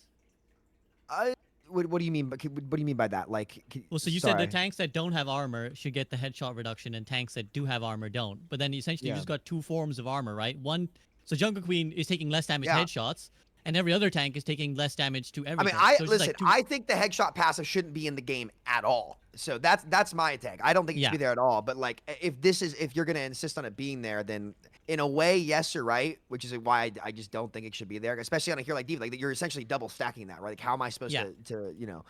I think you're right. I think my answer is that you're right. But my stance would be to remove it altogether. But if you want to keep it, Another aspect of what I was saying earlier, which is like weirdly complex Overwatch metrics that aren't applied to other areas, like they're trying to figure out how much damage a thing will do to a tank with the damage reduction and the headshot. It's like we need those. We literally have spreadsheets to figure it out, but it's like as a player, how are you supposed to intuit this, which I think is a bit janky. But I'll take it to Spilo. Spilo, how do you feel about these tank overall changes? I think the real question is just like, what do they want armor to do? Do they want it to be like a knob that they can insert on tanks as like just like a global damage reduction, or do they want to use it as like an anti-tank buster for pellet damage characters like Roadhog, Bastion, Reaper, and so on? Orisa is another one as well. Because if the answer is the latter, then I think you could kind of just leave it as is, maybe reduce it to 6 or 5 or whatever. Like you kind of just like leave it as is. But the thing that kind of confused me, if that was the case, then why was there ever an increase from 5 to 10? I didn't understand that. You get what I'm saying? Because like increasing it from 5 to 10 did not affect tank busters like at all. Because like they're already doing below the minimum threshold. It only affected soldiers, Genjis, Pharahs, Hanzus, things like that, right? So then the problem is that if you want your armor actually affecting those higher damage sources, then you need to do something like I did a whole video on like having a minimum damage reduction and a maximum. It already has the maximum, but introducing a minimum damage threshold where it's like at worst armor reduces damage by 15%. Because as it is now, we've like kind of gone from 5, 10, and back to 7, but it's Farah Rocket's still going to annihilate armor. It doesn't matter whether it does it anything at all. Like it, so I think there needs to be like some clarity about like what their vision is with You armor. know what I think it is? I think What? this is the hidden mechanic, the secret hidden mechanic behind armor that is not talked about at all, if ever, is that armor to me, partially as what I see it as, is its healing efficiency. It directly translates to healing efficiency because you heal armor as if it was 1 HP, friendly wise, but the amount of damage you take is less than that. So you heal for more than the damage it takes. Does that make Yeah. sense? So you get better Yeah. healing efficiency when you heal armor versus when you heal regular HP. So I translate armor as to healing efficiency the way I see it. Right, and At it's, least it's not the only way I see it, but it's one of the ways I see and it. that's a huge thing of playing armored characters is trying to maintain armor thresholds so that it's easier on your supports and you don't snowball your HP quite as effectively. But that still doesn't answer the question of like who needs armor and what is armor supposed to be effective versus, because increasing it from 5 to 10 really only screwed over a couple of characters, like literally a couple, like Soldier made Genji Soldier Lucio. unplayable. Soldier It was Genji Lucio. Soldier Like there were not unplayable. that many characters that were affected by it all I ask that you- much. I have another. This sounds really silly, guys, but I don't mean to say this in a way that makes the devs look bad. I truly mean it when I'm about to say this. But I think sometimes armor is applied and who it's given to purely based on lore. I'm not shitting you. Consider it. Which heroes get armor? Well, The ones yeah. in the big ass mechs with the big ass armor. Yeah, they no. wear armor in the game. Yeah. They get armor. Who doesn't get armor? Yeah, sure. Roadhog. Why? Because he's a big fat man that doesn't wear any armor. That's why he doesn't Right. get any No, armor. but I'm So saying, like, there's who's literally the- a lore reason. Like Yeah, no, I agree with you, but I'm saying like who is the armor effective versus, not who has it, is my point. So otherwise, why increase I it from guess, 5 to 10? but it's but It's the in terms Reapers of like the reason Right. why, in terms of the reason why certain heroes get armor, and certain Yeah, don't, yeah. I think partially it has to do with the lore. So- as silly as that sounds. Would you say just throw that out the door then and apply it to like, and this is where we're just, sorry, Spilo, you go ahead and finish and I'm gonna ask you. No, I guess my point being is just that we just need clarification of not who needs armor or why people have armor necessarily, but like who is armor supposed to be effective versus. Because if it's supposed to be effective versus those pellet characters, those tank buster characters, right? Then it just needs to be 5 and just leave it as it was in Overwatch 1. If we want armor to be a largely applicable damage reduction to all sources of damage, then they're going to need to introduce a minimum threshold, because there's at no point can you increase 5 to 7 to 10 to 12. At no point will tweaking that number not break something. It's going to break something. It won't be enough versus Farah. It will be too much versus Soldier, and so on. Do you like current armor or do you like the old armor, not the original armor, but the older armor with the flat percentage reduction? I don't think the old armor was as effective versus tank busters. I think it made characters like Bastion, Reaper, Roadhog, Diva too strong in the tank mirror. Could you have, sounds weird, but a combination of both, where like you Well, have that's what a I'm flat saying. reduction. Yeah, that's what I'm saying. So Yeah. like you have the maximum Maybe both at the threshold is same time. 50, and then the minimum threshold is like 15 or 20. So it does exactly what it does right now. But versus Right. Safari Rocket, it will reduce it by like 18, 19, or 20. Now, that Yeah. would be a nerf to projectile damage characters, because those are largely the burst damage characters like Junkrat, right? Armor would actually be somewhat useful versus a Junkrat, so you'd have to incorporate that.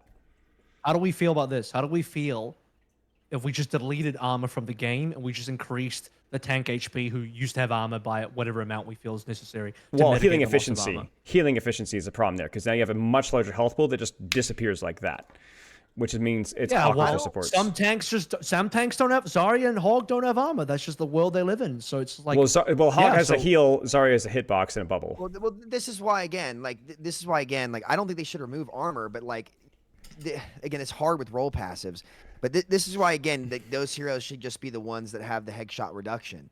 Though I wish it wasn't in the game at all. Like this is the problem we've kind of cornered ourselves into, where it's like we're trying to make blanket changes to like a role that has characters that just play fundamentally differently, and it's borderline impossible to do that altogether.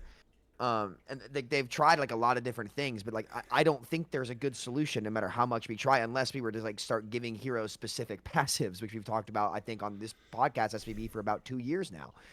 I forget where we were going with this conversation. Do you want to get back on course maybe before we? Because I mean, I the- feel like the that's, armor I feel like I changes. could apply that. I feel like I Yeah. apply that to a lot of things in this call. Yeah. But Yeah. yeah, I mean, just how you feel about the overall armor change. I've kind of gotten the sentiment from all you guys.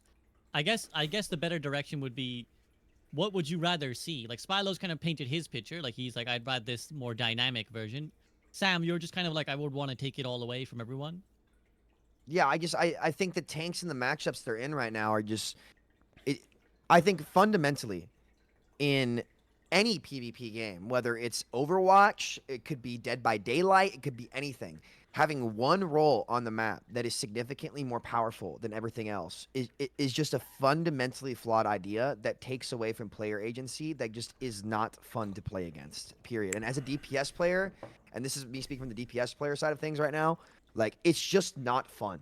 Oh boy, It's just Avril's not fun cooking. shooting into Glass box. into a matchup like that I cannot win, that I am objectively the weakest into, that even if I make all the right plays and I hit the headshots, I do all these things, there have been so many passive things that have been put on this role, armor, headshot reduction, all of it, that your ability to play make is just significantly reduced unless you play a hero that can just hard sustain it.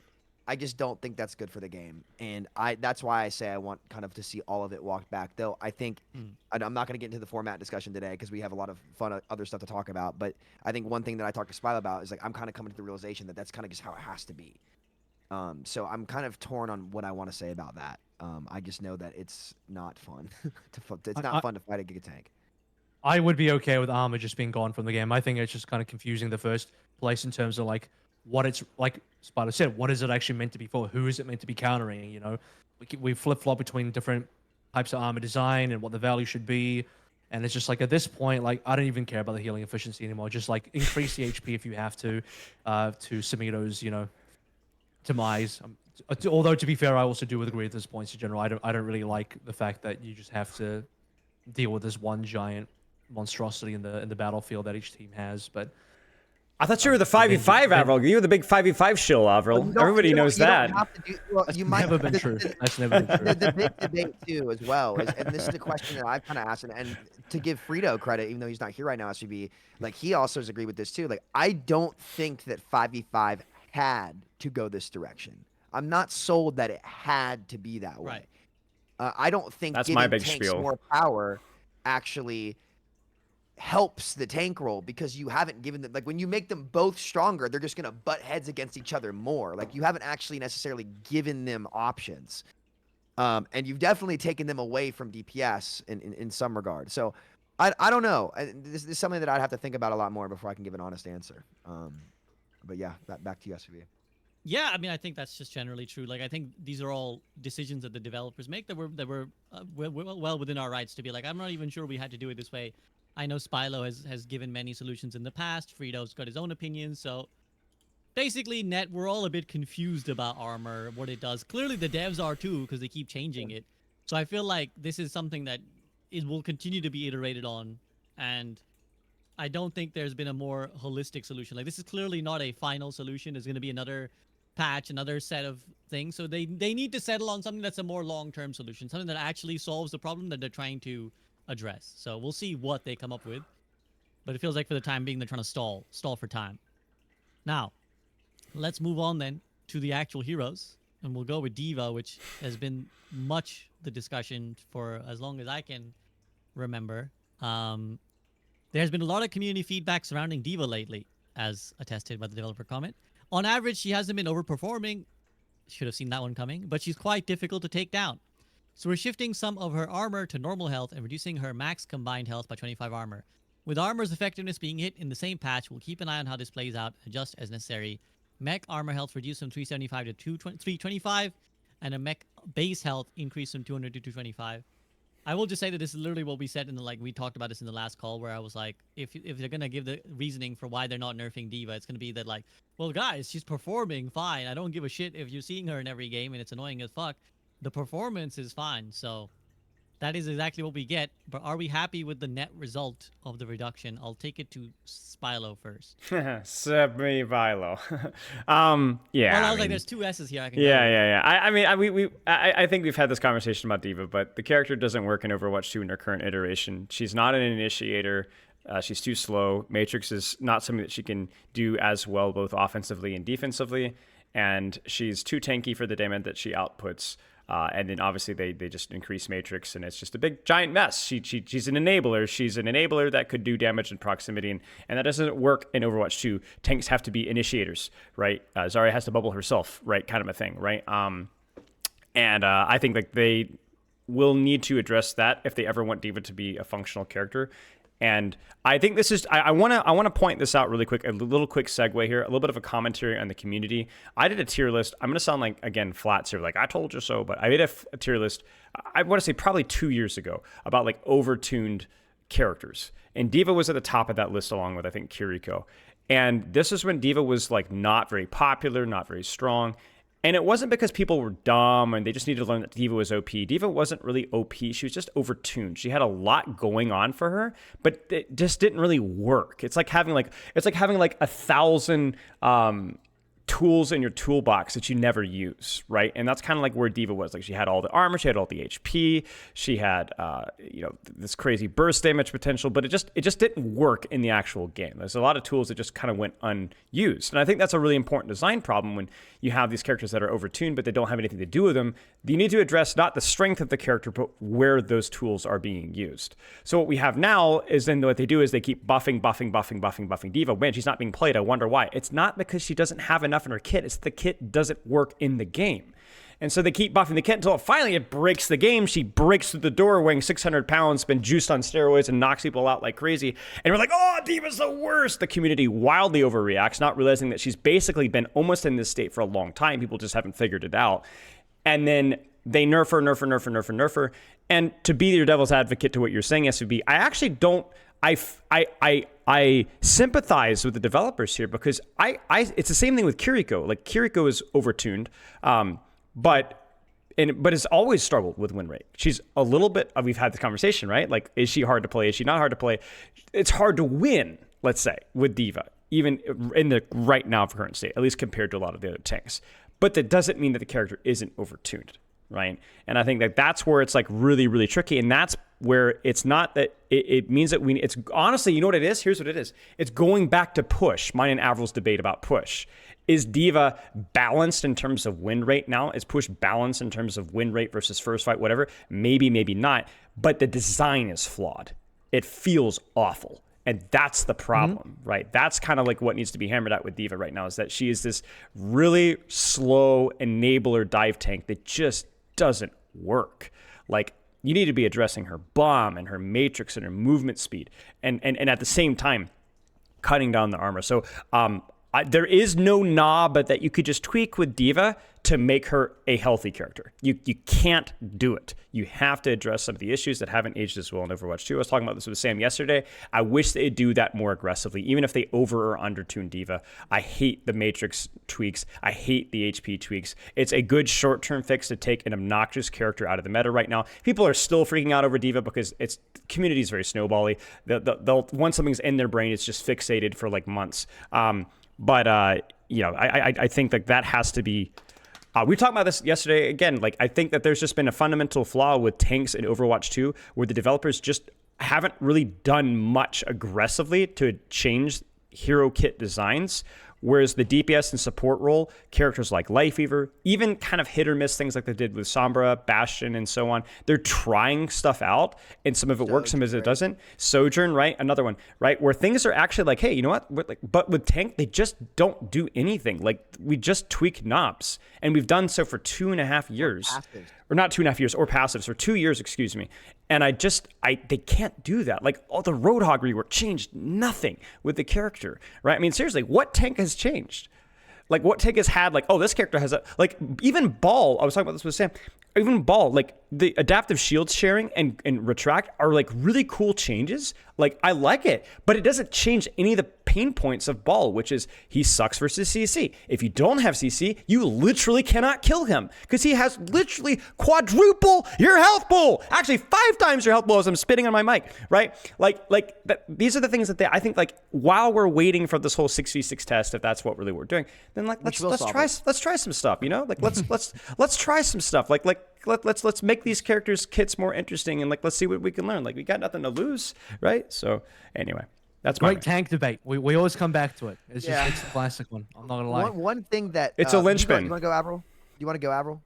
The only thing honest, because that was great for Spotlight. There was honestly I don't have much to add except to say, what do you mean Diva can't initiate? You just fly through the speed ring, bro. That's how you initiate. yeah, all you gotta do. Yeah, That's all you dude, gotta my do. favorite my favorite part were all like the trash can hit scan players are like, what do you mean Divas? Diva, it's impossible to stay away from Diva. And I'm like, dude, like without speed ring, she's actually so slow.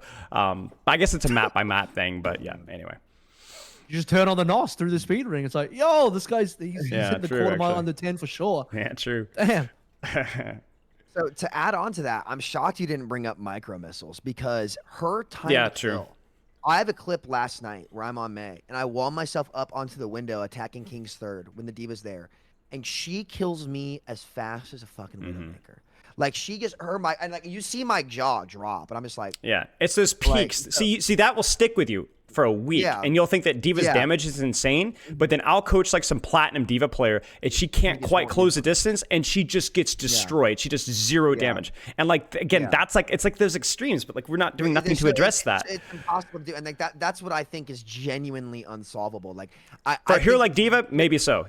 Yeah. It's like you cannot have a hero with that health pool have that kind of time to kill on a squishy, and you just can't. Like especially a squishy hero, that like a hero like Soldier or a hero like Cass is a bit better because he can roll and his roll's been buffed quite a bit. But like something Yeatle talked about quite a bit was mobility creep, and granted that's more so on ball, but like it almost forces those type of characters to get played. And this is where I feel for the devs. Like this is why the past year I've been like, yo, I genuinely don't see a way where you can solve this. And they're gonna try. I think the first thing they're gonna try is that thing they talked about where it's like you have like damage mitigation abilities, like being better against beams, like DM, like mitigating beam damage. I just don't think that's also a healthy solution, but it's the kind of stuff that you have to do. Yeah, So, as long yeah, as you I just- tune down her I- HP as a result of Yeah. that. That's the key thing. Yeah, it's hard, and this is why I really do feel for them. But this is the corner they chose, and I think SPB. I think we're at the end of that road now, where we're starting to realize like the reality of the situation. Where it's like, okay, some of these heroes just might need to stay like kind of on the farm. Like it kind of sucks, but it is what it is. So I really wish that they had. You know what they could do is they could they need to revert the micro missile buff. Like, do y'all know how much that buff was? That was like a 25 to 30% damage increase on micro missiles. It went from about 40 to like 55, 58 ish. Like, it was a big damage buff. Maybe they could increase the flight speed but mitigate the damage. And this is where Avril, you kind of talked about the tanks where they like when I think was it July that we had this. We were Bomb's song also a together, huge guys? problem too. I will Yeah, interject. bomb. Can't You can't remember. really initiate. But the one thing you suggested is either make the tanks more squishy like DPS and let them keep their damage, or make them higher health with less damage. I think that you were right about the lower health with more damage. I think that makes every character more relative to each other, and that makes a PvP game more fun. But if they're gonna have this health pool with this level of armor and this much headshot reduction and this many passives, then they have to have less damage. But is that fun for a tank player? And now we're Right. No, and that's the So- problem. You can't make tanks, and Gavin said this, was like, yeah, we could just not make them, we can make them a lot weaker, but then no one's going to queue tank. And it's the reason why is because tank isn't fun unless tanks are doing damage. And in fact, I will say that unless you are either making a health bar increase or decrease, you're not having fun because you don't feel like your impact is felt. Most people who play tank, unless you're like a really good tank player who's just only interested in winning, you don't feel good about winning a game where you just sit there as a punching bag the whole time. You feel good about winning a game if you actually dealt damage and contributed to the kill feed and got the kills done.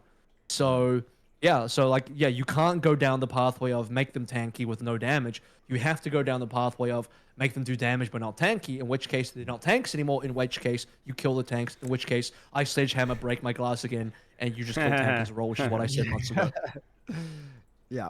Right. All right, that's Well, the Diva. let's There we move go. on from the Diva section. I think those are all really great, points that you guys all brought up, and kind of big holistic problems that, in many ways, we've brought up time and time again. Right? Spylo talking about like, well, we need a more dynamic approach. Sam is like, well, I don't even know if we can do it with 5v5, and Avril keen to break the glass as always. And I'll chime in on my stereotype classic thing, which is just I just don't think they've done enough big changes. Like I think I agree with Spylo that like, what have we actually seen them do other than tweak these like big passive numbers? I still question where the actual changes to tanks have been, like the One actual correction. individual changes. One thing that they have tried, much to mine and Samito's chagrin, is that they have, I think, tried overtuned tanks, just like flat out raid boss tanks, right?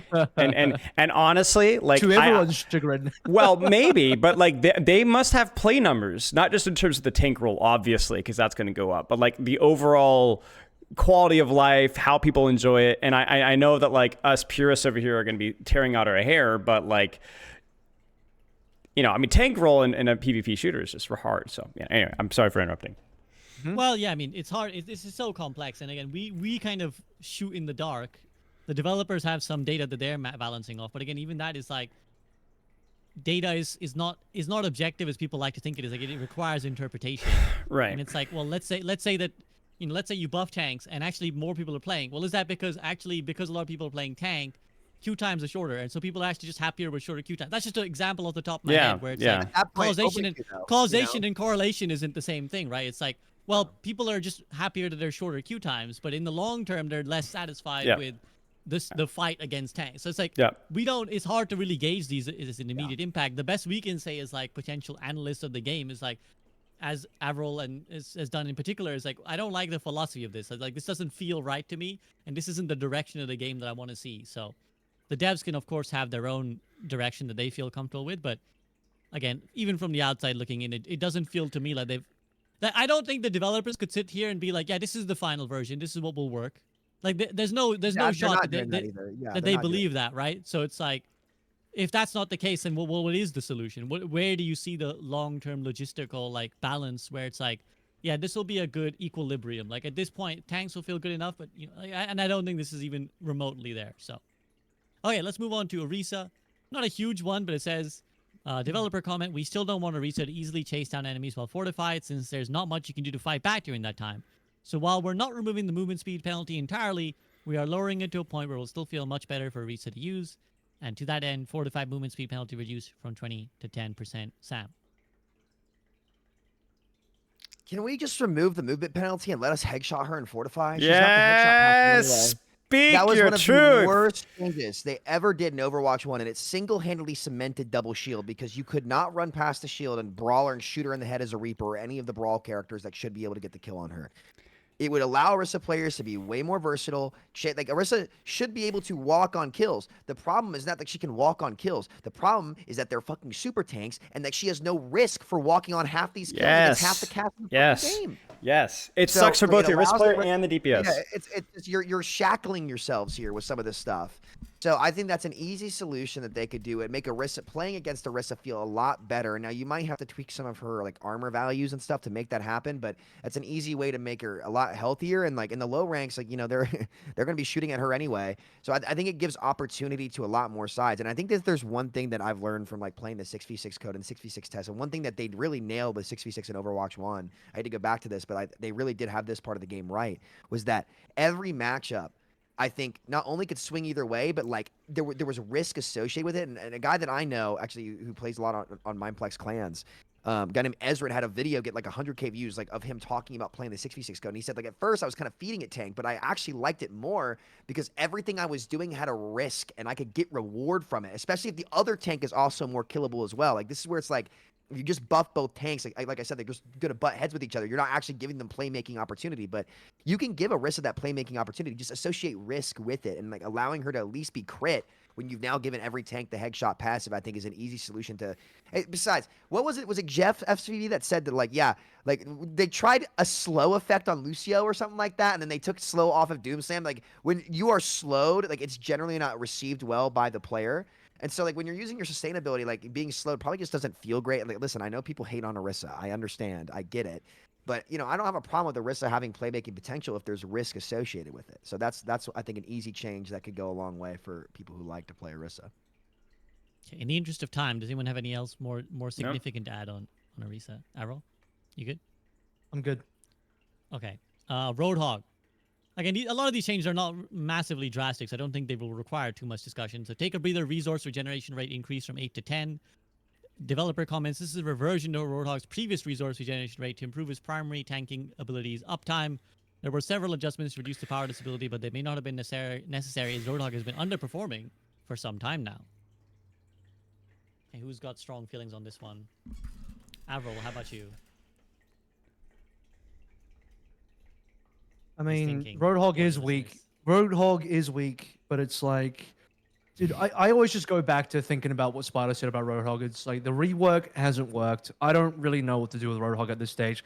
I guess this is another like Band-Aid situation. It's like, well, his win rate's pretty bad. Maybe we'll just give him a little bit more. We'll just give him a little something that won't annoy people playing against Roadhog that much, but maybe help Roadhog out a little bit. Make him a tanky without increasing his HP kind of deal, or giving him Is armor this or not anything just like such a that. fundamentally stupid enterprise, though? Is this not just such a fundamentally stupid enterprise, or we just do this over and over, where we're like, "Hey guys, I know we know you hate Roadhog, so we're nerfing him. Oh shit, he's not getting played a little bit for a month. Okay, guys, we're gonna buff him now. Oh no, guys, he's being played everywhere, and you're miserable again. Oh no, guys, okay, we'll nerf him. Bro, just change the hero. Like, No, but they don't know please." how to change. They either do know how to change the hero and it's taking a long time to implement because it's a it's a complicated change, or they don't. And I honestly I don't even blame them for not knowing, because it's a tough hero to what I Second what are you hardest supposed hero to in the do? I mean, game to maybe- fix, in my opinion. Maybe Spyro has it because he's he's put a lot of time into probably thinking about most heroes and how they got to change. But like I don't know what you're supposed to do with this hero. Most people just want him deleted. He's just a he suffers from two things. He suffers from the tank problem that Samito and I have talked about, and then he suffers from his own individual design issue, what Spyro's talked at length about. So it's like a double-ended thing. Yep. Yeah, all I will say is this shit is ass. But and does Sunk Sam, cost. Sam or Spylo I any will. sort of significant? What are you? Yeah, I do Sunk think it's a cost. sunk cost. It is. Yeah. I do think it's a sunk They put a cost. lot of Yeah, work it's in the wasting our time. They put a lot of work in the rework. They just removed counterplay ability without adding any sort of playmaking potential, which is the opposite of a rework. A rework should not introduce removing counterplay brainlessly. It should introduce skillful counterplay and or give the person more options. The only thing that Roadhog did is now he can do everything with no punishment, but it didn't actually make the gameplay experience of playing versus a Roadhog much more interesting. Like, look at the Sombra rework, right? I know a lot of people don't like it. I know it's far from perfect, but at least it also made the Sombra more punishable while giving the Sombra more interesting options as well. And like, Roadhog is the reason why Roadhog is like the whole tank buster that he is now is because of the vape change. Because you can't punish him for utilizing the vape. So like there is no like counterplay to that whatsoever. So there's no risk from the Roadhog. There's no risk from the Roadhog. So it's not as interesting to play the Roadhog. And it's just a mess. And like that, when I cooked with the Roadhog changes before, I had to come up with like some pretty aggressive, weird stuff to make him work. I think he's just behind Widowmaker in terms of unfixable. And I think that the developers, I don't know what their dev time looks like, but you either need to leave him a little bit weak, pretty significantly weak, or you need to do something very, very aggressive with him. These number tweaks are totally waste of time. Do you know what a successful Roadhog rework looks like, guys? I can tell you right now. What? It's called Junker Queen. Yeah. I mean, yeah. That's what a successful Roadhog. Because he can rework looks move. like. She can move. She can move. And the hook isn't a kill. It's an initiation. or Literally, enablement. Junker Queen Yeah. is Roadhog reworked. So you can't. It was like, oh, they already did a rework. Unfortunately, it's a brand new character. So now you can't actually do the rework that would save Roadhog because it's already a brand new character. So what are you meant to do now? They've actually shot themselves in the foot. They could have just like remade him into Junker Queen and be like, oh, there you go. That's the rework. Successful rework done. But it's too late. They were too smart. They're ahead of themselves. You're 2 steps ahead. Unfortunately, too many steps ahead. Yeah. I mean, there's no reason not to have a similar hero with just a different flavor, right? Like, I don't think just because they made Junker Queen successful, they're like, well, we can't do that again. But it's like, you can, guys. You kind of, you can definitely just make, you have fucking Soldier and McCree and Ash, or sorry, Cassidy and Ash, and like 5 hit scan who like kind of shoot and then have minorly different things. You can do the same with this, and you can have the hook function in a different way, and it's still a Roadhog hook. I don't think it's And- worth their time. I really do think. Sorry, SB, to cut you off. I would just wait till after 6v6. Please just wait. I got an idea. You can make it like Nautilus in League of Legends, where he pulls himself to the target and they both hit each other. They did it in And the he just content belly creator slams the patch. target like that. No, Bam! he gets a belly jiggle thing on him, and he just like Yeah, he volley- pulls like a himself body in, slam. and the other guy. Yeah, he's basically a body slam. You both meet halfway. You pull the target, you meet halfway, and you just body slam with your big belly because you're Roadhog, and that's the hook. That's the new hook. That's hook 10.0. You know, whatever version of hook we're up to. Oh god. Oh god. I will say that hooks in any game people just don't like. Like Deadlock has Give a it- character that hooks, people don't like it. Pudge, Yeah. obviously, where Warlock Bebop comes is from fun, but I know what you he mean. is I fun, know but what you mean. people are like, no. Yeah, I also find him He's fun. fun to But play as, not against. yes, I but when you understand get what hooked from mean. downtown, it's like, oh well, fuck's sake. Like I've just been yoinked. Difference from is nowhere. everyone's got so much movement in Deadlock, maybe it doesn't matter. Yes. But back to Overwatch, like it gives Hog some risk because now you can't just hook from the whole map away and pull the other guy to your team. You are now at risk because you go in as well. But now you can be clever and use it as initiation to go in, like a tank should, no? So, yeah, isn't this a good idea? It's certainly better than what Unironically, current. It's certainly better than what currently unironically a good exists. idea. But we'll Alec, move on. get the phone to Alec. Where's Alec Dawson at? I don't think he'll ever listen to this podcast. With how much SVB, we... your watch time on this podcast is about to be record breaking. I'm here for it. All right. Well, I mean, we've had like 4-hour podcasts before, so this is I know. going there basically. Yeah, we're getting there, baby. I'm usually on the 4 hour ones. It's my fault. It's, I- it's a I good. think- no, I it's think- good. It's good. I think I mentioned it to like the when it was the PvE debacle discussion, and we had like it was us plus some Seagull, like the Avengers plus Seagull, and I think I mentioned in the group chat where I was like, guys, this has like 100,000 hours of watch time. Like we have destroyed humanity. Like imagine the amount of like good that humanity could have done with like 100,000 hours of watch time that we've just spent on talking about the PvE of Overwatch. Like this is just actually Hey, sad. Borderlands right 4 now. next year though, so I'm ready. I'll tell you right now. There's worse things that people spend 100,000 hours watching. So, True. don't worry about it. True. Don't Like worry about it at K-pop. all. Oh god, no! That was sorry, a Sam, joke. no. I was joking. No, I don't was joking. summon I the swear. fucking... Bro, Me and my girlies two- are coming for you, mate. Me and my two girlies are stands you coming. don't. Two sets of stands you don't fuck with. You don't fuck with K-pop stands. You don't fuck with Taylor Swift fans, right? Oh, Like, I it's could just take them. Oh. I had a big universal debate. rules. You know do what? not fuck The, with these the guys. Venn diagram overlaps pretty significantly there. SVB. It Not does, gonna lie. which tells you that you don't They fuck with overlap. them, man. It tells you don't fuck with them, man. They got shooters. They got shooters out here. Okay, kidding, speaking I of swear. Sigma, Hypersphere's impact damage reduced from 25 to 15, but the explosion damage is increased from 30 to 40 and no longer deals damage to self. Developer comment: this shift is in damage for the Hypersphere's direct impact into the explosion component is to improve the effectiveness of the airburst explosion when playing at max range and makes it more threatening against tightly grouped enemies. Is that the case, Spylo? Yes. That's all. He doesn't Are you need it. happy? No, he doesn't Okay, he need doesn't it. need it. No, Oh, not a good change. You It's talk about the more self damage.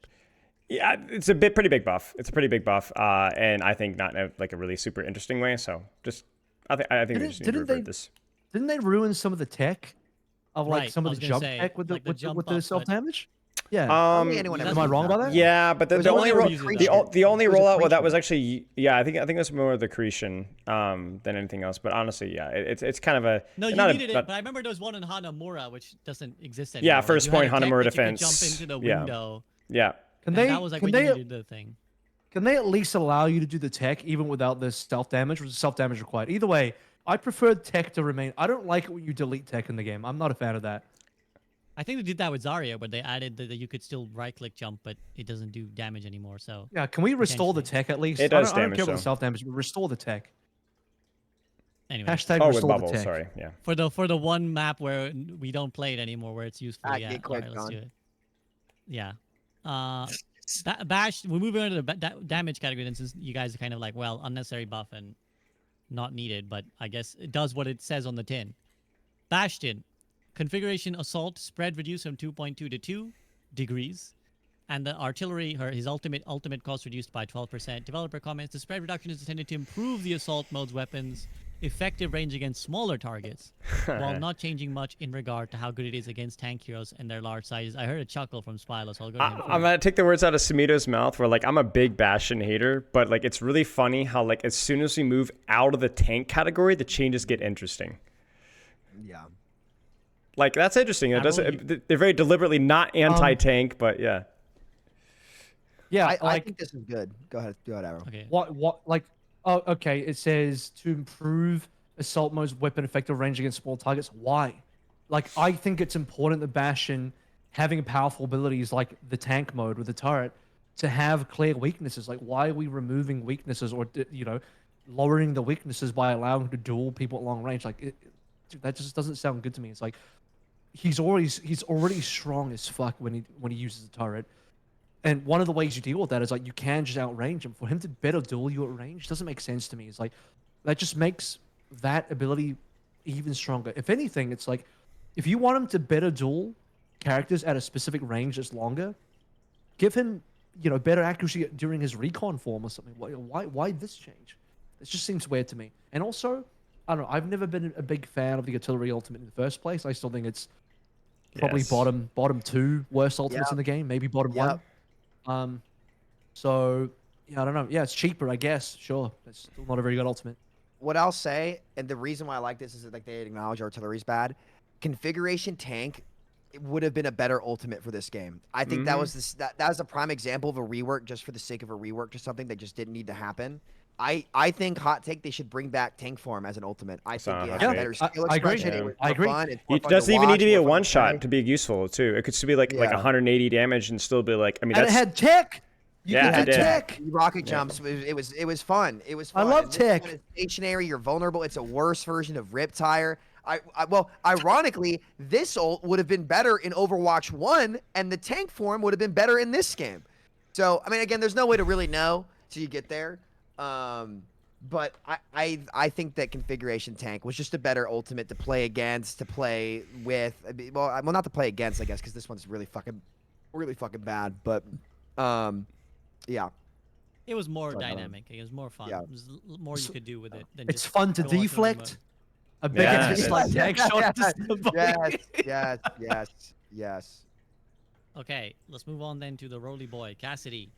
Flashbang. Oh god. Every time I read the words hinder and flashbang, I think part of me dies. But hinder duration reduced from 1.2 to 0.9. Explosion damage increased from 45 to 75, and his Deadeye ultimate cost reduced by 10%. Developer comments. Reducing how impactful the hinder effect is by lowering its duration, as this crowd control can be a significant source of frustration for players. Since now there's less time to follow up with the shots on the weapon while the opponent is hindered, we're increasing the explosion damage of Flashbang. Sam, how do you feel about this one? I'm pretty neutral on it, to be honest. I think, like, I like that they're willing to change the direction on it. It didn't change too many breakpoints. That damage is going to be pretty lethal, especially with those Deadeye buffs as well. I think the reason why Cass is not getting played right now is not because he's bad. It's because D.Va and Ram just, like, gatekeep really, really hard. If, he might find his way back into some playtime in some of these brawl comps. But I just, to be honest with you, like, I think DPS as a role is so, I don't want to say unimpactful, but it kind of is unimpactful right now. I don't think it's going to change a whole lot of what is going on in the big picture because supports and tanks are very, very powerful. But it's an interesting change. I think the Deadeye change they did a while ago was really, really good. And like Espio and I talked about, you see more fundamental changes come to like a lot of these DPS heroes that, are actually like pretty good. So I think they're handling the DPS role pretty well right now. Paolo, do you concur?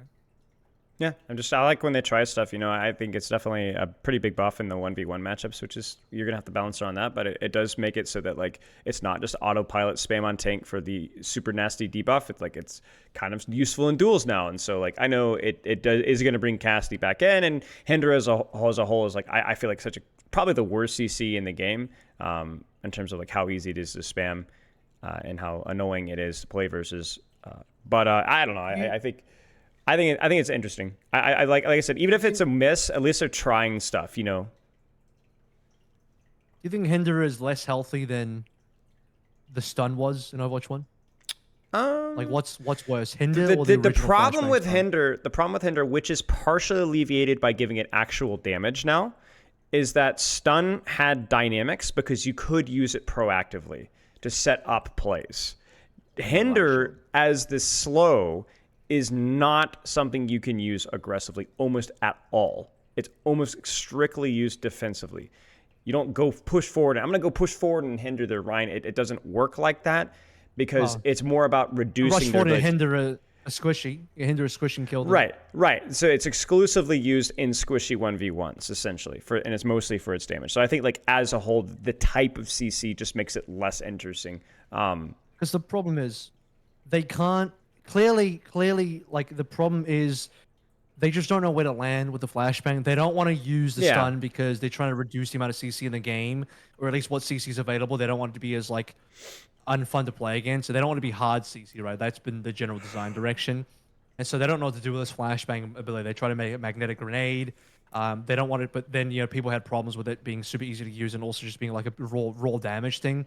And I feel like the other problem is, oh, if Flashbang, if his utility is just raw damage, that doesn't feel funny. That, oh, this guy just does burst damage now. Whatever, that's not interesting. So it can't be that, but it can't be CC. So what is it supposed to be? What are you supposed to do with this ability? It just seems like a weird Yeah, place to really. Even though it's interesting enough, it's weird because you could argue some other DPS just has on an ability just raw damage, raw burst. Like Yep. Soldier is raw burst, Sojin is raw burst. You can go down the list. Echo is raw burst. A lot of Hanzo's damage entire heroes are kit is just burst. pressure. Just pressure is like general But- different types of pressure. Yeah. So I don't know. I don't know what you're supposed to do with this. I think it would be a boring. Like, imagine if this didn't do hinder at all and it was a pure damage grenade. It'd be kind of boring a design, right? So I guess maybe that's why they don't want to go in that direction. I think it's fine right now. Okay. Moving on to Hanzo then. Storm Bow. Oh, this is Yeah, a big one this for is an Sam. interesting one. It is. Normal arrows are no longer affected by the global projectile size increases. Maximum damage increase from 120 to 125, and time to fully charge increase from 0.72 to 0.87 seconds. Developer comment. This change restores Hanzo's one-hit headshot kill against 250 HP targets, though require more accuracy with smaller projectile size. It is now slower to charge shots to reduce the frequency of projectiles being thrown out. After trying the recent iterations of Hanzo post-Season 9, we feel the one-shot capability is too essential to the core gameplay feel of those sniper heroes similar to Widowmaker, without a much larger rework. Being limited to a smaller range of heroes that could be one-shot, 2 to 5 HP and below, added some texture to the hero matchups, but wasn't a satisfying compromise for either side. Sam, we'll go to you first, of course, for Hanzo. How do you feel? Just make him He's good shaking again. his head. Like this half-C stuff. Just admit we were wrong. Okay, let me challenge us a little bit, SPB. Okay, every OG Hanzo player, a lot of them, explain to me how we're gonna say we're worried about like volume of arrows coming out, but Storm Arrow is not getting the nerfs. That's the spam. That's the spammiest part of his kit is when they can just pop out Storm Arrow and just go, and it's the best ability against tanks as well. So I don't see how Storm Arrow is not the part of his kit that gets nerfed there. I just don't. Nerfing the draw speed. It's years of muscle memory where, like, to be honest, it's just a complete unnecessary compensation when you also reduce his projectile size. It's not necessary, and God forbid you get on a West server where you have more ping.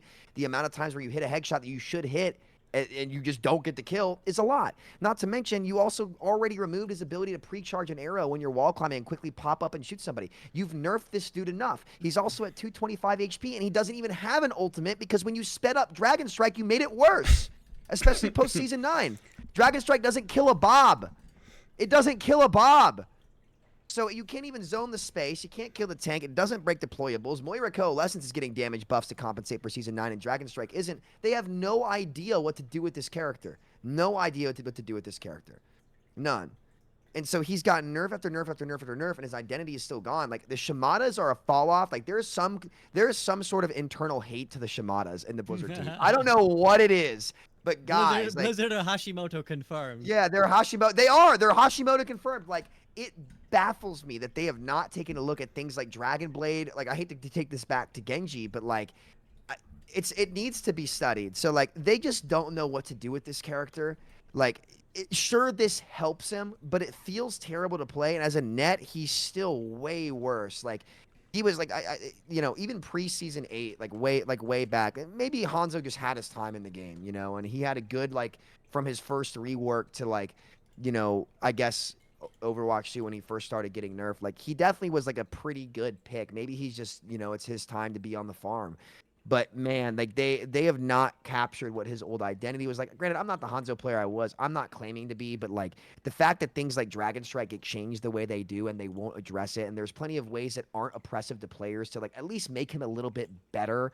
Like, Dragon Strike destroying deployables is something that I've said. Like, speeding it up is not the answer. Just give it the damage it deserves again, and just stop. Make it nerfing his longer. charge time. Make it longer. It You can be could do that. fast. Make it longer so that it Longer. lasts longer. Yeah, like there has to be some compensations here, and this is why I kind of wanted to make a video talking about Season 9. I don't like how they're just picking and choosing the favorites that get the benefit, like Moira, but then Dragon Strike gets left, but Blade just gets faster swing speed, but not the damage that it needs through breakpoints. Like, with healing being much easier to access in this game than in the old game, with support abilities generally being a little bit stronger. I just feel like it's missed the mark. So like as a Hanzo player, like I tried playing it. It's just his problems are still there. You still just get absolutely bulldozed, and you don't have the 250 HP that or the sustainability. It's like Widow can clean grapple out if she gets dove, right? Cass can roll, Surge can slide. Like all of these heroes can do these things, and Hanzo is just sitting there like, well, I'll wall climb, but even if I wall climb, I now lost my ability to do damage because I can't precharge my arrow anymore. So it's just you've nerfed him too much. The fact that you guys think you have to give him the draw time on top of all of this just shows like I don't know what internally like they think about this character. They've just got it wrong. I don't care if Gold sit there and claim that every headshot that they get hit with is somehow RNG. That's just hard cope. I'm sorry, that's cope. Stop it. Okay, Widow doesn't take more skill because she requires more aim. Every hit scan has higher base accuracy, higher crit rate, higher all these things. It is easier to hit more shots on hit scan. It is more consistent than it is on projectile. That does not mean the hit scan doesn't take skill. That does not mean that sometimes projectiles are random RNG. That doesn't mean you need to make that does not mean you need to make the hero worse. So I think they keep trying to compensate him, which is just silly, and it's just Well- I still think he's untouchable.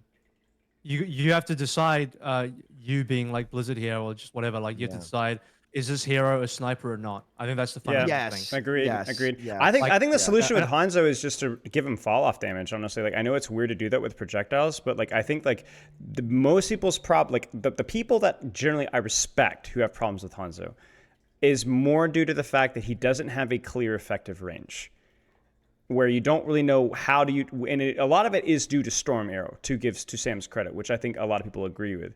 But like, if you're playing Ashe or Zen or Cassidy, generally it's hard to know how to take like Cassidy generally pretty close range to be honest. But like with Storm Arrow and the long range threat of a one shot, you know, where is Hanzo's effective range? I would prefer to actually have him be the proper medium range sniper. I'm okay with him having the one shot. Just give him fall off and do something around Storm Arrow.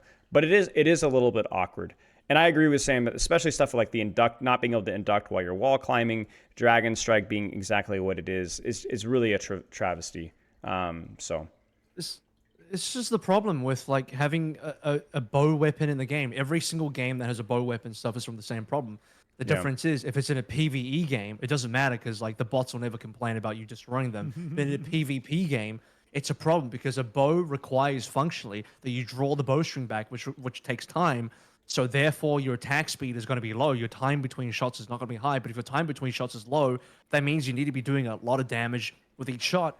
So you just end up in the situation where you become some sort of projectile sniper. And it doesn't feel fun dying to that because it feels kind of RNG. Every time I die to Hanzo, it's infuriating because I'm like, dude, I walked into the shot. He got lucky. He wasn't even aiming.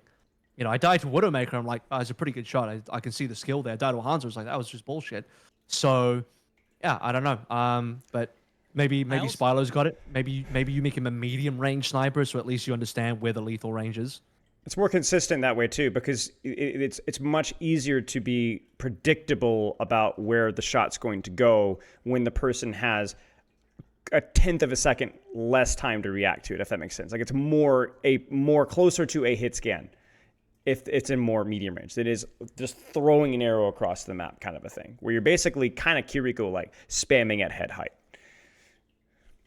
The one danger of that though is like it still will feel RNG at closer range, like because with Widowmaker it's like you get close to Widowmaker, and there's a tangible benefit you're getting. You're like, okay, I've closed the distance on the sniper, I can now duel her, and she's gonna have to rely on her SMG. With Hanzo, it's like you're Tracer and you go at him. Well, he just goes, "Woo," and then you're like, Well, oh shit, Well, I was on his screen and I died to it. Well, Hanzo's punishment is the induction slows his movement speed significantly, which means that he's at a massive disadvantage in a close range 1v1 because his movement is much worse.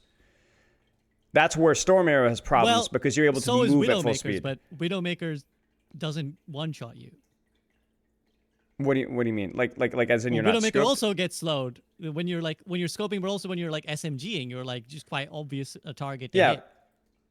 Yeah, maybe I don't fully understand. But you don't one shot. But you don't like the point is that I'm not saying that this is or isn't a thing that should be the thing, but I'm saying the argument would be you still get one shot at that close range. So like he's not really a sniper. Right, but it's Even at a still a medium real range sniper. yeah, but it's a good shot. Like you can I guess it's like that would be like basically a hit scan shot, and that's like wow, that's incredible. Like I don't know. I understand your point. I don't know. I feel like there should be. I don't know if this is feasible in the game. I feel like it should be that he's effective at a certain range. Maybe that's too much, but like I'm imagining like a box, right? It's like here's Hanzo. Yeah. There's the max range which he's effective, and then there's like a minimum range where he's not effective either. Because I just don't like the like. Maybe I'm just bad, but on the occasions that I play Tracer and you get close to Hanzo, I don't like that feeling of like, Yeah. like you're just on his screen and like you're just dead, right? Like you're just like, oh well, I'm not really sure he was. I'm not convinced that was at my head, or it was just I was in his screen. Right. But again, there could be a skill issue. So I also think the other part of this is that I think season 9 made this more problematic. Like the whole, I felt like that was bullshit. I'm just not a fan of the season 9 changes of like the hitboxes just being bigger, because there's that frequency of like, They're gone I'm now, not sure too. that should. It's gone. Was It's that- back to normal. In Hanzo's case, at least they're gone. But sorry. Yeah. Yeah, in Hanzo's, but I'm saying Yeah. they're making this change for that reason. But the general bullshitification of like, oh, I got hit by a thing and I'm not sure I should have got hit by that thing, has increased post season 9, which adds to this feeling of like, wow, I got RNG'd by a Hanzo or a Junkrat or whatever insert character that you feel you got, or even on a sleep dart isn't one that people are like, wow, I got hit around Right. the corner by that Right. sleep dart. Right. So I feel like that's another factor in this. Any other thoughts on Hanzo before we move on? Please No. adjust Dragon Strike or look to do it, please. That's all. Okay. Venture. Explorer's Resolve, which is their passive. Shield health gained per ability reduced from 40 to 30. As a highly mobile damage hero, Venture doesn't need quite as much shield health from their passive as they currently get to be successful. Even though they are a close range hero, their abilities enable them to close the gap quickly and effectively without taking much damage. So yeah, nerf to Venture, good or bad? Avril. Sure. Probably a good nerf, because I think free value like that is just, it doesn't seem like a good thing. Like, why, heroes like Doom have to actually land the abilities to get the shield, but Venture just gets it for free. I don't know. It's never sat well with me.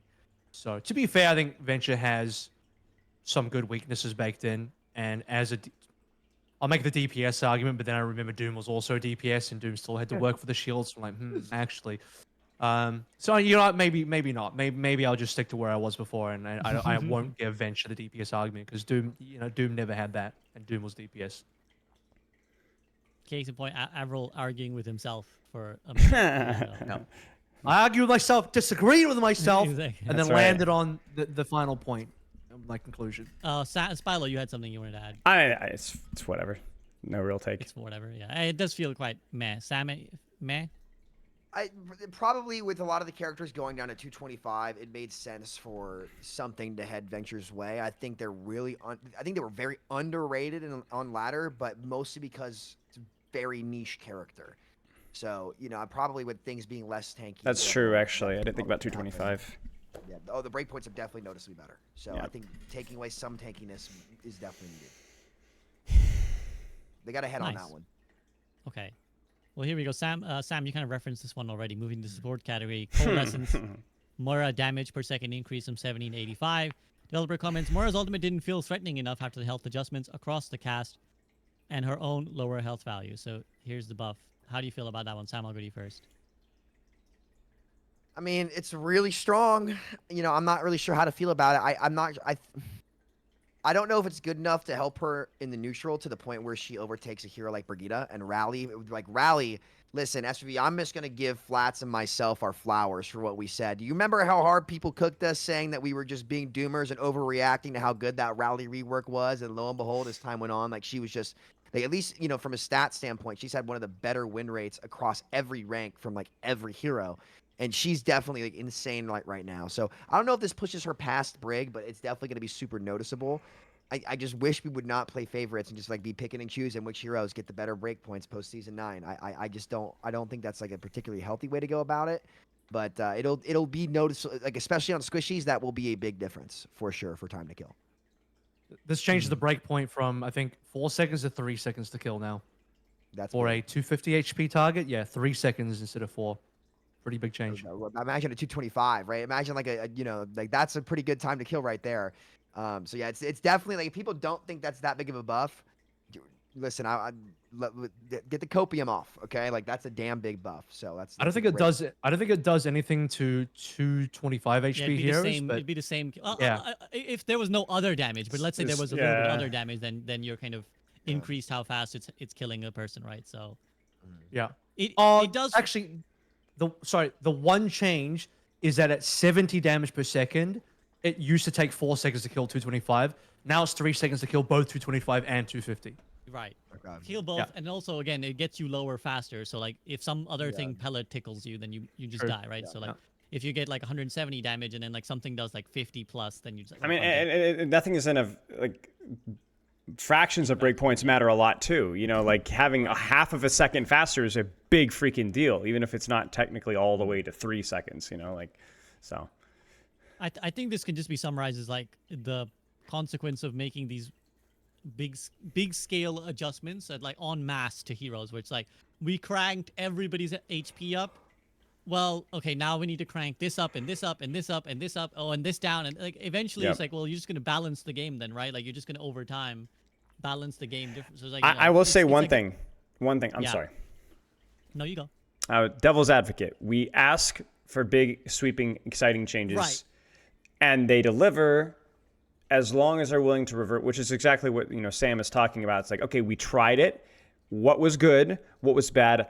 I was talking with Sam yesterday. I actually like the Season 9 changes for one big reason, because it gives them 250 to 275 to 225 is a much easier knob to turn than 200 to 225 to 1 in terms of health. Like, they gave them a slightly more precise health meter to tweak, but I don't necessarily was that worth the tax of like tweaking with a lot of breakpoints and everything has to scale up? Like, is that going to mess with a lot of other things? Like that's a big thing, but I do like that aspect of it. So they tried some stuff, some of it's worked, some of it hasn't. I think the key thing now is that it would be nice to have some communication on our initial stance on Season 9 for burst damage and having more knobs to tweak. The more knobs to tweak has obviously been very useful, because look at all the 225 HP characters that we have now. That would not have been possible prior to Season 9. The breakpoints, however, has been a much more mixed bag, and like Sam has said, it seems like they've played some favorites here and there, and or stuff just hasn't been scaled up appropriately. So we need to it would be nice to have some developer commentary on like, what's our long-term plan with this? Are we just going to scale everything to where it's like the old breakpoints, but now we have better health knobs to tweak, or what? Yeah, and I want to caveat that and say that there's a difference between big changes that are each hero got changed, or like many of the heroes got Yes. changed, versus big changes that are the blanket change to all Yes. the heroes came in Yes. this way. Like we Yes. changed this That's true. big, everything. That's gets, true. And I don't think those are equal. Like I think That's true, a big yeah. change we are like, we made a patch and like 15 heroes we changed them up. That's great in my book. Even if for me I'm like, that's awesome. Maybe 10 of those are shit. But hey, awesome. Hey, that's going to be fun to play for a while. Yeah, that's true. And I will say to their credit that the HP changes. I'm not a fan of the hitbox changes in retrospect, having given it some time. But the HP changes were remarkably successful given how big they were as a change. Like I was like, oh shit, we changed everyone's HP in Overwatch, and actually went down pretty well. But we're seeing the problem with the fundamental nature of that approach to balance is that, well, at the end of the day, you had to tweak everything anyways. Like you had to tweak 80% of the heroes anyways. Yeah, and they're So, still like, this- it catching just up. They're still catching up with that Exactly. stuff. And it Yeah. kind of exposes the flaw as Sam and I, as long as we've been hosting this podcast during Rush 2, we were like, we don't like the role passes, right? Like, I think I was first to be like, I don't like the role passes. It just feels like we're just blanket changing it. Yeah. I know Sam's on Yeah. board as well. And it's Agreed. the same thing. It's just like, you're just going to have to balance the game anyways, guys. So just balance it the first time round and make things different for each hero. The But question would be anyways, I think- like, do we want to address burst damage with a holistic approach or with a case hero by hero approach? I think. which they ended up doing anyways, because like now Yeah. they're changing Hanzo again. It's like, Yeah, well, yeah, yeah. your problem was the Hanzo one shot, and now you changed him 3 ways to fix the Hanzo one shot on top of the big Yep. change you made to remove burst and one shots, and the tank burst and one shot that you wanted to change. You keep going back and forth on that too. So again, it all comes back. It's fucking Thanos meme. You tried the mass HP changes, and where did that bring you? Back to me. Back to actually changing each of the heroes, right? So Yeah. just change the heroes, guys. Like these like big, everybody got changed with one knob. Demonstrably, eventually you land in the same spot. So, okay, Life Weaver, maximum ammo increase from 80 to 100. The increased firing duration for Thorn Valley will give Life Weaver more damage presence, and it lines up better with its auto charging heal timing to help that flow nicely. Any strong thoughts on the Thorny boy? Maybe devil's advocate here. I think it's a fine change. Like, but I think part of Life Weaver is that his spammy damage, just kind of like ramming it down a choke or breaking shield, was already fairly decent. I'd be curious to hear from some of the top tier Life Weaver mains if something like having like more consistent spread, or like again the weapon swap is the one that we're always talking about, would be like a more interesting application of the offensive pressure. Because if I remember correctly, I do feel like if you just put Life Weaver in a corridor and just throw damage out, I don't think the clip size was a huge problem, or that raw DPS was the problem. It was like the accessibility of that damage was a bit of a problem, which the auto charge heal has been a huge, really awesome, sick change in that regard. But just something, I guess, to think about. Avril, I saw you kind of grinning. Was that because of this change or something else? I don't know what this changes. I mean, I guess it helps. This is another hero where I don't know if this is just Roadhog all over again. Obviously, this hero is not hated like Roadhog, but you know what I mean. It's like, yeah, I guess, yeah, maybe more ammo. What are you meant to do with this hero? Where is this hero in the game right now? I don't know. I don't actually know where this hero is in the game anymore. It's improved though. I think I agree with you. It was a disastrous launch, but unlike Roadhog, I think he's actually improved. To the point where like there's an actual role to be filled, to the point where Life Weaver has an identity in the game. Like, I think they still need to do something with Life Grip. I've mentioned this a while ago where I was like, did I ever tell you about this SVP?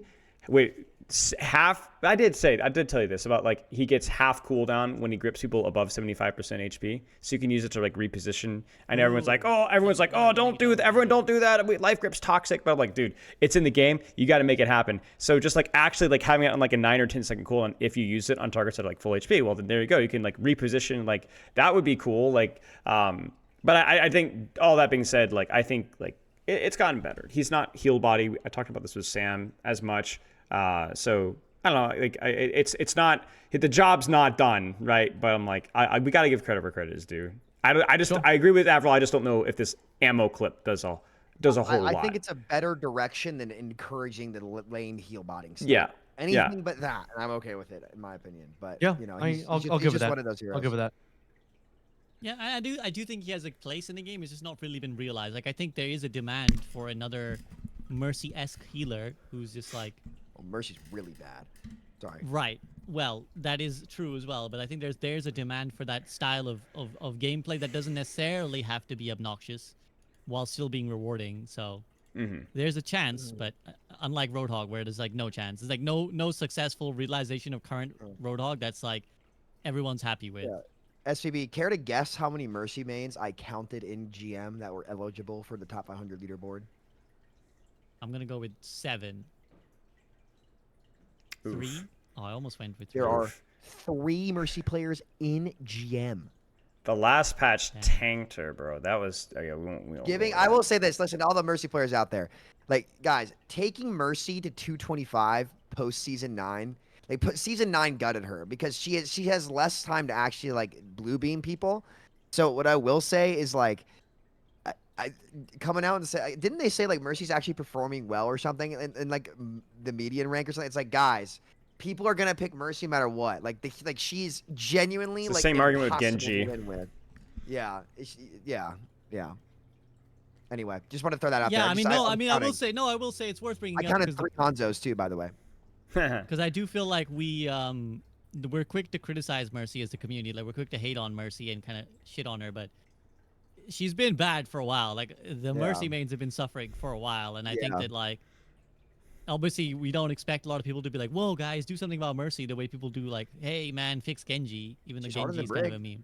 Well, I think she's harder than Rig. That's really good. No way. The way that you play Come Rig, on. no way. Rig is so easy. We don't need to get in that discussion. We don't need to get into that discussion. I think it's like it's justifiable to say that like that data, like the 3 GM Mercies, is like considering how many people just uniquely one trick Mercy, then that's still the number. There's probably like 3 Junkrats in top 500 like DPS. So like that's there's a lot alarming. of Junkrats. There's a lot of Junkrats. There's a right lot now. of them. He's actually good. Right now, there's a Right. lot. Well, That that's the wolf thing. change Like was you really even good. even at like worst like there's probably 3 Symmetras. Right? Like pick the worst hero you could think of. There's probably Yeah. 3 Symmetras in top 500. Right. I will say, let's not rose-colored glasses this. Mercy metas are really bad. Well, yeah, I'm not saying meta, Well, but, there's like, those I not feel like- extreme. Yeah, those are extremes. There's like I Yeah. feel like meta, but I feel like there are a lot, because at least with Mercy, like you do need to be like positionally aware. Granted, they made it a lot easier in Overwatch Sort 2, of. like with the super jump being, Sort of. you know, super jump being on control Yeah, now, like just yeah. capping it, because like you used to be able to have to do that, whatever. But like I will say, like I do think she needs a little something, because there are like a good amount of Mercy players, like I actually think are like pretty good, but Yeah, like, and maybe this is the ranked reset too, because like right now, like I just want to say that before we get to the last one, SVB, like I have an account in like M1 right now, and I'm also like rank 40 at the same time, and I'm just like sitting there like, my bad, like my Juno doesn't know how to I lose this game, like oh well, you know, but it's a weird dynamic. Anyway, go back to the pack. Sorry. yeah. The last thing with Mercy is just I'm not like I actually think Mercy has like a pretty high skill set. And, like even in Overwatch, like I remember like was it like season 2 or season 3, like the difference between like a really good Mercy and a really bad Mercy was like pretty evident, and that definitely shifted to like what teams could play those Mercy comps and what couldn't. But the problem is that like whenever Mercy's meta, it's in a way that doesn't actually encourage people to use her movement. So the problem is that the value, you don't need to play the skillful aspects of her as much as you should to get the value out of the character. And then the recent patch changes made that even worse. So 225 and then buffing the damage boost, like it's the opposite direction. So you see some of these high level Mercy mains, Mercy metas are really bad, but high level Mercy players are really skillful. They're just not rewarded with being able to use the skill set that they have. And I think that's always been the fundamental problem with how that hero has been balanced. and that's obviously where you need to target as well, right? Like, Yeah. There's no point giving her like a flat number buff like that. That would be the worst thing to possibly do. Is like, Yeah. oh, she just heals Yeah. more now, because then Yeah. you're just gonna ruin her in plat. And the GM Mercies, yeah, maybe they'll do a little bit better, but it's like they're not gonna feel better for it, right? It's like another like Right. player feel thing. It's like, well, do I feel any better as no? I don't feel different at all. I'm just doing the same thing, just better now. Like so, Yeah. you want to give them the chance to show To off flex. their skill, because there are some really talented Mercy Listen, players. yeah, out but there. they're not. We're not showing off skills. We're showing off the skins, guys. Come on, those Mercy skins have been coming out, and they've been pretty good That's recently. I true. gotta give it. One to thing them. Sumito that gets the doesn't girly suck is the card and he skins. just goes off, man. He just will not Is shut there up. I one this did- I- season? I Is have there a the girly Mercy in this pass. season? I think it's the formal, right? Formal. Yeah, formal. Oh, Formal. yeah. Formal. The Karen Mercy, or not Yeah, the the Karen, Karen. but like. Oh, you're I you're just so kinda- toast for that. You're toast. The Don't tell rich me Karen. not toast when you call it The Karen rich skin. Karen. What do you mean? You're I mean, I tweeted it with my chest. When I saw the skin, I'm not even playing it much. When I saw the skin, I said she looks like she'd pronounce it white. Oh my goodness. That's Oh what she my looks like, man. goodness She's got that kind of look about her. She's just got that kind of vibe. Oh man. Okay, final patch note is Zenyatta. So, destruction orb damage increased from 48 to 50. Orb of Discord cooldown per target reduced from 7 to 6. Developer comment: with the current addition of more speed boosts in the game, Zenyatta, and generally more poke-oriented team compositions by extension, has fallen off a bit due to how immobile and vulnerable he can be. We've tried increasing his health in the past, but it's proven problematic. So instead, we're leaning into his glass cannon nature. We're improving his damage this time, which should enable new breakpoints and how many shots are required to eliminate the enemy. Are we happy with that? 5 Yeah. body shots, I believe. I think it's like So, one of those season 9 breakpoints that was good to have back. So a full charge right click now just kills somebody. Yeah. Yep. Mm-hmm. I'd alright. rather play against Zen than Alari. Yep. So I guess. Yep. Well, doesn't the right? Correct me if I'm wrong. Doesn't the right click do less damage per shot? Is that a hallucination? I'm No, having no. again? You're thinking less DPS total. It slows down your fire rate by a significant amount, but the Right. orbs themselves still do the same amount of damage. Okay. But like Right, breakpoints so yeah, you wise, guys are- he deserves are it. happy Like, with this. he deserves it. Like he's a high risk, high reward character. There are some aspects, like if anything, when Zen metas are toxic, it's usually the support that pairs with Zen that removes his weakness entirely. Like I think Zen's a huge benefactor to the Brig burst healing and armor pack. That's kind of going down the rabbit hole a little bit. But I think like maintaining some sort of like offensive reward, and I think that the way that they explained it was also good, because they're right. Like the HP thing with Zen is like never his problem. Yeah, I mean, I think it's a good change. I think it's a good change. Sam, you happy with this? yeah, he probably needed it. Like yeah, I'm okay with it. 'Cause whenever the poke comps are getting played, like after playing against Alari for so long, like I would much rather play against the Zenyatta. Sorry, tank players, enjoy the Discord, but you know, sorry, I can hear flats like seething right now in my mind, but you know, oh well. But it's never just well. Zen, right? Like it's always Zen plus fill in the yeah. blank. And I also think there's like a good argument for like snap kick and like whether that's like actually a good, because that's a pretty skillless boop. Like it's I not mean, hard to shouldn't be in land. the game, but Yeah. So you know.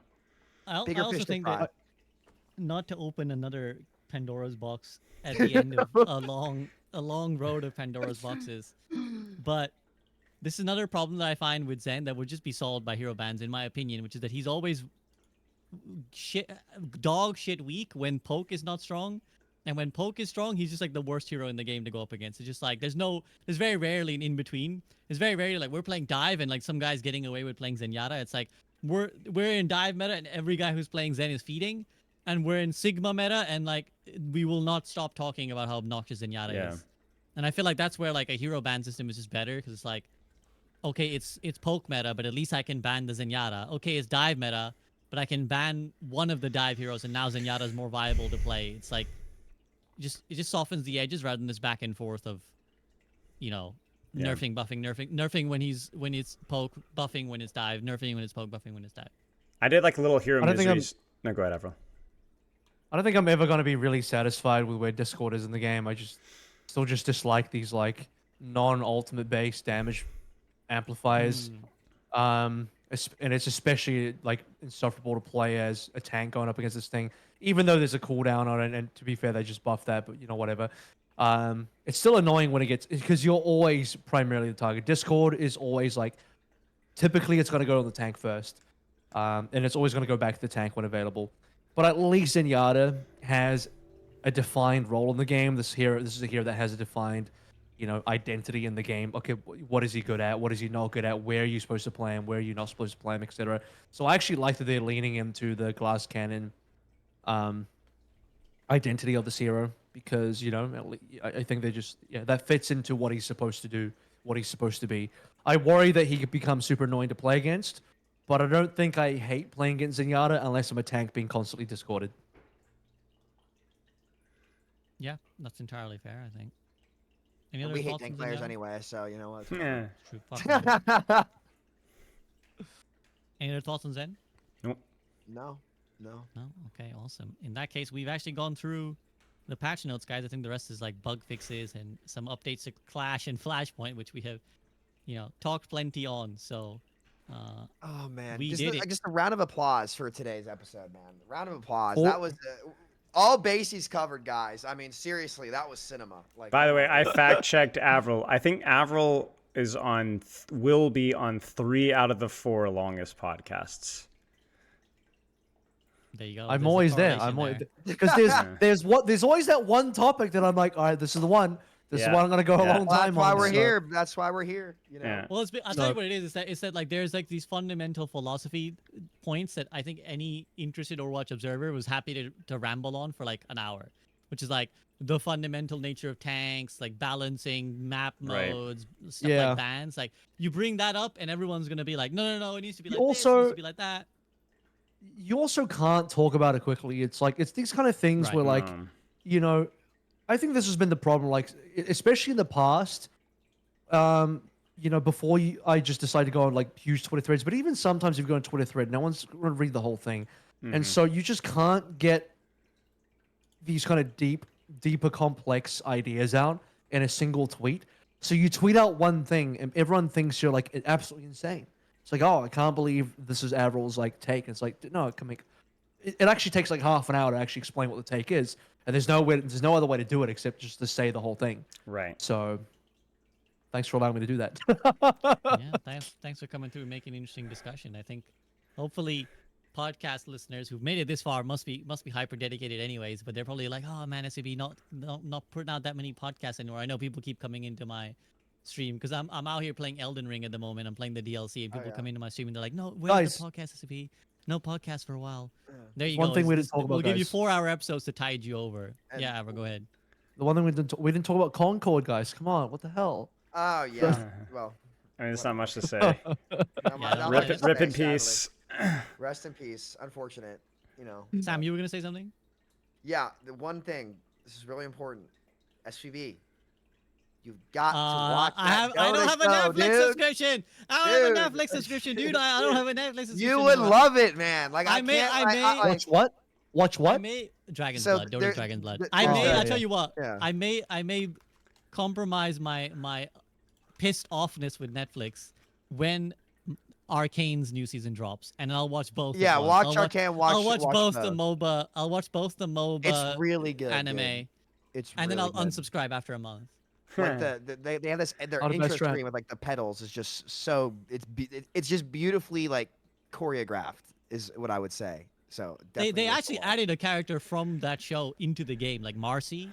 Is Oh, like did was they added- really? Yeah, was added into the game after. If I'm not mistaken, I could be wrong because I haven't seen Dragon's Blood. So, but I'm pretty sure that they added her after the show came out. So I'm just saying that's a good video on the soak, you know. So that's all Maybe. I'm saying. That's all. I'm saying. maybe. Oh, I mean, they're also releasing a new Cyberpunk. There's actually a lot of like Is games there? are releasing stuff. They're Are gonna they? release a new Cyberpunk. Oh, not Yeah, fucking Overwatch.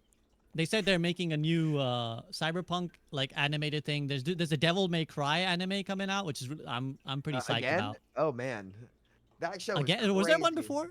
Yeah, there's one on there's one on Netflix. Am I wrong, guys? Is there? Or no? I don't know. I I think saw so. they're releasing one now. Tekken has one as well. Tekken has a Yeah. animated like, and it's actually good. It's actually good. Like most of these are actually pretty watchable. Yeah. Which is kind of sad because it's like their games tend to not have such good story, but their anime are pretty watchable. So, what would Overwatch be able to do? Maybe Overwatch would do the reverse, where Overwatch is like, we have a really good in-game story, but our anime is dog shit. Like it's just like incoherently bad. Who knows? Who dude? I don't think we have either. We don't have an anime or an in-game story, really, do we? So No, They're not like a strictly, but pseudo in-game. Not recently, we have anyway. cool characters. Yes, not recently. do. We have cool characters, and we used to tell story with in-game stuff. Like like when we were when we were learning more about the lore, we would get like, the missions that were gonna tell a bit about what happened with Overwatch and like the dynamics between the characters and stuff. We used to get that. Anyways, before we turn into this rant, let me head to concluding thoughts, fellas. It's been a long one, so we'll just go with the classic.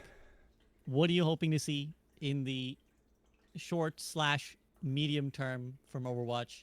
It could be small shit. It could be like, hey, give Genji 2 more damage, or it could be like, hey, make tanks smaller and more damage. So directed at no one in particular. So we'll go with Spylo first. Spylo, what is your feeling on what you would like for Overwatch? I guess just thematically for what we talked about today, just would like to see more experimentation with some of the tank designs. A little bit more aggressive redesign work and trying some different stuff, because even going into 6v6, I think there's a lot of tanks that would benefit from that. Reasonable. Avril, how about you? yeah, let's slow down on the game modes, fellas. Let's release more maps for the existing game modes, and yeah, we got to get those, especially class changes out sooner rather than later. I know Gavin said they were experimenting on stuff, so happy to hear those comments. Don't know what they will or can do about push at the moment. For what it's worth, I think push is mostly saved by the fact that in non-organized games, the chaos and randomness of the game kind of covers the blemishes of push a lot. That's why, like, I could randomly jump to a quick player push and it typically won't feel that bad.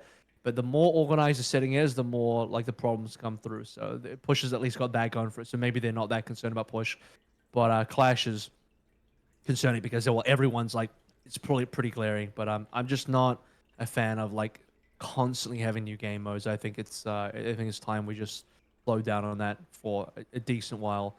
And I think as far as the skin discussion goes, we need skins for the new heroes. Like, I don't know what happened to like new heroes releasing with legendaries. We just don't have that anymore for some reason. So something's got to be done about that. Venture in particular, who just seems to not get any cool skins. But yeah, Sam. Ice cream was good. I liked the ice cream skin. I did like, but you're right. Yeah, like generally speaking, you are right.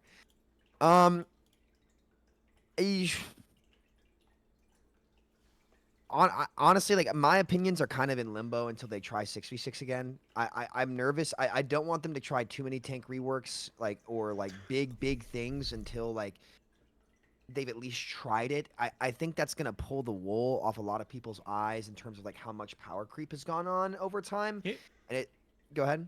I was gonna say, here's a question, because if you say you're kind of in limbo, here's a slightly interesting question, I hope. Sure. Do you think they would drop 6v6 test around Marvel Rivals, or would that be actually like shooting themselves in the foot? Because Marvel Rivals is coming out December, right? It So is not it's far. December 6th. So here's what I would say for them. Like, because I don't want to sit here and say like obviously people can prefer what they want. My issue is never with what people preferred. It was with like claims that they made about why they preferred it, if they were actually accurate or not. And that's kind of what I wanted to help like steer the discussion towards. And I felt like at first like there was a lot of misinformation going around about what format does what a format actually is. Because the format's just a foundation.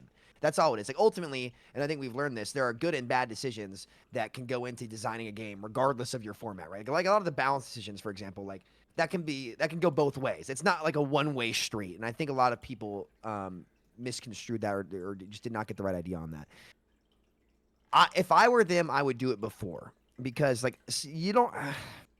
I think it's a better format, but like I think they need to make a decision as to how do they want to build Overwatch out in the future? Like, what's its unique identity, and how do you capture that in a market that's going to get more competitive? Like, is Marvel Rivals going to be better than Overwatch? I don't think anybody can say that accurately at this point. There's no way to know. I think it'll maintain an audience. How much? Who knows? No one does. There's no way to know until you get there. I will say the gameplay loop did feel good, and that's the main difference between that game and like any other game that I've really played, that like Gundam or something like that. It's like even Valorant, when Valorant was coming out, people were like the Overwatch killer. No, it's not. Like they play so different, and like anybody with half a brain could tell that just from watching the gameplay immediately. Like they're two complete. Like they're the analogy that I like to use is like, look, yeah, they're both restaurants, but Overwatch was Mexican food and they were Indian food. Valorant was Indian food, for example. Like your cravings are going to be different, but like, you know, Marvel Rivals is like another Mexican restaurant opening up on the same street. So you got to figure out like what your dishes are, what your product offering is. It's going to make people want to choose you over someone else.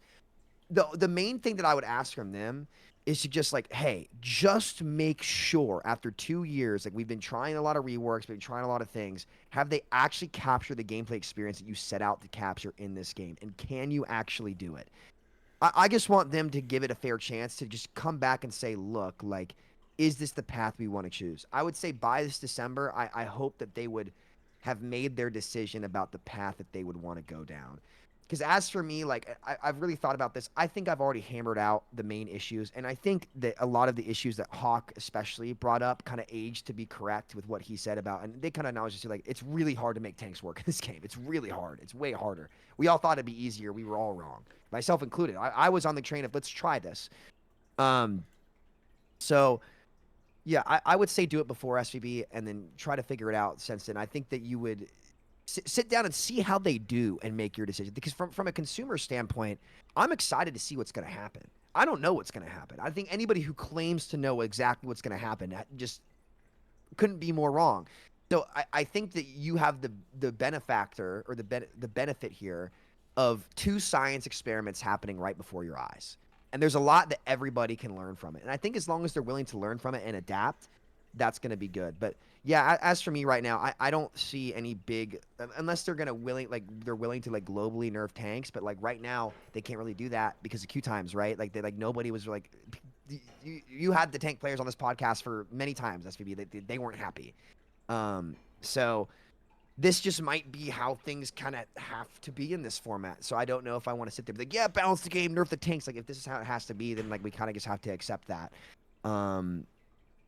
But I don't think it has to be this way, and I'd like to see that change. So I would try to do 6v6 before Marvel Rivals, get a feel for like what the hype is, because I wouldn't go head-to-head against them if I were Blizzard as they launch. I will wait and see how they are January or February, and then you go for it, right? Because that's when things are going to get... You're not going to outcompete them in their first month and a half. You're just not going to do it. Like, that's the nature of gaming. It's just not going to happen. January, February are kind of the dead zones of the gaming year anyway, right? It doesn't start to pick back up again until March, April, May, where you start to head into the summer. So they've got really, I would say, 6 months to kind of make a big decision. And you don't have to hard commit to one format either. You can change it back and forth seasonally, like whatever you want to do. Like I don't like the idea, even as a 6v6er, of sitting here saying, yeah, they've got to be in this format forever. I think one might be healthier than the other, but like you're not limited to that. You can do whatever you want with your game. Like that's a big reason why I was really frustrated at like how that debate started out, and it ended up getting a lot more heated because of it, where people were just like, "Oh, it's never gonna happen." I'm like, "Come on, guys! Like this could happen." I don't think that's gonna help anybody for that part of the discussion. And it did change, to give everybody credit. People did change their minds, and I'm glad that happened. So yeah, I just rambled. Sorry. We all had to get our rambles in at least at one point. So Sure, sure. I'm kind of in wait and see mode. I want to see how this experiment plays out. And the gamer in me, is very excited to see how it happens, because we really like don't take it for granted either, guys. Because we're not going to get to see an experiment like this. It could have been Concord, right? We didn't even get to see shit from that. That kind of sucked. But like with this one, I do think we're gonna get to see the whole distance, and so I'm very excited to see how it pans out, and I think that everybody can take a lot of good lessons. I don't think Overwatch is going anywhere either. It's not gonna die out. I'm curious. I don't know. I'm curious what'll happen. We'll have to wait and see. That's kind of where I'm at right now. Yeah, I mean, glad you shared your thoughts on it. And it kind of gave me a bit of food for thought, the metaphor you used as well about the restaurants and, they opened the Mexican food on the same street. It actually reminds me like an interesting phenomenon, actually. And I don't know if this metaphor actually will translate into the real world or whether it's just going to die at the metaphor stage.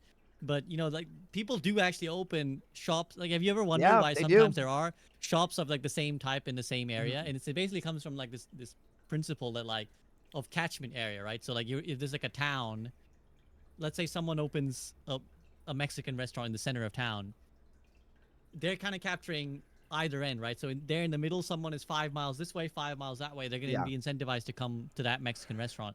So if you were to go, let's say 3 miles left in that direction, you'd capture less of the market, right? Because now 7 miles in that direction, everyone is really far away. And okay, you have some people here, but maybe not so far away that they're not willing to just go to the Mexican restaurant in the center. Yeah. And I wonder if that metaphor somewhat translates, and I wonder to bring it to gaming, I wonder if a game that is successfully a 6v6, like hero, shooter, arena, whatever you want to call it, will actually just make more people interested in Mexican food in this case. That's what I was gonna say. We don't know. Like 'cause maybe it more could be people will all just be shit because like outside.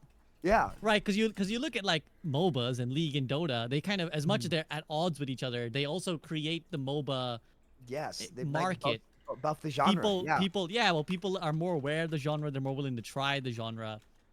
So as much as Marvel Rivals is seen as like a direct competitor to Overwatch, it may be that it cannibalizes Overwatch. But I also am curious to see if it'll generate more interest in that type of game that may allow Overwatch to sort of create a more healthy competition with it, where it's like, okay, they had a bad patch, we have a patch, come play our game instead. Okay, we have a bad patch, like they get a good release, like a hero or something. Like maybe that might be more of the relationship they have, rather than like Marvel Rivals wins and Overwatch dies, or like Overwatch wins and Marvel Rivals dies. It won't be like that. I'm hoping that's what happens. That would be really cool if it did, because this is a cool genre. It's my favorite genre in all of gaming. Like that could happen, and in which case, hey, we win. The consumer wins in that regard, so I'll take it. 8 years deep, I don't know how many people haven't played Overwatch yet. I mean, everyone's had the chance to play Overwatch by now, I would say. Well, you say that, but also the dominant market, it feels like, for gaming now is just younger people. So there's like every year people who are getting older who have never played Overwatch. I guess younger people coming up that haven't played games. There's always new gamers, so that argument is true. Maybe. I think until we get into the rocking chairs, which we're pretty close, guys. Like we're getting there. Like look at this guy hits 28, and he just can't shut up about it now. The dementia's already set in, Grandpa Sam. Also, the relationship people have with a lot of these long-standing games, like League, like World of Warcraft, is that they tend to come back at some point. Like they do kind of bounce in and out. So there is a chance for like people to be like, oh man, I am kind of interested again. Like it's been a while since I played Overwatch, and I heard they did something cool. So like there is a chance, I'm not saying that there's going to be a huge comeback and we're going to have like 200 billion players playing, but people do, knowing all the League addicts that I know, they're like, fuck, I hate it, but they added a cute character and I got to go play, or like they added a game mode and I got to go play, whatever it is, like people be coming back. Yeah. So let's see. Yeah. Yep. All right, fellas, anything else you want to add before we sign off? No, sir. Oh shit, we forgot to talk about Deadlock. I mean, we talked about a couple times, but no like actual. Yeah, we haven't done like a dedicated Deadlock. I was actually, the reason for that is I was actually considering whether I want to like personally doubled down on Deadlock content. I was like, do I want to like really? Because I grinded Deadlock for like a couple weeks straight, like just only playing Deadlock, and I was like, do I even want to make like a group up for Deadlock? Like, do I want to make like group up Deadlock? But I've kind of come to the conclusion I'm gonna focus on the soak on a personal level. Like, I'm just gonna do more soak shit first, and then we'll see what happens like 6 months down the line if I'm interested in gaming content creation or not. So that's why I was thinking like, do I want to host a dedicated Deadlock thing? So that's why we haven't done a Deadlock debate. But maybe at some point, Avril, because I know you're keen on having a Deadlock debate, but maybe at some point we will. So Gotta until get then, Hawk back. Yeah. He's been grinding. is Hawk playing Deadlock? He was, yeah. He's was. playing a shitload, isn't he? I think so. He was, yeah. Last I talked to him. You test it here anyway. You just test it here as part. I mean, like this could be this show could be talking about whatever. Like, I mean, I guess it is mostly like an Overwatch show, but still, you can do whatever you want with this show. Expand the Honestly, horizons, baby. It's a big Maybe sea out we there. need a Lot of Deadlock. future Maybe to we need a see. Deadlock debate. We'll see. We'll definitely have a Marvel Rivals debate when it does release in December. So we'll see how it goes. But until then, thank you very much to Spilo, Avril, Cheers, and mate. Samito, as always, for giving me their time and company. Please go show these guys some love. That is it from us from here on the Group Up Podcast. Thank you guys. Have a great rest of your day. Peace out. See y'all.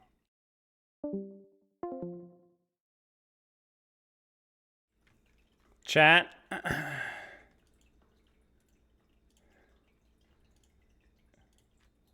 We'll finish today's podcast with a tweet.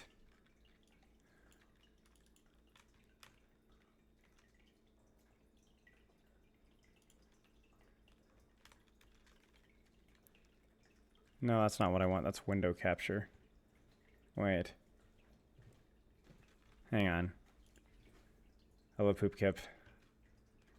I don't want window capture. I want display capture. And I want this to end with Hoover Overwatch. Hoover Overwatch. Go get your Hoovers. I'll see y'all later. Loves and kisses. Chat with you on Tuesday. Spilobot.